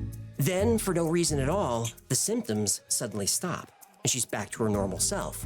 Frightened and exhausted, but it's still her. Her doctor can't find anything wrong with her. Psychiatrists and neurologists can't explain what's happening. This scenario happens to hundreds of families every year all over the world. And I think a lot of it is mental illness, in my opinion. When this does happen to someone you love and there's no one else to call, you call an exorcist. I'm right here. I am certified. Born into a devoutly to Catholic perform family, exorcisms. Annalise Michelle had a normal childhood. What kind of name is Anal Ease? Annalise. What I say? Anal ease. She was kind, creative, and intelligent. She had good friends, and she got good grades. Her dream was to become a teacher. When she was 16 years old, Annalise experienced a violent seizure. She was diagnosed with temporal lobe epilepsy, a neurological disorder that can cause hallucinations and affect one's personality. Over the next few years, Annalise received various treatments, inclling psychotherapy This is a horrible, and anticonvulsive sad medications, story. but her condition didn't improve. Her hallucinations got worse, and her seizures more severe. And when she was 21 years old, Annalise's condition took a dark turn. She began to experience terrifying visions of demonic apparitions. She said she heard voices condemning her to hell. Her Catholic upbringing led her to believe that she was being tormented by demons. And since her medical treatments weren't working, she turned to her faith. Annalise became obsessed with religious practices. See, yeah, that's the big problem. I get why some people would turn to faith, but you still got to stick with your doctors. And I honestly, I think shit like this is why people had, why there was a big turn away from things like the church. Why there's a lot of people that don't believe in the church or religion is because of situations like this. I mean, that's just my opinion. But, you know, a person that is going through this and they believe it's a demon thing wholeheartedly to the point where they will no longer seek actual medical treatment and leave it all in the hands of the church, and then it ends up tragic. I think that would damage the reputation of said church. You know what I mean? She would pray for hours and even harm herself, trying to drive away the evil spirits that she believed possessed her. She prayed so often that she broke the bones in her knees, but she kept praying. Finally, when Annalise was 23, her family turned to the church for... What was she doing to break the bones in her knees? I know what praying. She was Catholic. I was raised Catholic. I know about kneeling in the pews and doing the prayers and stuff like that. None of them were even damaging to my knees. What was she doing? Slamming herself on the ground? That's not praying.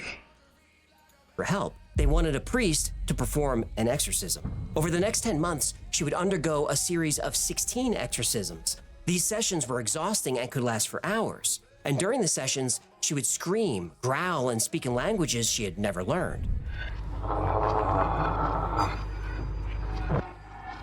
Alles zu sagen, was ich zu sagen habe.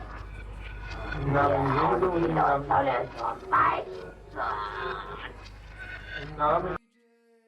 if it was my understanding, she had gone away to college or schooling. She was away from the home.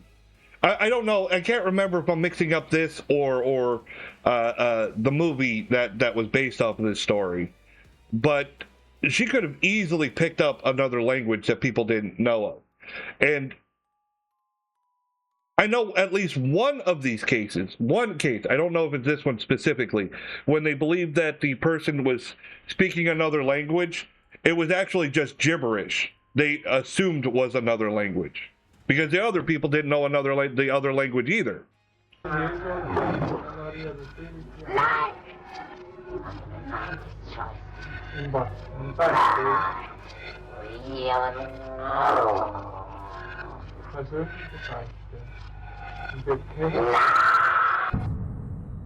She would physically harm herself, breaking her own bones and tearing her own flesh. She would attack other people in the room. She also suddenly had superhuman strength.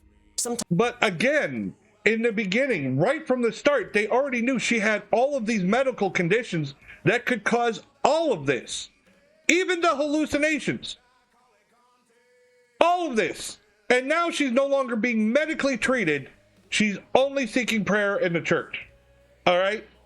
So her conditions are completely being untreated and going wild.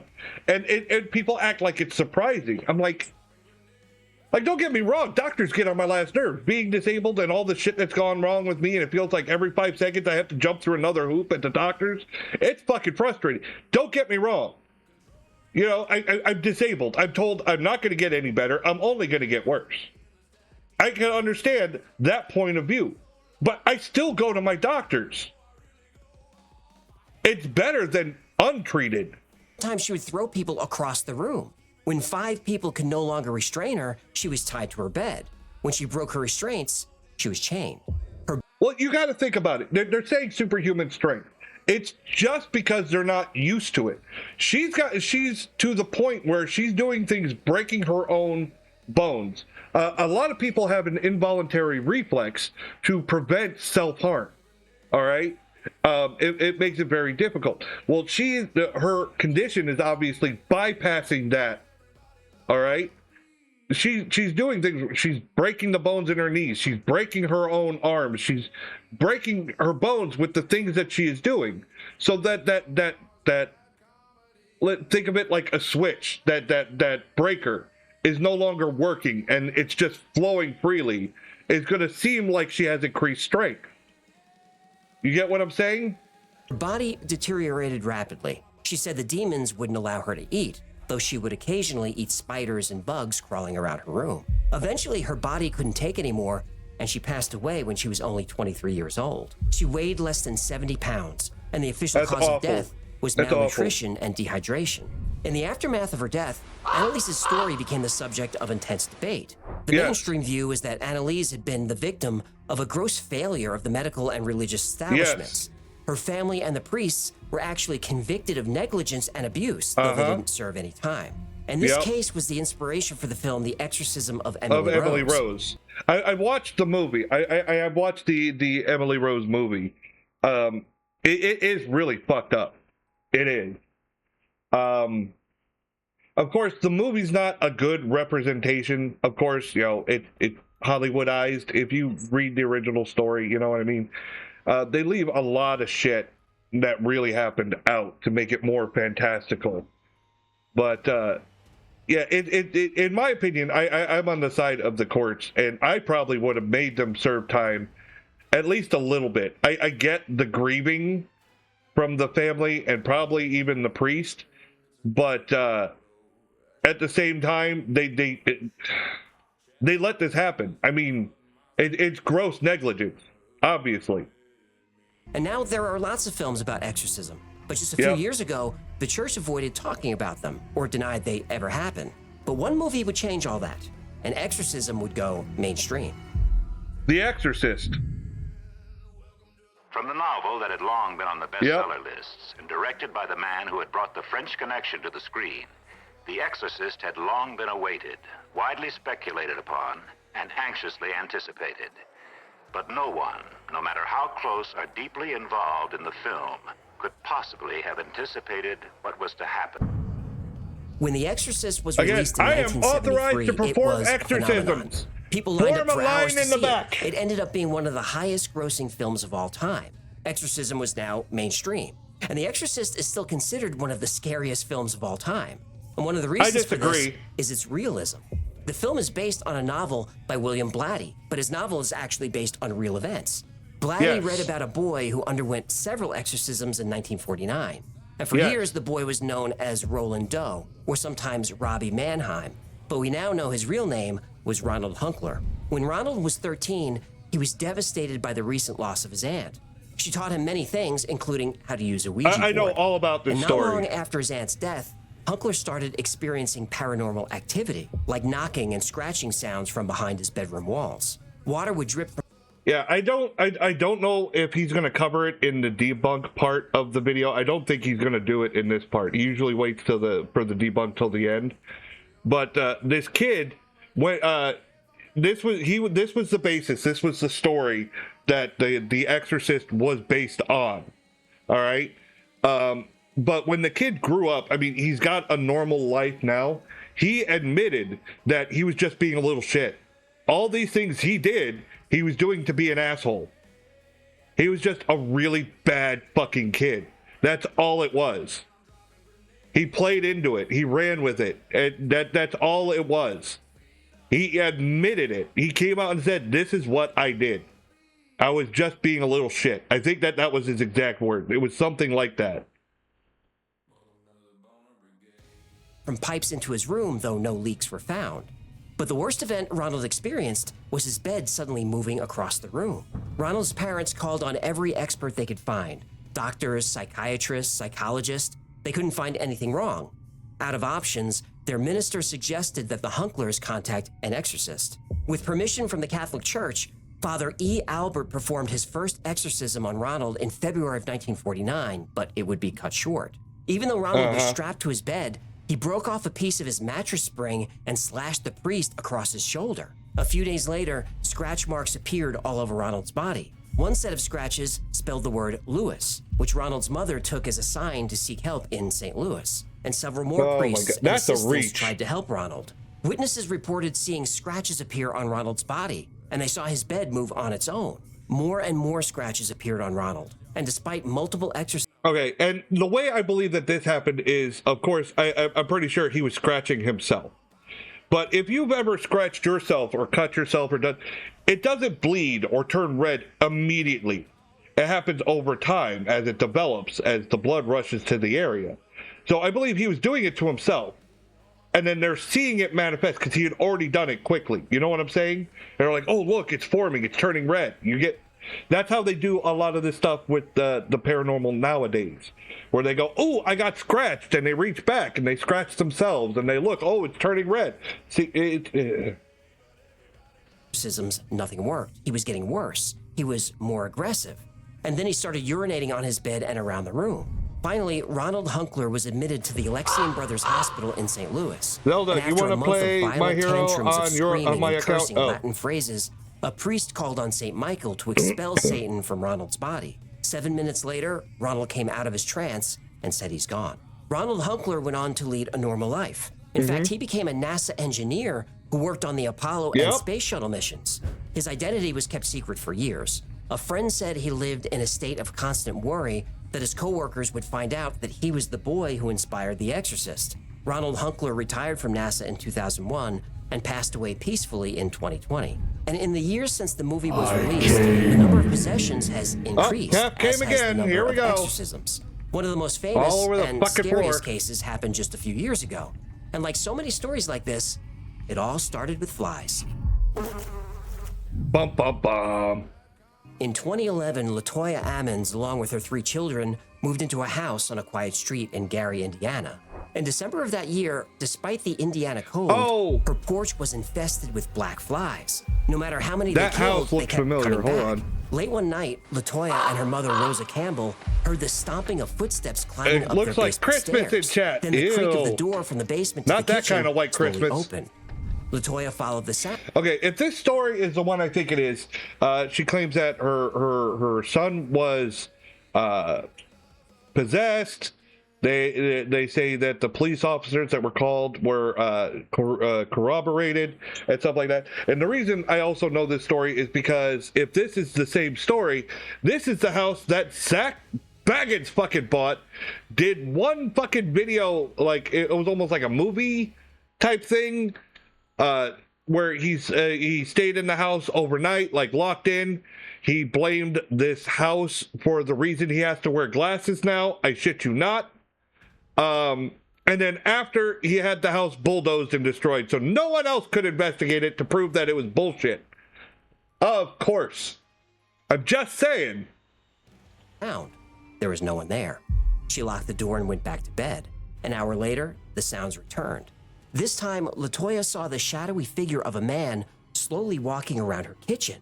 Again, she jumped out of bed to investigate, and again, the kitchen was empty. But there were large, wet boot prints on the kitchen floor. A few months later, things would escalate. This time, it was LaToya's mother, Rosa, who was startled awake.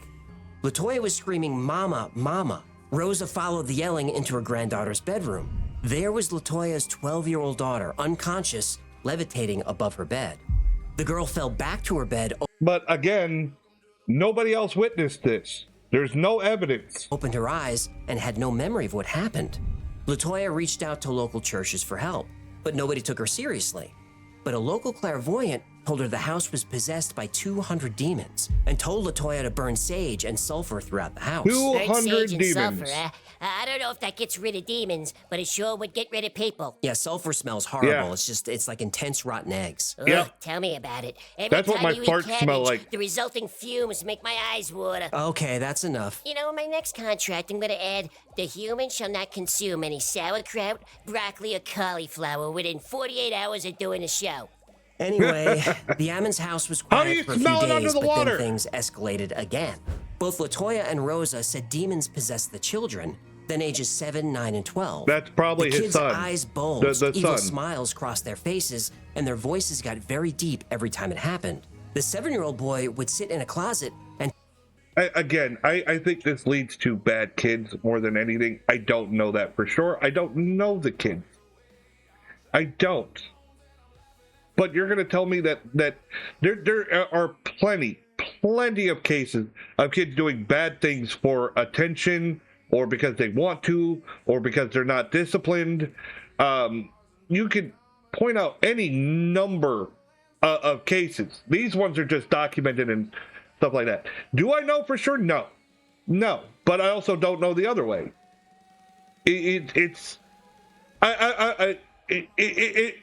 I'm stuttering. It's more like, if you're going to present it as evidence, I'm going to believe the thing that makes more sense over the thing that doesn't. The most likely option is usually the correct one, as opposed to the wild and crazy shit that makes everyone go, oh fuck. Just because you say it happened doesn't mean you're telling the truth. And if I don't know you, trust me, bro, it doesn't cut it. You get what I'm saying? and talk to another boy that no one else could see. The other boy would describe what it's like to be killed. And once, the 7-year-old flew out of the bathroom like he'd been thrown. The 12-year-old told doctors that she sometimes feels like she's being choked and held down where she couldn't speak or move. She then heard a voice say that she'd never see her family again and wouldn't live another 20 minutes. Now, for skeptics, this story might sound far-fetched, but all this information is from official police reports written by 2 veteran officers who became believers. Still, no matter what you believe, the best course of action... Now, here's the problem. I think that this is a little vague. This is a little vague, because I've watched the whole thing. The officers didn't see all of that.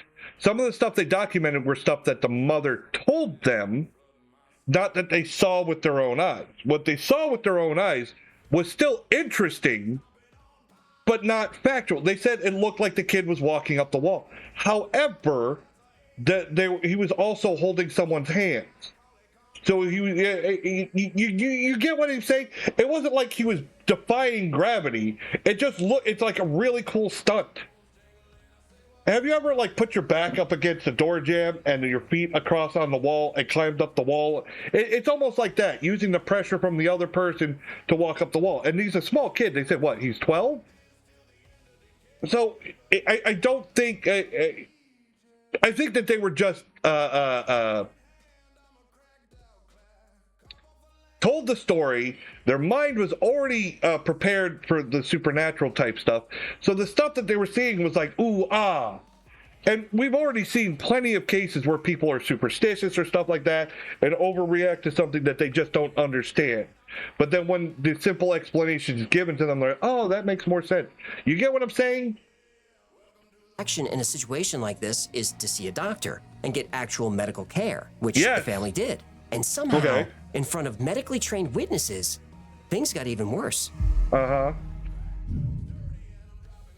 It seemed that whatever demonic forces were in LaToya Ammons' house attached themselves to her children. While being examined at their doctor's office, LaToya's sons, aged 7 and 9, suddenly passed out and couldn't be revived. 911 was called and the boys were rushed by ambulance to Methodist Hospital. When they woke up, the 9-year-old seemed okay, but the 7-year-old thrashed and screamed. It took 5 men to hold him down. At this point, someone at the hospital thought that this behavior was the result of a troubled home, or that their mother, LaToya, had a mental illness. They called child services.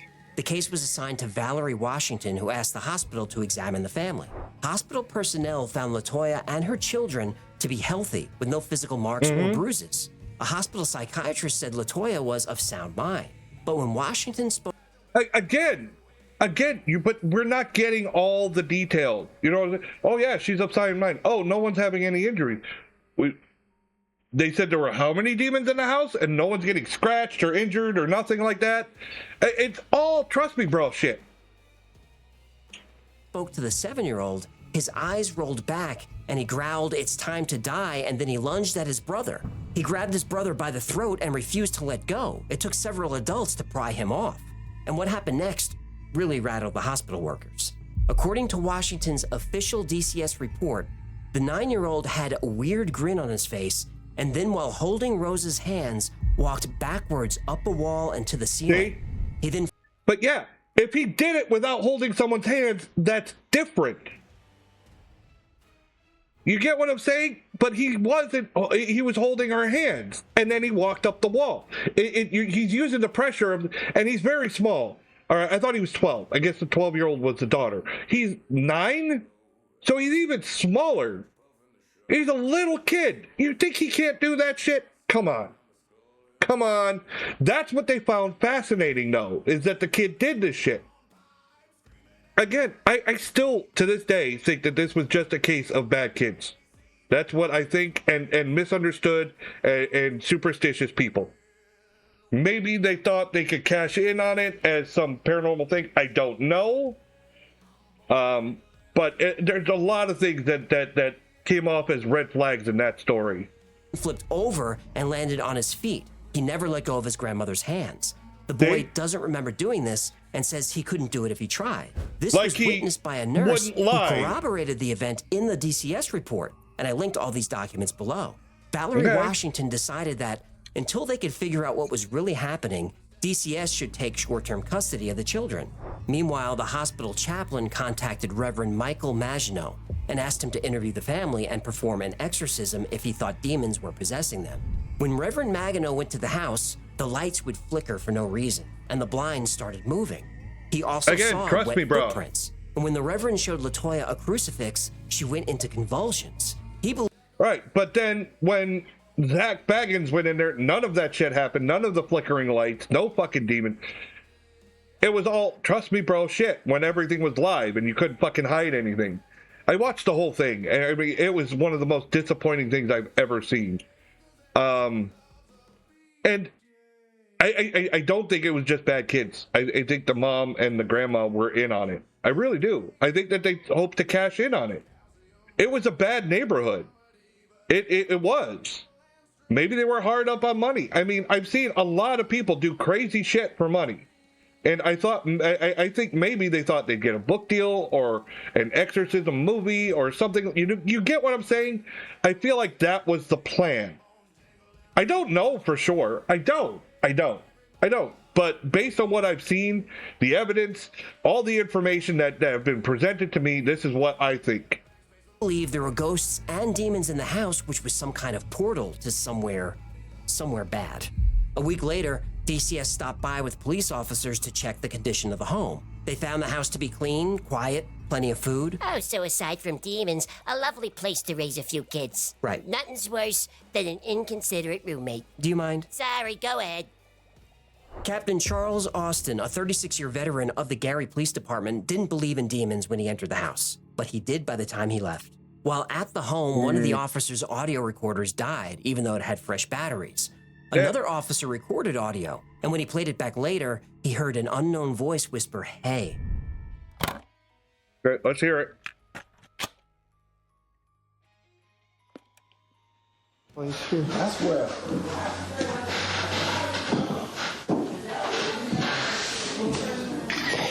I'm surprised. That's audio pareidolia. That's audio pareidolia. We can listen to it again. I'll go back.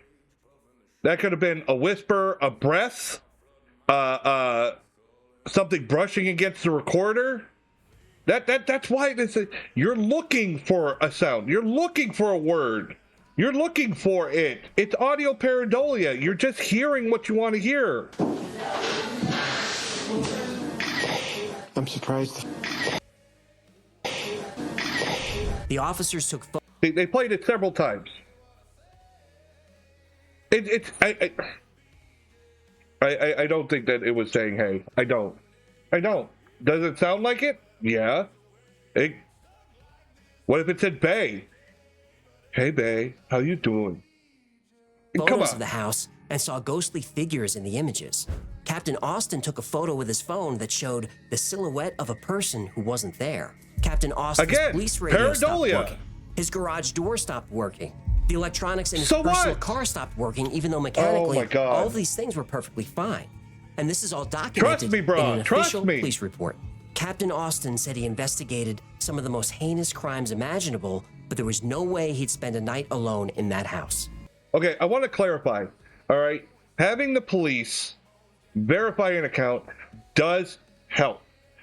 Most people find police officers, firefighters, stuff like that, more credible to a normal person.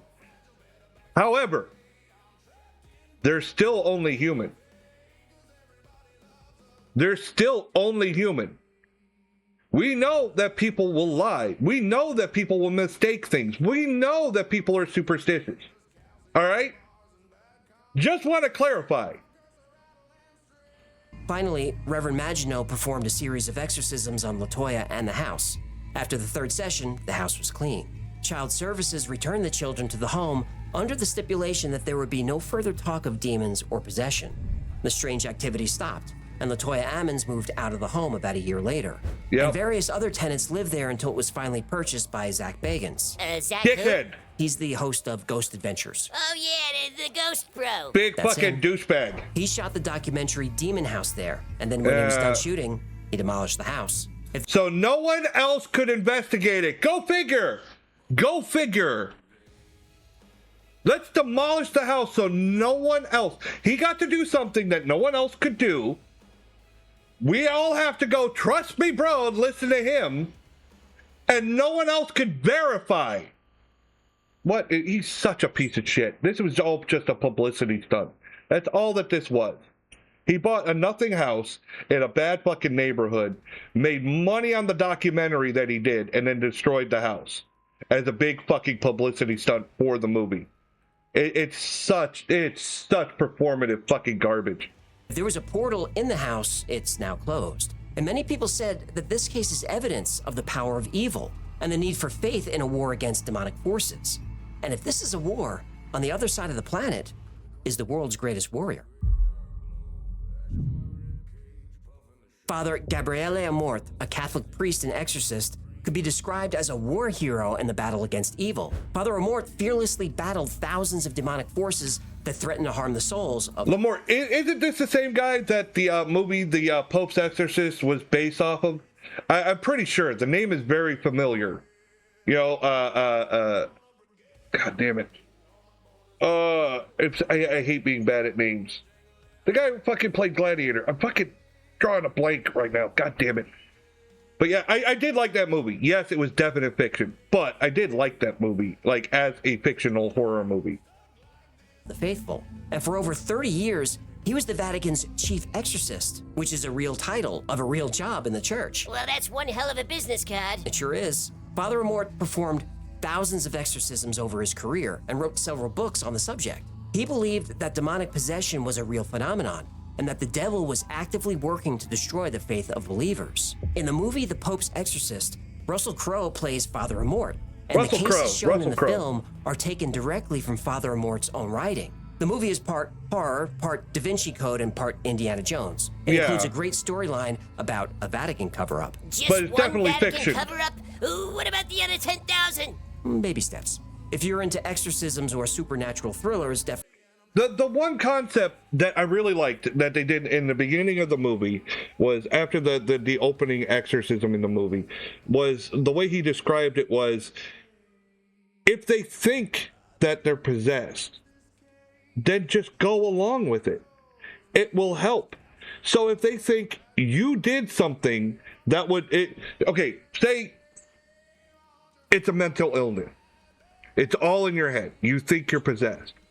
Well, a priest showing up, that's what they're here for. They're going to get rid of a demon. Even if he doesn't do a proper exorcism, like the placebo effect, if the person thinks that they did, and they think this is what would get rid of a demon, then if you're playing along with that mental illness, obviously, well, they got rid of the demon, didn't they?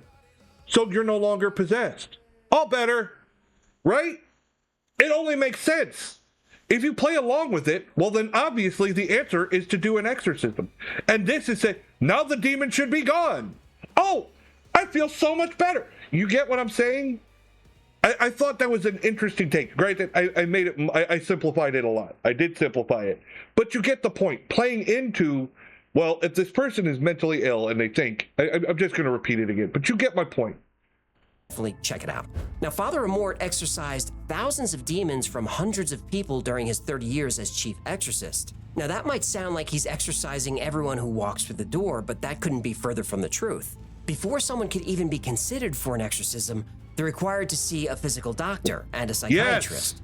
Father Amort said that less than half of 1% of people who contacted him are actually possessed, and he would whittle that number down further. He had a few techniques that allowed him to tell if someone was truly possessed. One of these was to have the possessed person close their eyes. Then he would bring a holy object like a crucifix near them to see if they react. If they did, he knew he was dealing with a true demonic possession.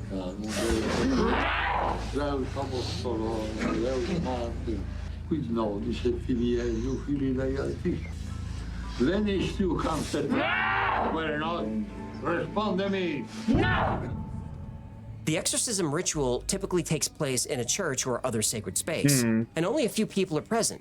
Father Amort brings a trained assistant who helps with prayer and occasionally helps hold the person down. A couple of the possessed person's family and friends are also present to assist. And in 2016, Father Amort allowed William Friedkin to film an exorcism on a young woman named Christina. And there's no better choice than Friedkin. He directed The Exorcist.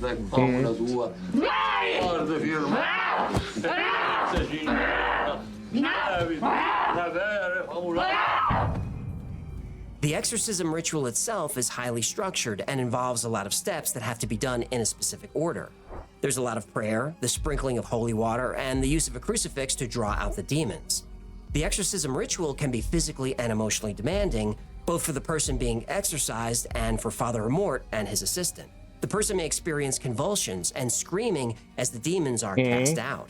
Father Amort would continue the exorcism until he was confident that the demons had been cast out of the person's body. And this could take several hours or even multiple sessions. Once the exorcism was complete, Father Amort would pray over the person and give them a blessing. And the only exorcism Father Amort allowed to be filmed turned out to be his last. He passed away a few months later at the age of 91. But even worse, that exorcism didn't work.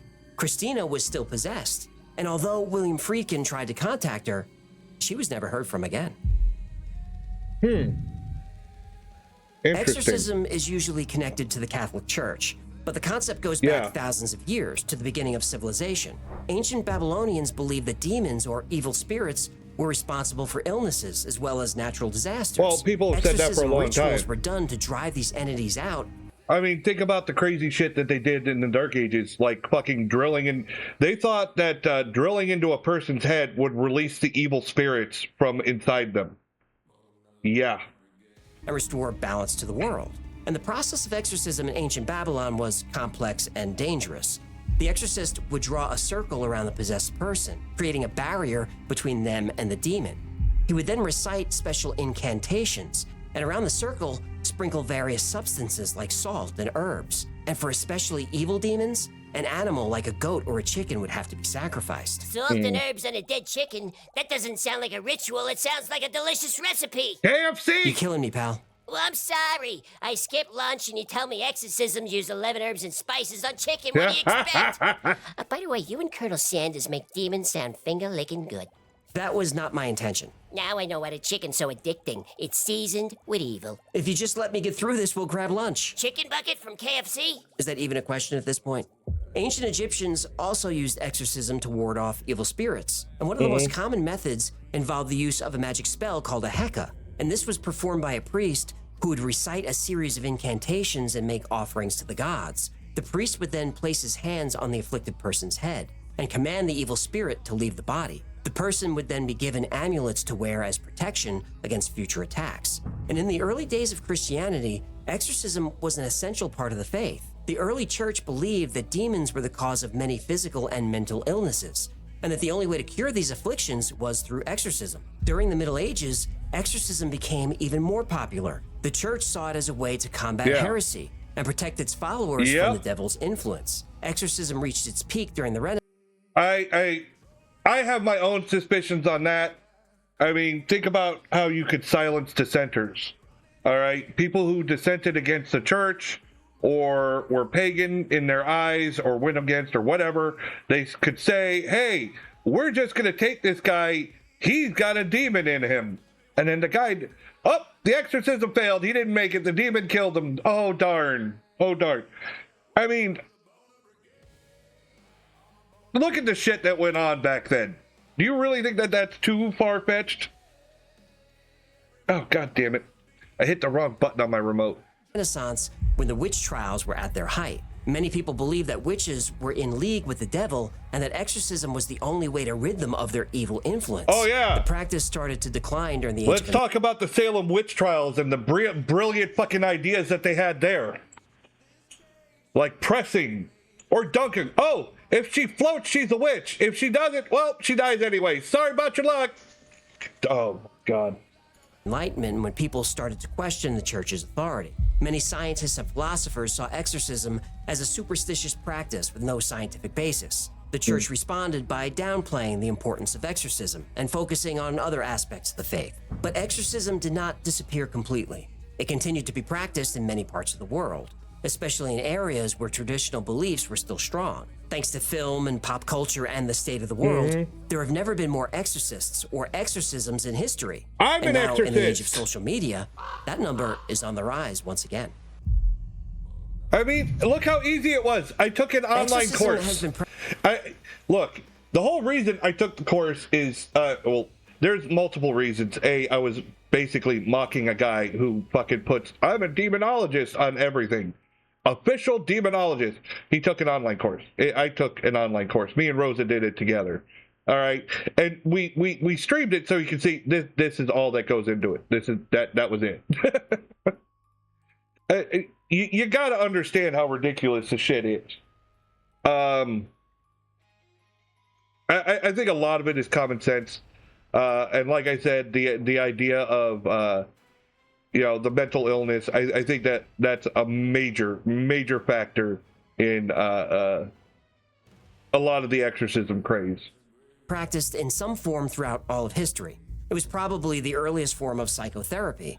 Hippocrates, the father of Western medicine, started out as an exorcist. But is it real?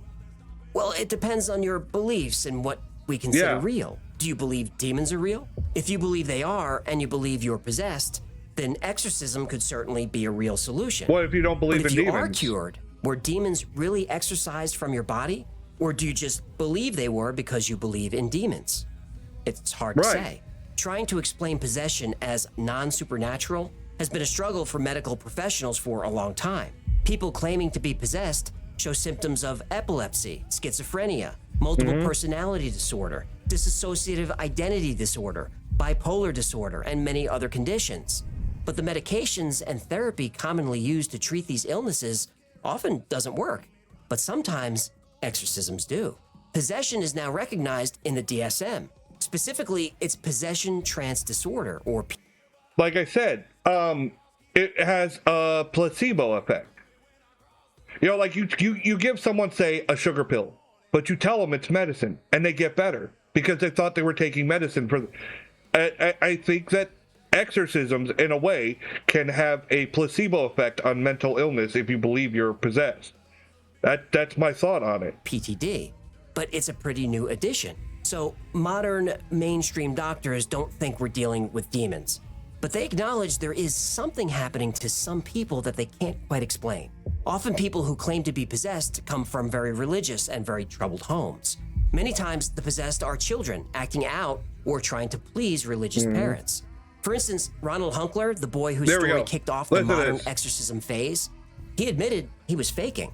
He said he was a bad kid acting out against his mother, who was very religious. Annalise Michel's parents were extremely religious, and they raised their daughter to be as well. If Annalise were suffering from schizophrenia or multiple personality disorder, this could have manifested as possession, something she was raised to believe was real. And remember, Annalise was diagnosed prompted. with She epilepsy. believed in that. She was also prescribed antipsychotics. When she stopped taking her meds, her episodes got worse.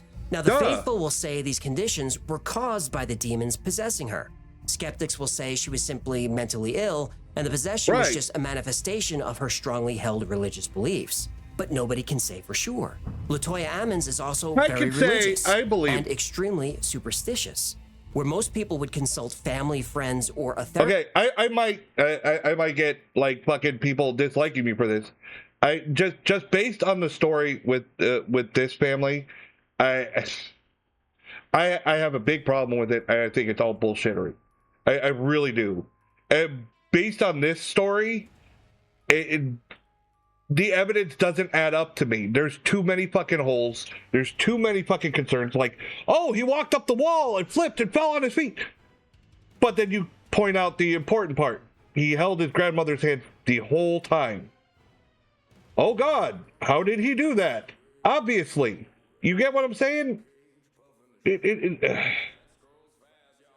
think there was too many holes in this, and I don't know. See, Zach Baggins is the one that bought the house, did the documentary, and destroyed the house after.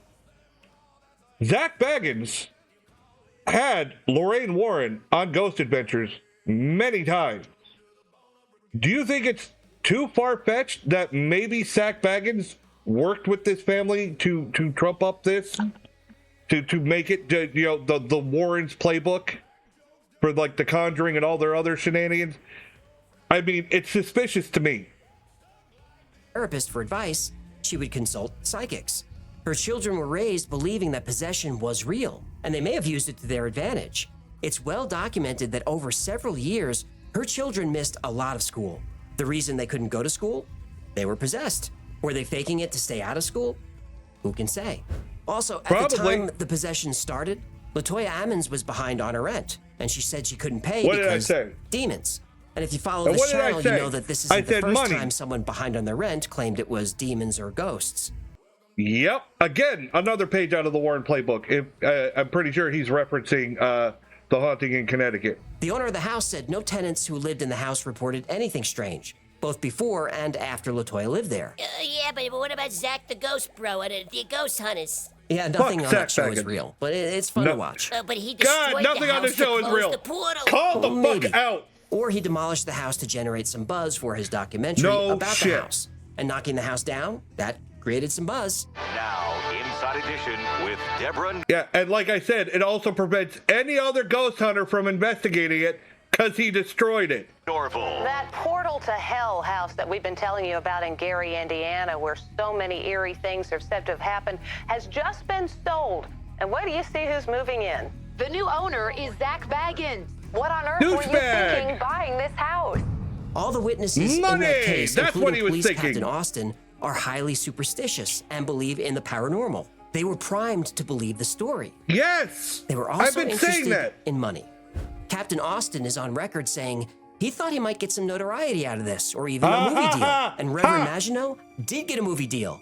He signed an agreement with Evergreen Media, the company that produced the Conjuring movies. What did I fucking which is perfect say? Because the Conjuring movies are based on stories told by people seeking fame and fortune. There's no truth behind them. No shit. But true or not, those movies earned over $1 billion. Now, I'm not saying all or any of these people are lying. But with stories like this, it's important to see the whole picture, especially when people are confident. Now, believers will say exorcism is a necessary tool to combat the force of evil that's all around us all the time.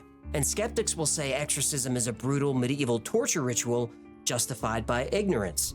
And people do die during exorcisms all the time. Now, you're getting the idea that I'm a skeptic, and maybe I am, but only 90%. That 10% of me can't help but think about Father Amort. I've studied his life, read his articles, a couple of his books. I do find him fascinating. I gotta be honest. Possession is real, and that he witnessed countless supernatural events. I don't think he's lying, but actual demons? I look around and well, I also like that Father Lamort had such a strenuous. It wasn't like you could just call him and he'd come and do it. It was like you had to go through. Like, he was like, most of it is garbage. You got to go see a doctor first. You have to go seek mental health first. You have to, there were so many steps to get through, even get through to him. And like the 1% that might get through, he still checked them again. Like, oh yeah, okay. I'm holding up the cross and you can't even feel it. Yeah, total demon right there. Yep. He called them out. So I get what AJ's saying. It's hard. It's really hard. But then again, he only had one case ever filmed. So I don't know. Do I believe he's seen some shit throughout the years? Fuck yeah. And he finally let his last exorcism, which he died shortly after, maybe he sensed his time coming. Some people do that. I don't know. I can't find any proof. But evidence of evil, well, proof of that is everywhere. Supernatural or not, there really is a battle between good and evil taking place in the world right now. And we all have a role to play in this battle. And knowing this, I want you to ask yourself, which side am I on? A good guy. Everyone loves a boner. Thank you so much for hanging out with us today. My name is AJ. You know Hecklefish. Ciao, Bella. This has been the Y-Files, and if you have fun or learn anything, do Hecklefish a favor, like, comment, subscribe, share. That stuff is so helpful. And like most topics we cover on this channel, today's topic was recommended by you. And if there's a story you'd like to see or learn more about, go to theyfiles.com/tips. Special thanks to our patrons. You guys are amazing, and you're keeping this channel going. And if you want to be part of a great community, check out. Okay, I think that's good. I think we're gonna wrap for the evening. It's my weekend. I'm free for the next 2 days. Okay. Let's turn the windows off. Blah. Yeah, there's my. I got to bring it up again. Yep. Certified demonologist, motherfuckers. I am authorized to perform exorcisms. Rosa 2. Oh God. Today was a fun night. I had a good time doing the Y-Files. I love the fucking Y-Files. I really do. But thank you all for coming. Thank you for all the people that came in my chat. Awkward people. Let's see. It's after midnight. Happy Mother's Day. And for all you motherfuckers out there, enjoy. I came. And Calf had to come one more time before we left. Thanks for coming, Calf, Jen, Jay, Miscreant Mule, all the homies. Thank you all for coming tonight. Peace out. Have a great weekend. Have a good Mother's Day. I'm going the fuck to bed.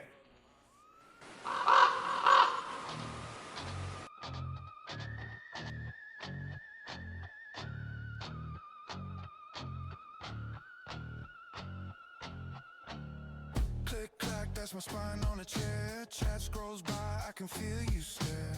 Yeah, I'm dead, but crew screaming at dust in the air. Call that proof, man, pull up a chair. Roast them raw while I smoke and swear. You want family friendly, you won't find it here. Everyone loves a BJ. You sick little boners, I see you. Welcome to the Boner Brigade. I'm trapped in these rattling bones with you. Everyone loves a BJ. Laugh till your brains fall out. If you came here looking for saints, better backspace now and bounce. Hey. Controller in hand, no skin on my thumb. Steel top frag while they camp and complain they stun. Crack one, joking the whole chat groans, but you clip that bit cause you know it hits home. Dirty mind, clean x-ray chest. I got lungs of smoke and a heart that left. Can't stand fools who refuse to learn. You play stupid games, watch these bones, let them burn. Everyone loves a BJ. You sick little boners, I see you. Welcome to the Boner Brigade. I'm trapped in these rattling bones with you. Everyone loves a BJ. Laugh till your brains fall out if you came here looking for sane.